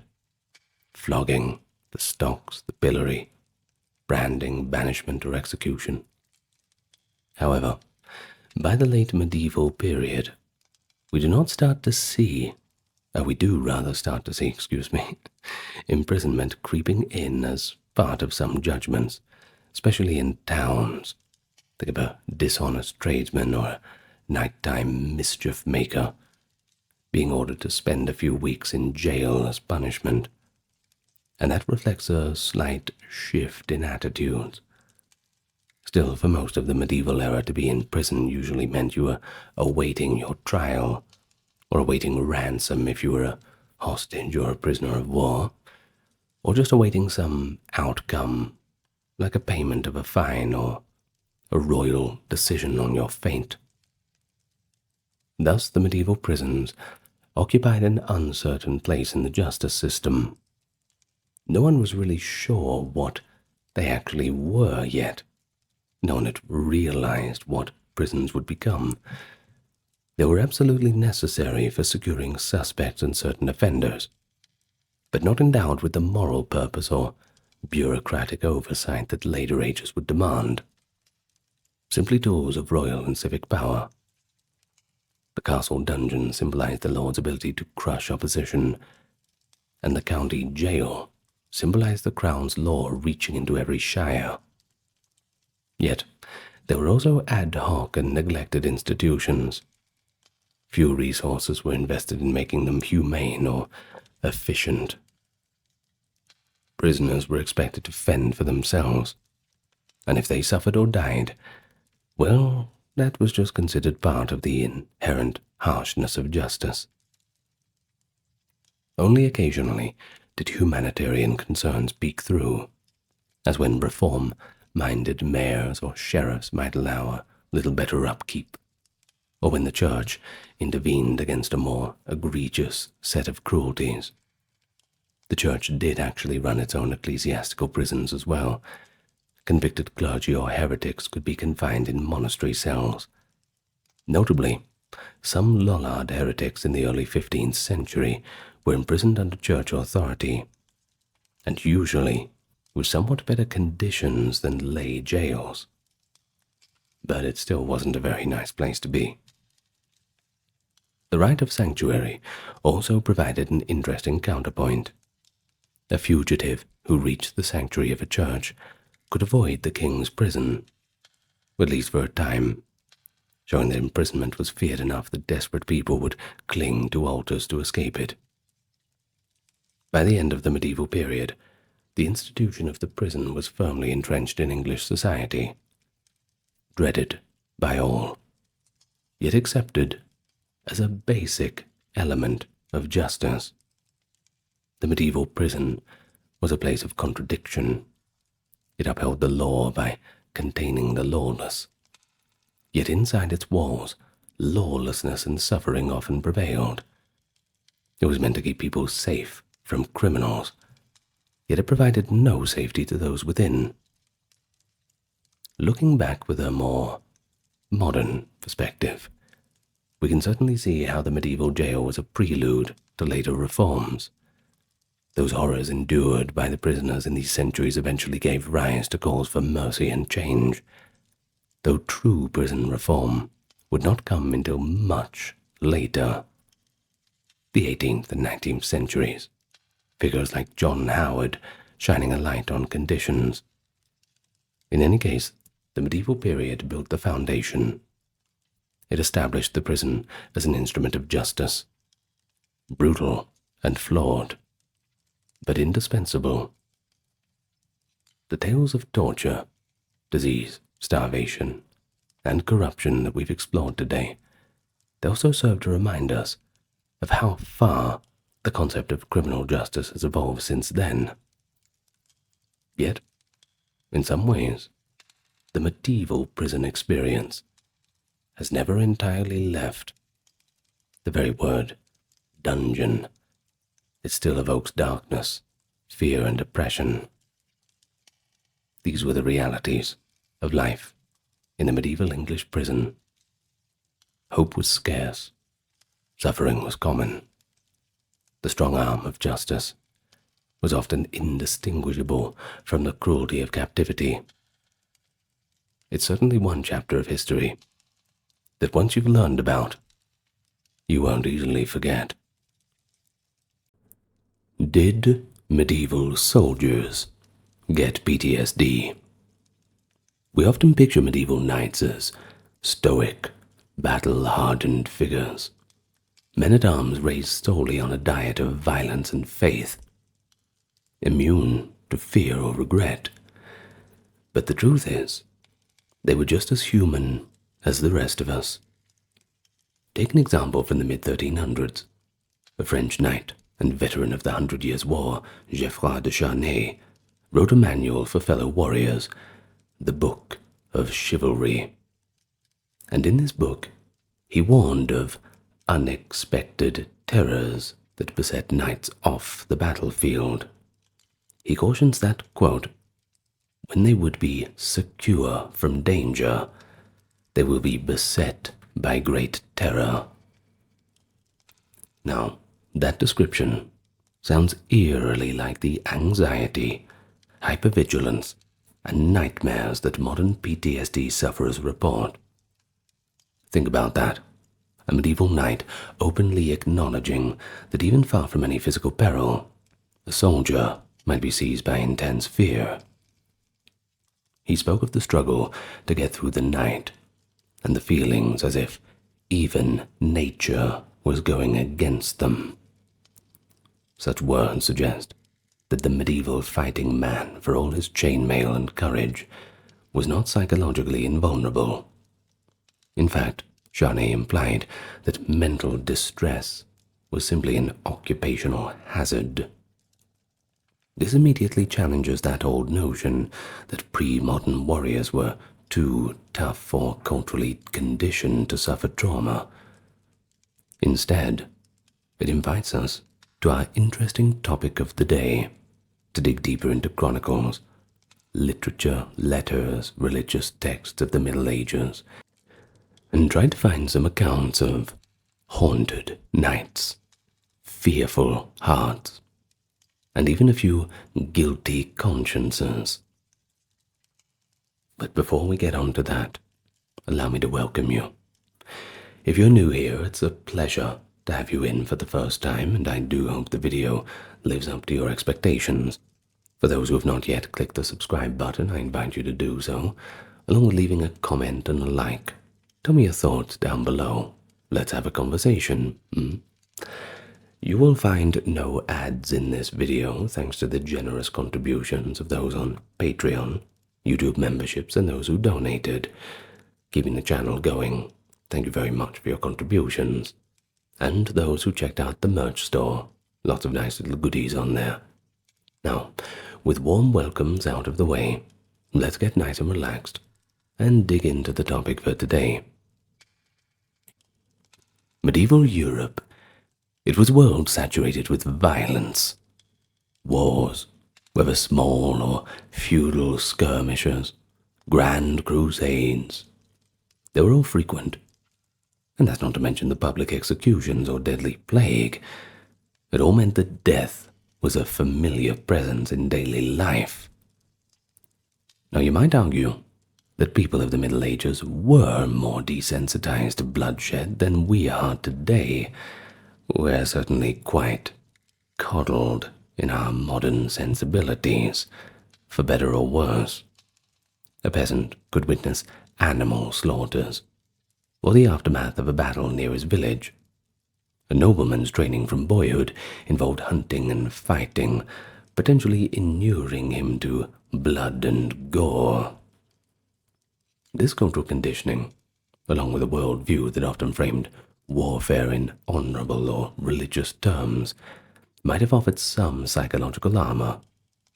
For example, knights were taught to see themselves as God's instruments, or as heroes from chivalric legend, a mindset that could reduce feelings of moral conflict when you're bashing somebody's head in.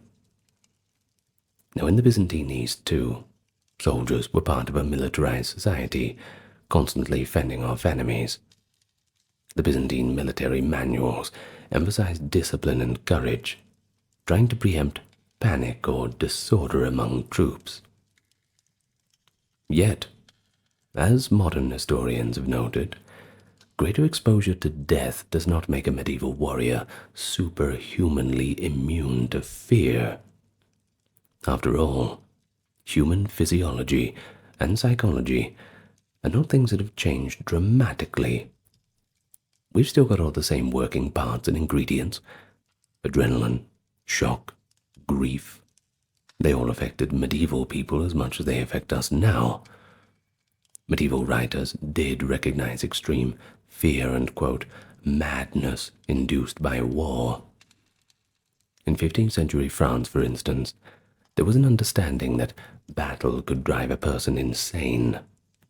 Contemporaries believed warfare could cause a kind of madness, distinguishing between a good form, that is, when soldiers went berserk in fury against the enemy, which of course was lauded as a kind of ferocious heroism, and then the bad kind, when war trauma shattered someone who was not even a combatant anymore, leading to pity or scorn for the sufferer. Basically, it was good if you were still useful. It was bad if you were not. Funny how that works. Well, this is a pretty telling distinction. It does show that medieval culture did acknowledge the psychological impacts of war, even if they valorized the crazed battle fury of a knight while deriding the shell-shocked stupor of a hapless civilian. But there's another key difference in medieval perspectives, and that was religion. The Christian framework of Europe and the Islamic framework of the Near East profoundly shaped interpretations of trauma. Behaviors we might label as symptoms of PTSD, flashbacks, nightmares, emotional numbing, depression. They could all be explained in supernatural terms. A knight, plagued by horrific night visions of those he killed, might believe he was literally haunted by the vengeful ghosts or demons. And in fact, this idea has roots way before the medieval era. It actually goes back to antiquity. Sources from ancient Mesopotamia around 1300 BCE describe soldiers suffering repeated nightmares of their fallen enemies, which they attribute to angry, ghostly spirits. Medieval Christian clergy, well, they had their own ways of dealing with that. They might interpret a veteran's sleeplessness or hallucinations as either demonic oppression or perhaps divine punishment for sins committed in a war. As we shall see, the Church often prescribed penance, prayer, or ritual, remedies for the spiritual malady that could follow violence. Meanwhile, Islamic societies, they had their own notions. For example, attributing unusual fear or mental disturbances to jinn, or as tests of faith from Allah. Now, jinn, by the way, is kind of like the Islamic forms of devils, malevolent spirits, this kind of thing. Understanding all of this is pretty crucial. A medieval soldier might not say, "I have trauma." There wasn't really that sort of concept around quite yet. But he might speak of being tormented by devils at night, or just a general feeling that his soul was in peril. So what we have to do is try and read between the lines of the testimonies. We don't want to put everything into modern terminology and judge everything with a modern standpoint, but we are going to meet the medieval world halfway. After all, we are beginning with a modern term, PTSD, post-traumatic stress disorder, something from modern psychology. So we have to tread that line somewhat. But before we analyze specific episodes, a quick little caveat. It's not up to us to retroactively diagnose historical figures with PTSD in a clinical sense. It's a modern thing, first formally named in the 1980s, by the way, but terms like shell shock and combat fatigue go back to World War I and II. What we can do is identify those symptoms and behaviors that strongly resemble what we today recognize as the condition. Patterns emerge, and it suggests that combat trauma is certainly a timeless human experience, even if medieval observers understood it through different kind of metaphors. So with that approach in mind, let's travel to the early Middle Ages first. We'll take a bit of a chronological approach, and we'll see how early medieval warriors coped with that aftermath of battle.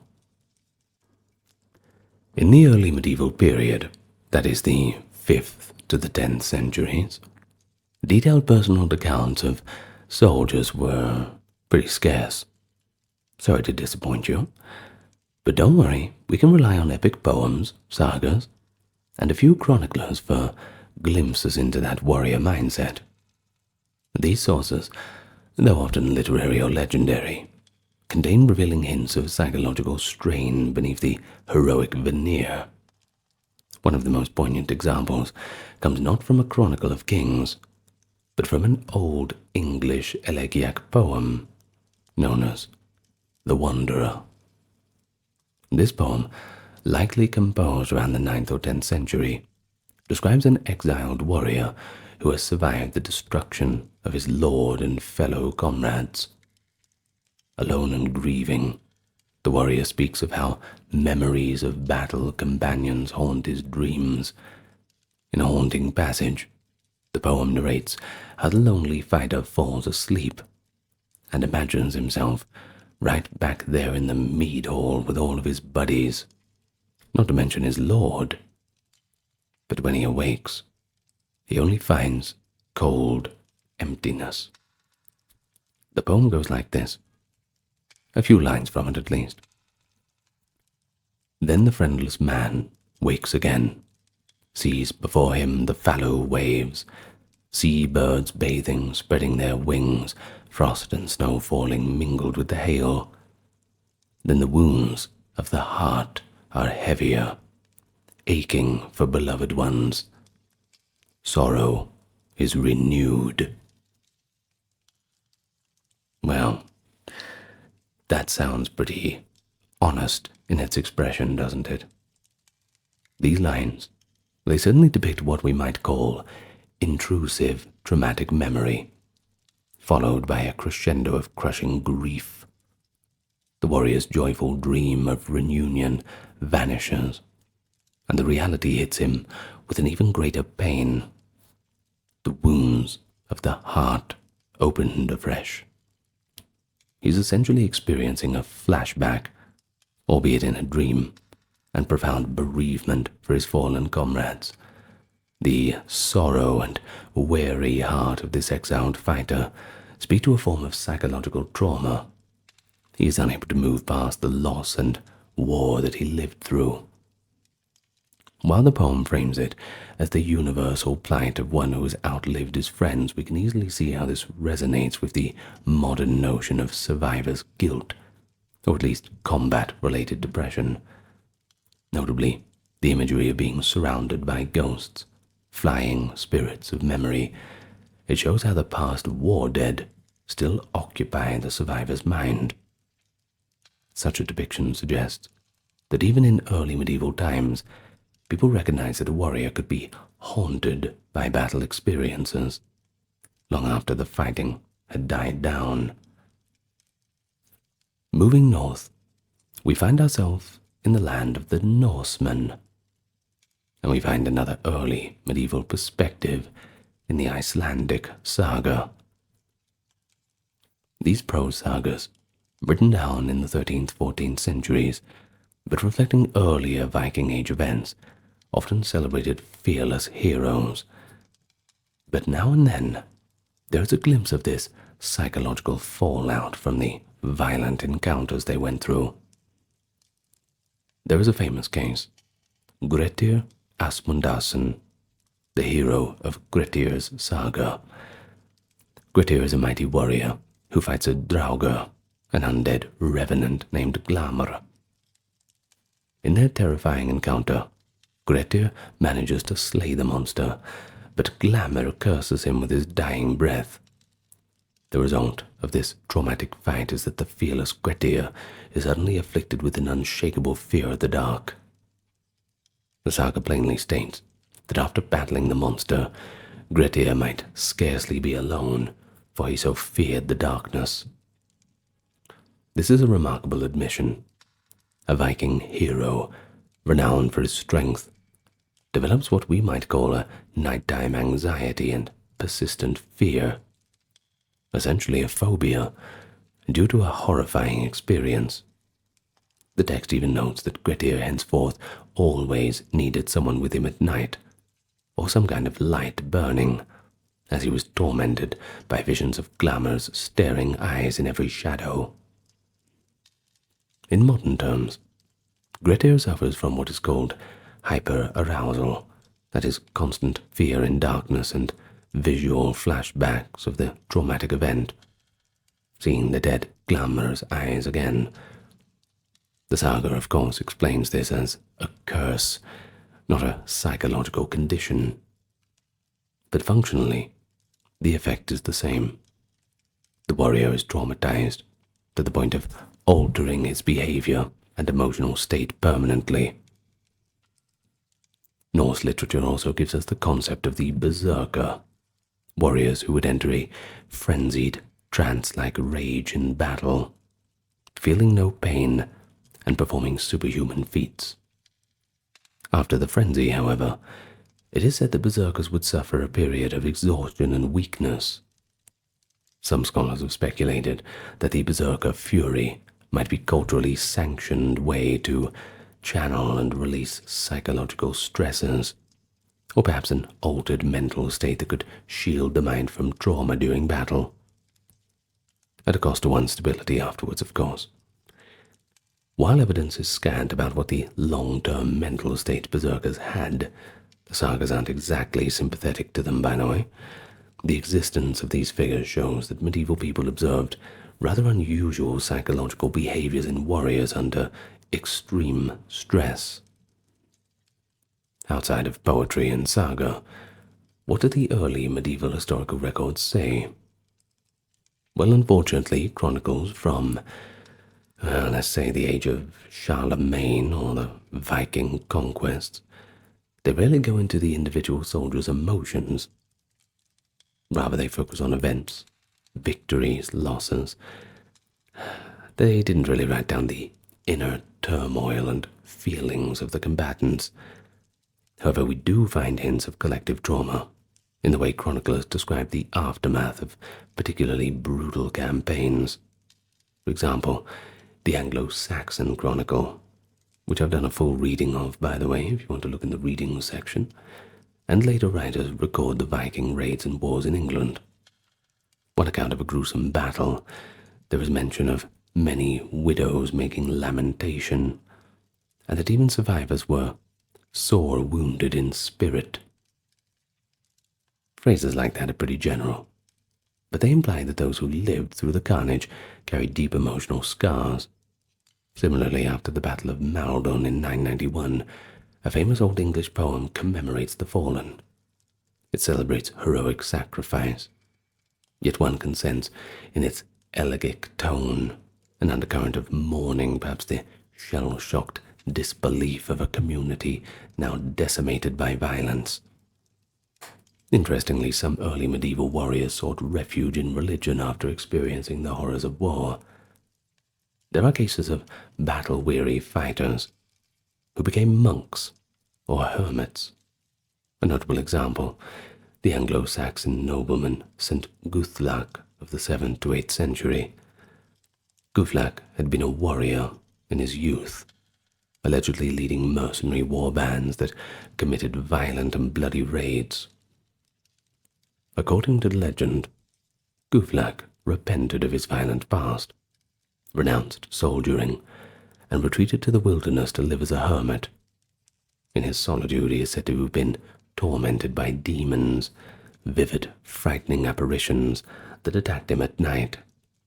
Some modern readers interpret that these demon attacks were psychological struggles of a kind, perhaps linked to the past violence.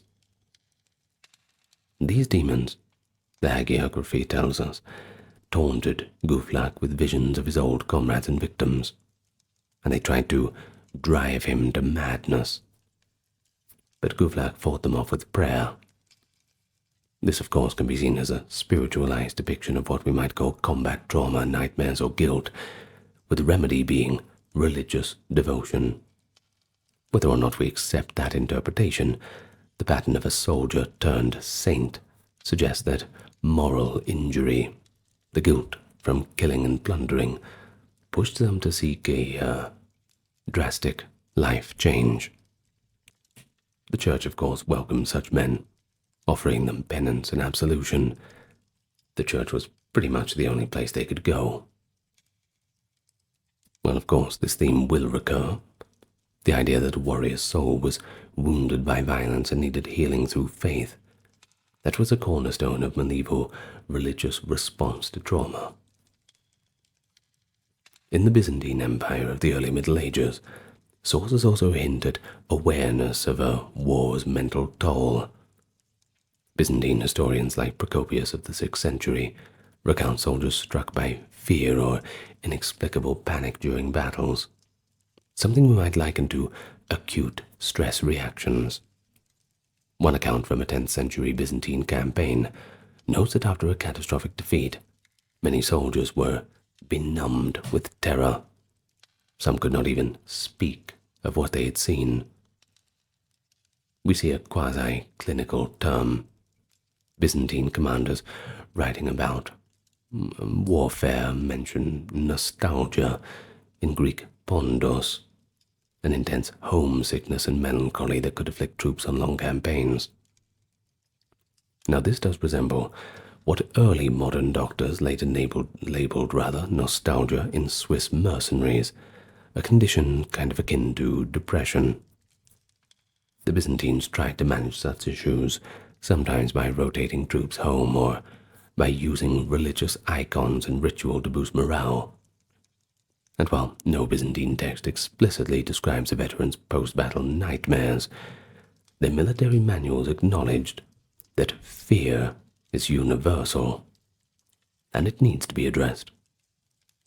For an example, the 6th century Byzantine Emperor Maurice, in his handbook on war, the Strategicon, advised commanders to keep men busy after a frightening battle and to reassure and encourage those who had been badly shaken, so that fear would not fester among them. This is strikingly similar to modern ideas of debriefing soldiers to prevent long-term trauma. So as we can see, in the early Middle Ages, those glimpses of PTSD-like experiences are certainly there.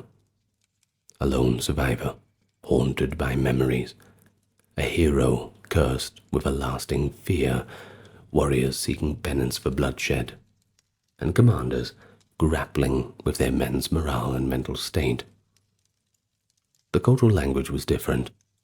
They spoke of sorrow, curses, penance, and demons, rather than trauma or nightmares and therapy. But the human reactions of grief, fear, and guilt, well, they're unmistakable. So as we move into the High Middle Ages with a larger scale warfare taking place such as the Crusades, we'll find even more explicit accounts of soldiers struggling with what they witnessed and what they did. The High Middle Ages, 11th to the 13th centuries, ushered in an era of intense and often religiously inspired conflict, most famously the Crusades. I'm sure you've heard of them. Certainly. Well, these were armed pilgrimages, when knights and commoners from Europe marched to the Holy Land, urged on by the Church to reclaim that sacred territory. The Crusades, along with other large wars like the Norman Conquest and Mongol invasions, brought unprecedented slaughter and suffering. How did Crusaders and their contemporaries react mentally to such ferocious fighting? Well, here we have a mix of perspectives. Military chroniclers praising the valor while hinting at fatigue, and religious commentators deeply concerned with the spiritual fallout of killing. So let's begin with the Norman conquest of England in 1066, a prelude in some ways to later crusades in its brutality. After William the Conqueror's victory at Hastings, the Normans engaged in the famous harrying of the North, 1069-70, crushing the final remnants of English resistance. Medieval chroniclers like Orderic Vitalis describe this harrowing campaign in which villages were burned and people were intentionally starved. Interestingly, Orderic suggests that even some of William's hardened knights were appalled by the scale of the devastation they had to inflict, calling the bloodshed excessive cruelty. Modern historians also note that 4 years after Hastings, there were some Norman soldiers that showed a kind of growing revulsion at these war crimes they had committed, to the point that a few actually rebelled or outright refused orders. Now, this can be interpreted as an early sign of moral injury, don't you think? A crisis of conscience in soldiers who realized they had violated basic moral norms. William the Conqueror, astute as ever, recognized the need to address this guilt and legitimize his men's actions. In a remarkable measure, the bishops of Normandy instituted a penitential ordinance in 1067 for all those who fought at Hastings. This ordinance imposed heavy penances. Anyone who knows that he killed a man in the great battle must do 1 year's penance for each man he killed. Anyone who wounded a man and does not know if he killed him must do penance for 40 days for each man he struck. That was the order of the penance. The more seasoned killers, well, they were facing a lifetime of prescribed penance. They were ordered to kill, and now all of a sudden they're being told by the church they had to do 1 year's penalty for each one they killed. Well, what about the archers? They couldn't possibly know. Well, they were let off with a few Lents of fasting. Not a bad deal. and those who simply could not recall how many lives they took, well, they were told to do penance 1 day a week for the rest of their lives. Or, better yet, endow a church as atonement. Well, it's pretty extraordinary, don't you think? Essentially a system of spiritual therapy. It shows the medieval church's recognition that killing in war had a moral and psychological cost. While its primary goal was to cleanse souls of sin, it also had a likely pragmatic effect, offering a structured way for warriors to process their guilt.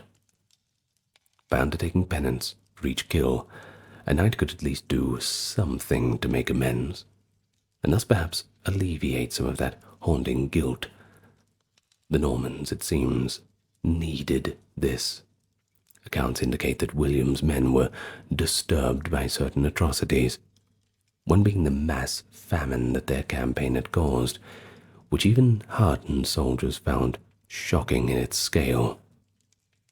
If any Norman soldiers had nightmares of starving peasants, or felt remorse, the church was obliged to give them a path to forgiveness, which in turn might ease their troubled minds. Notably, William himself took advantage of this ordinance.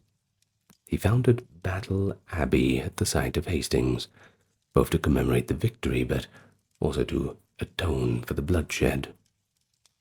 We might call that a bit of a political move, but it also is symbolically a coping mechanism, transforming a violent memory into a brand new and shiny holy monument. When the Crusades to the Holy Land began, that's been the late 11th century, similar dynamics were at play on the much larger picture. The First Crusade, 1096 to 99, was unbelievably violent. Chroniclers like Fulcher of Chartres and Raymond of Archaeological describe scenes at the siege of Jerusalem, where crusaders, after capturing the holy city, massacred its inhabitants. One chronicle famously describes crusaders wading ankle-deep in blood in the temple area. Remarkably, the tone of the Christian chroniclers is often triumphalist. They depict the carnage as God's judgment on the infidels, and they rejoice as the city is cleansed. At first glance, this suggests no trauma at all. The warriors seem elated by the slaughter, not disturbed. But this may just be literary bravado. There are hints that not everyone emerged unscathed in spirit.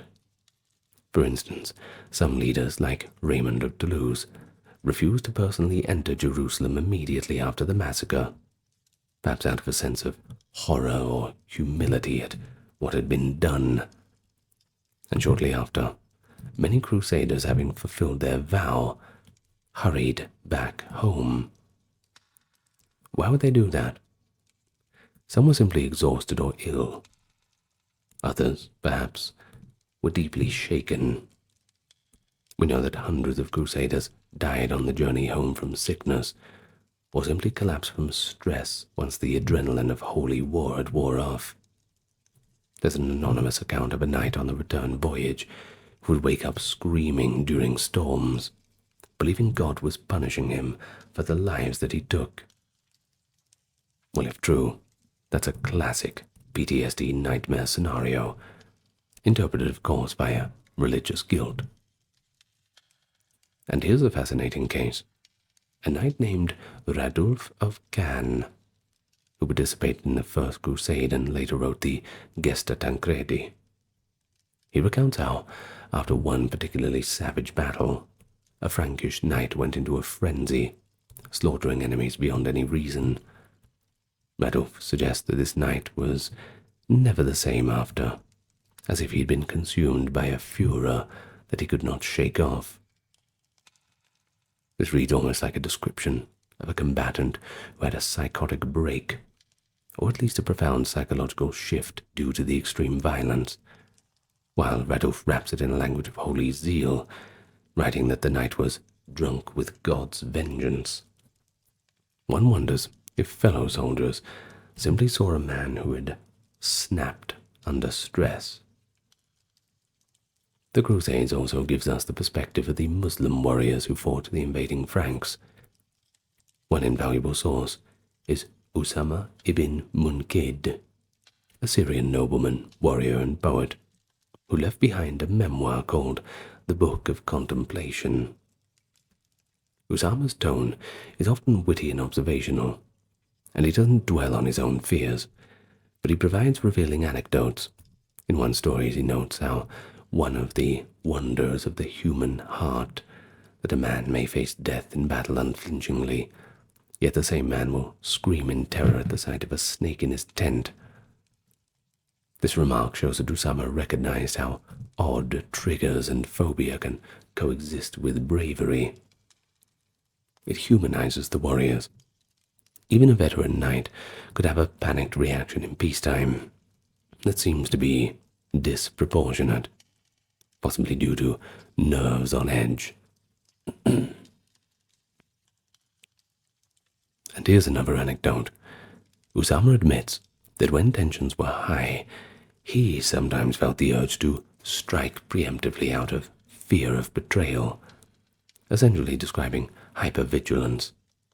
He also describes a scene where a crowd nearly lynched him in the Crusader kingdom of Jerusalem, but he was saved by a Frankish friend. Usama writes that in the moment he feared for his life, certain death was imminent. Afterwards, he suffered trembling at the memory of the mob.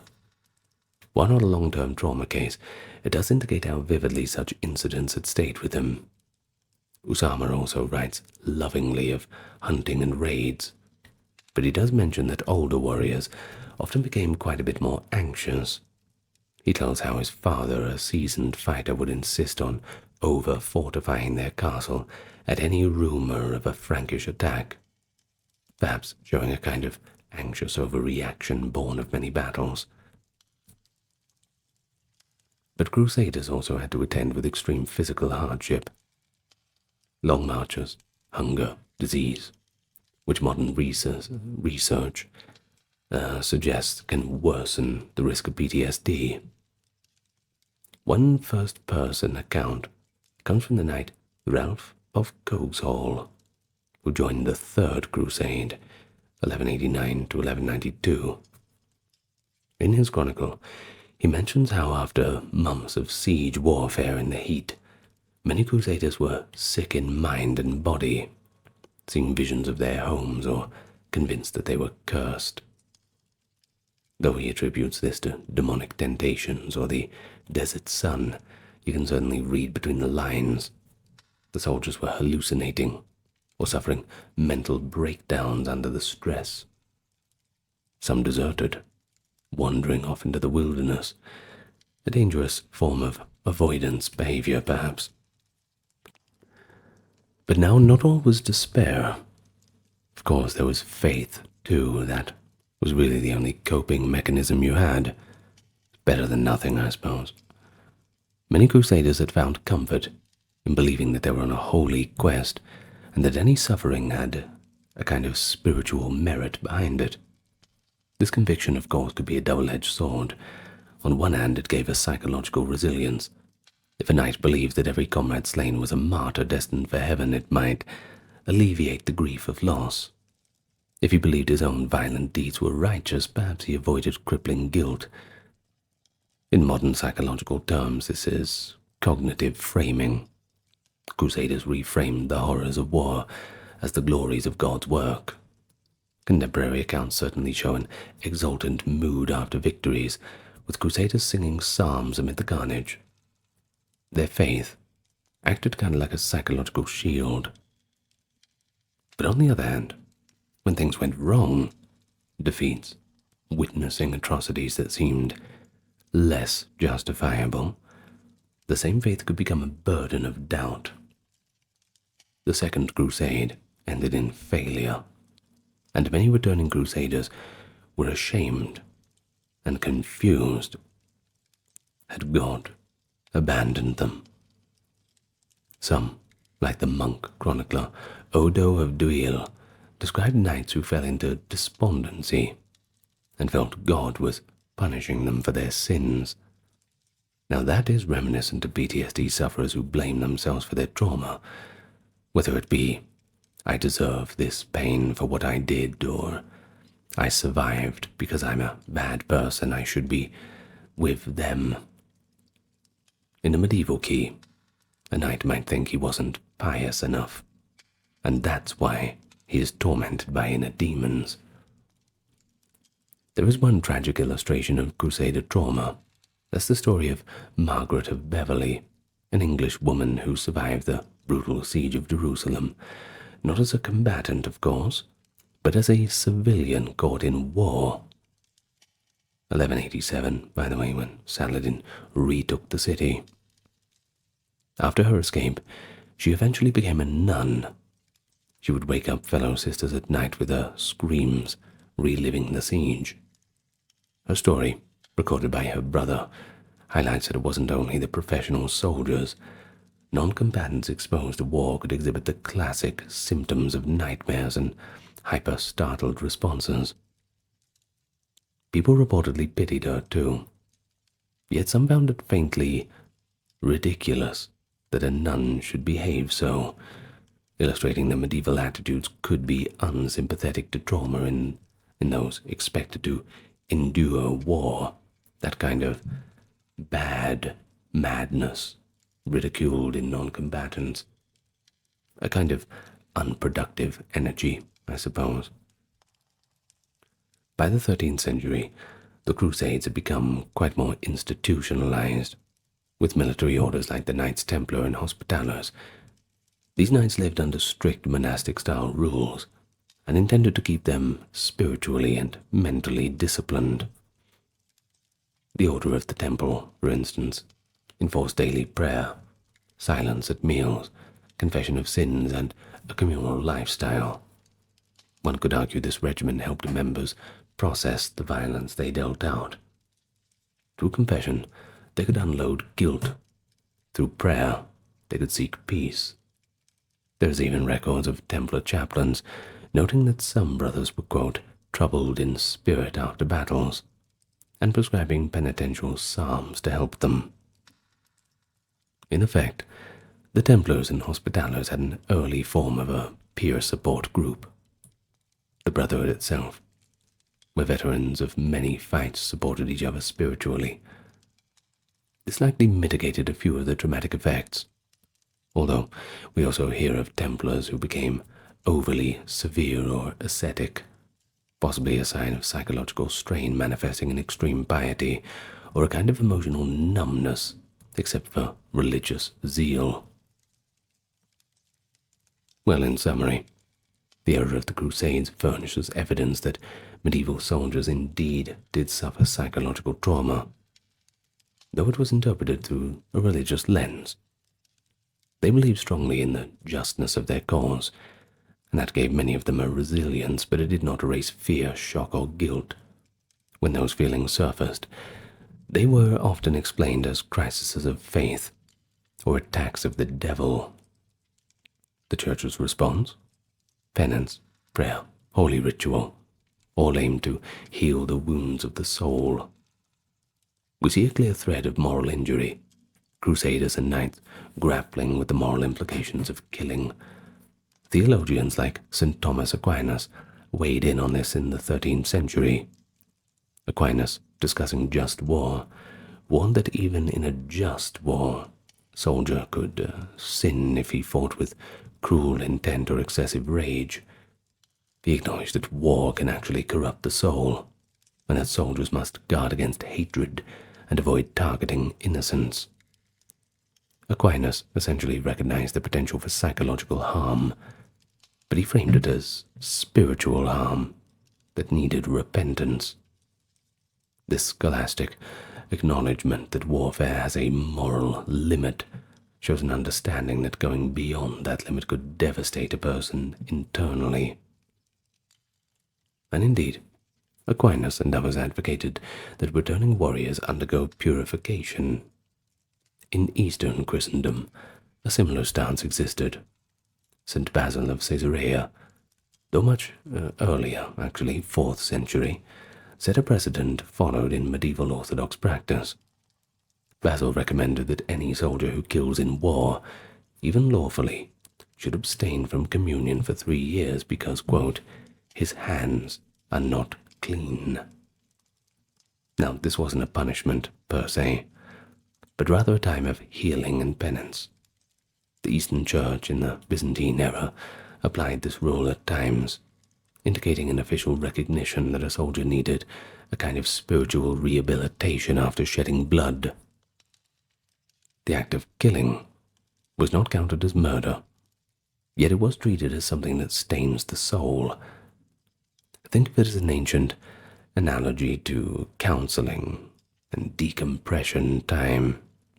Rather than sending a crusader straight back to normal life, the church would impose fasting, prayer, and even a little bit of time just to have exclusion from the Eucharist, effectively forcing him to reflect and spiritually recover.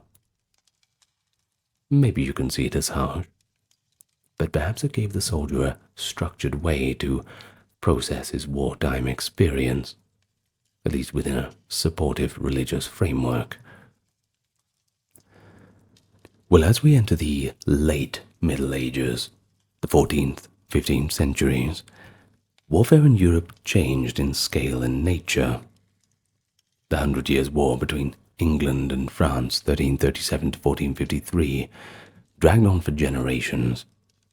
The Ottoman Wars threatened Byzantium, and mercenary companies roamed the countryside in between wars, often pillaging and spreading violence. Personal accounts became somewhat more common, and we also have literature and plays that provide a good bit of insight.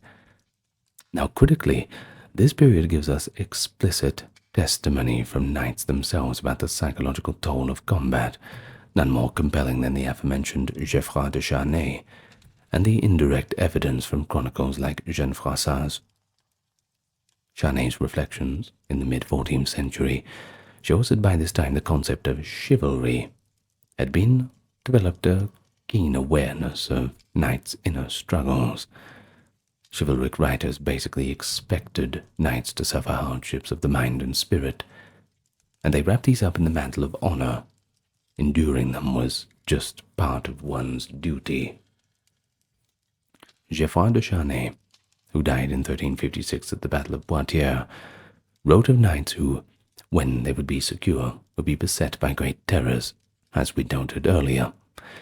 He talks of how even in safe fortifications a knight might find himself fighting an unseen enemy, his own fear and dread. He also mentions that a knight might feel as if nature itself had turned against him, likely describing the profound alienation or numbness that can follow trauma. Importantly, Charnay suggests that part of a knight's courage is in conquering these inner demons. He frames it as a trial sent by God, or as the price of true honor. There can be no bravery without madness, he even implies in one passage. Well, that's a startling phrase, don't you think? It shows that medieval people saw a fine line between heroism and insanity in war. To be a fearless warrior, one had to flirt with a kind of controlled madness, like the fury of the berserkers, for example. Yet if that madness escaped control, it could become a debilitating PTSD-like illness. Charnay's work essentially acknowledges that combat stress is real and attempts to advise how to steel oneself against it, for example by focusing on fighting for a righteous cause as a way to mitigate psychological damage. He believed that if a knight's conscience was clear, knowing that he fought on the right side, whichever one that is, right, he would be less vulnerable to the after effects of violence. Well, this aligns with modern findings. The soldiers who feel morally justified have a lower risk of PTSD in general. Pretty fascinating convergence across the centuries, that's for sure. Now, under chronicler Jean Froissart, who recorded the events of the 100 Years' War, It provides anecdotal evidence of trauma among both soldiers and civilians. Froissart describes, for example, veteran archers in England who were so conditioned by years of conflict that they startled at loud noises and slept uneasily, ever ready to notch an arrow at a sudden cry. He also tells of bands of mercenaries after a peace treaty who, unable to adjust to peacetime, turned to brigandage. While economies played a role, sure, they needed income, many of these men had become inured to violence and restless, possibly an outcome of long-term trauma, where a return to normal society was difficult. They only felt alive or purposeful in conflict, a tragic outcome that we see in some modern veterans as well.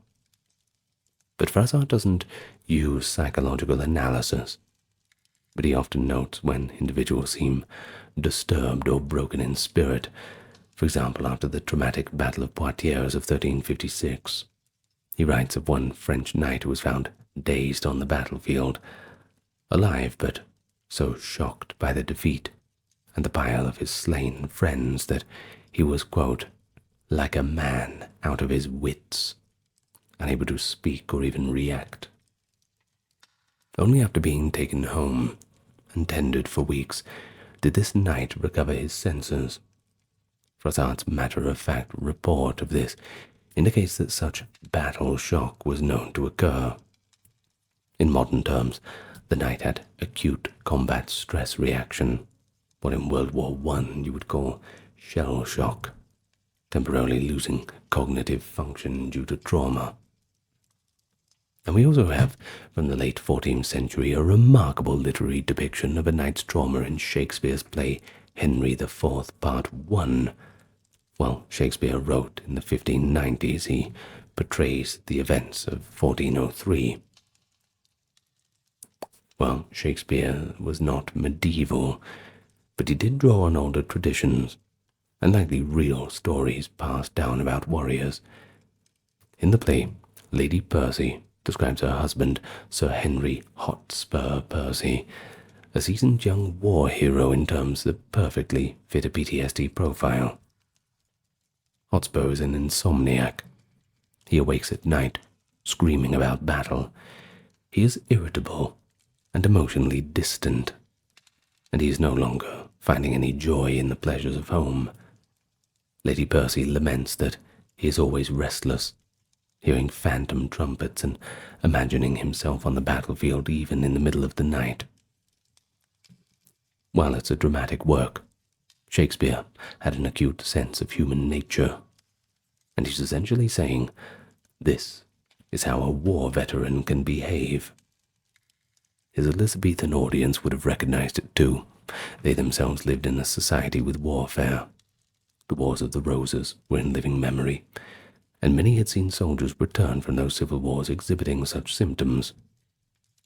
That Shakespeare could so accurately enumerate Hotspur's symptoms suggests these behaviors were observed in real late medieval knights. It's a case of art reflecting life, I suppose. A confirmation that medieval warriors could be psychologically scarred, excuse me. Well, let's go into another late medieval figure, Joan of Arc, who, though not a typical soldier, led armies in the 1420s during the 100 Years' War. She was a young woman of extraordinary faith and claimed divine visions. While Joan is often remembered for her courage and eventual martyrdom, chronicles note that she had a sensitive heart. After battles, Joan was known to weep for the fallen, both friends and the enemy. At the Siege of Orleans and other fights when the fighting ceased, she comforted dying enemy soldiers, reportedly shedding tears and praying for them. Some scholars interpret this as Joan having an unusual degree of empathy that made her deeply affected by the violence, despite being an effective leader in combat. One could argue Joan experienced a kind of acute stress. Whenever the adrenaline of battle cooled off, she seemed overwhelmed by the human cost. But her faith sustained her. She of course believed it was all in God's hands. It is revealing, though, that even this icon of medieval bravery was emotionally shaken. In her trial testimony, Joan spoke of how the noise and fury of battle tested her, only to hear voices from God giving her strength to go on. Her case is a bit unique, and hints that without her intense spiritual conviction, the trauma of war might have broken her psyche. With that conviction, she managed to channel it into compassion and resolve. Joan's story is a unique one, but it illustrates that the era's understanding of piety and purpose was still there, and could anchor a person amid the war's chaos, a medieval analog to psychological resilience. Well, as the Middle Ages waned, some of the last battles fought, like the Battle of Towton, 1461 in England, or the final siege of Constantinople, 1453, left quite a mark on those who survived. Towton, during the Wars of the Roses, was exceptionally brutal. Perhaps 28,000 dead in a single day, and that is, by the way, a bit of trivia, the largest death toll on English soil. Though we have no personal diary of a Towton soldier, later accounts mention that the memory of Towton was like a nightmare. One chronicle says that for years locals spoke of ghosts on the battlefield, and on the battle's anniversary they all seemed to come out at once, a sign that trauma had entered folklore. Whether literal or figurative, sure, this idea of ghostly remnants shows a collective processing of mass death. Perhaps people projected the psychological haunting of such a slaughter onto the landscape itself. In the Byzantine Near East, the final fall of Constantinople in 1453 similarly traumatized the population. Chronicler Niccolo Barbaro, who survived the siege, wrote of the defenders' despair in the final days. Men who had fought for weeks without rest were seen weeping uncontrollably as the Ottoman cannons breached the walls, some falling into a numb silence, while others raged in frenzied courage. A spectrum of psychological reactions to impending doom, I suppose. After the city fell, survivors had nightmares of the walls crashing and the enemy swarming. Some of these accounts came from later collected stories of Greek refugees, indicating long-lasting cultural trauma. One interesting phenomenon in late medieval Europe was the recurrence of veteran insurgencies or robber bands, as mentioned. When peace came, many long-standing soldiers simply couldn't go back to a normal life. For example, after 1453, the end of the 100 Years' War, England was full of unemployed archers and men-at-arms. Some had known nothing but war since their youth. King Henry VI's government tried to buy them off and return to farming, but many refused or just failed at it. Their antisocial behavior and formation of outlaw groups could be partly economically driven, but you've also got to wonder if some also thrived on the violence because they were, well, psychologically not at ease in a peaceful setting. Contemporary observers often label these veterans as ruffians or lost souls, hinting that war had brutalized them.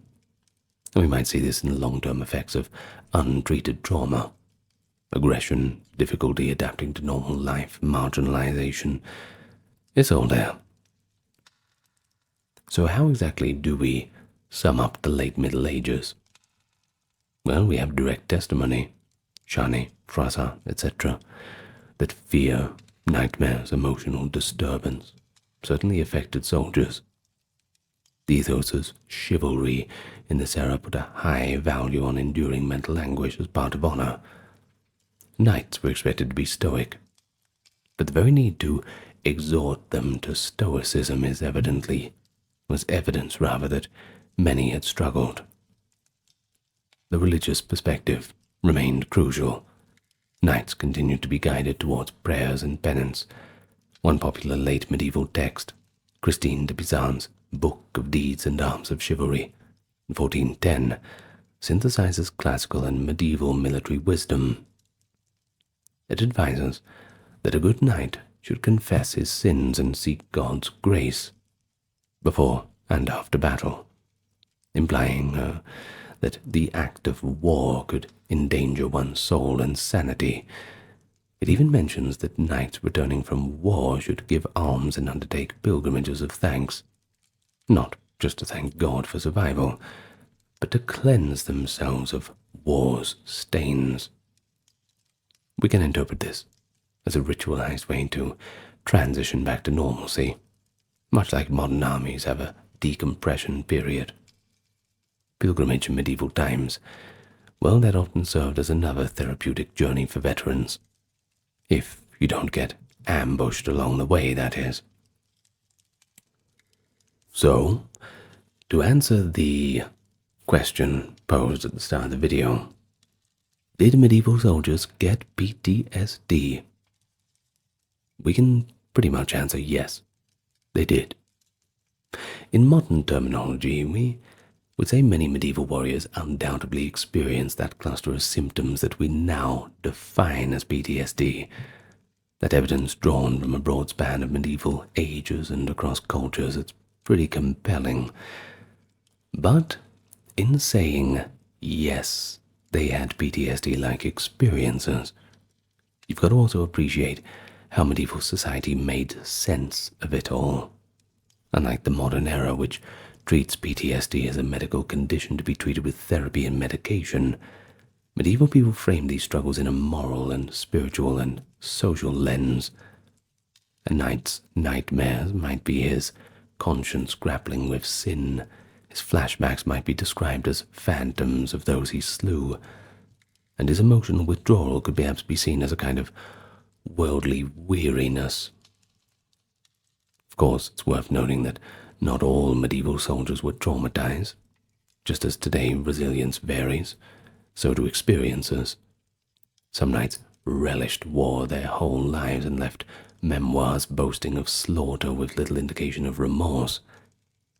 Perhaps they truly did not suffer mentally, which, well, it raises its own questions. Or perhaps they simply did not record their darker nights. Others, like the majority, had more complex reactions.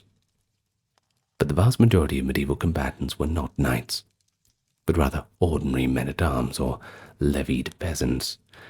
Their voices are seldom recorded. We occasionally hear echoes of it, though. A village chronicle mentioning about how the local men who returned from a campaign were changed or meek as lambs, or conversely quick to anger and quarrel. Well, it stands to reason that the trauma of war touched every level of society.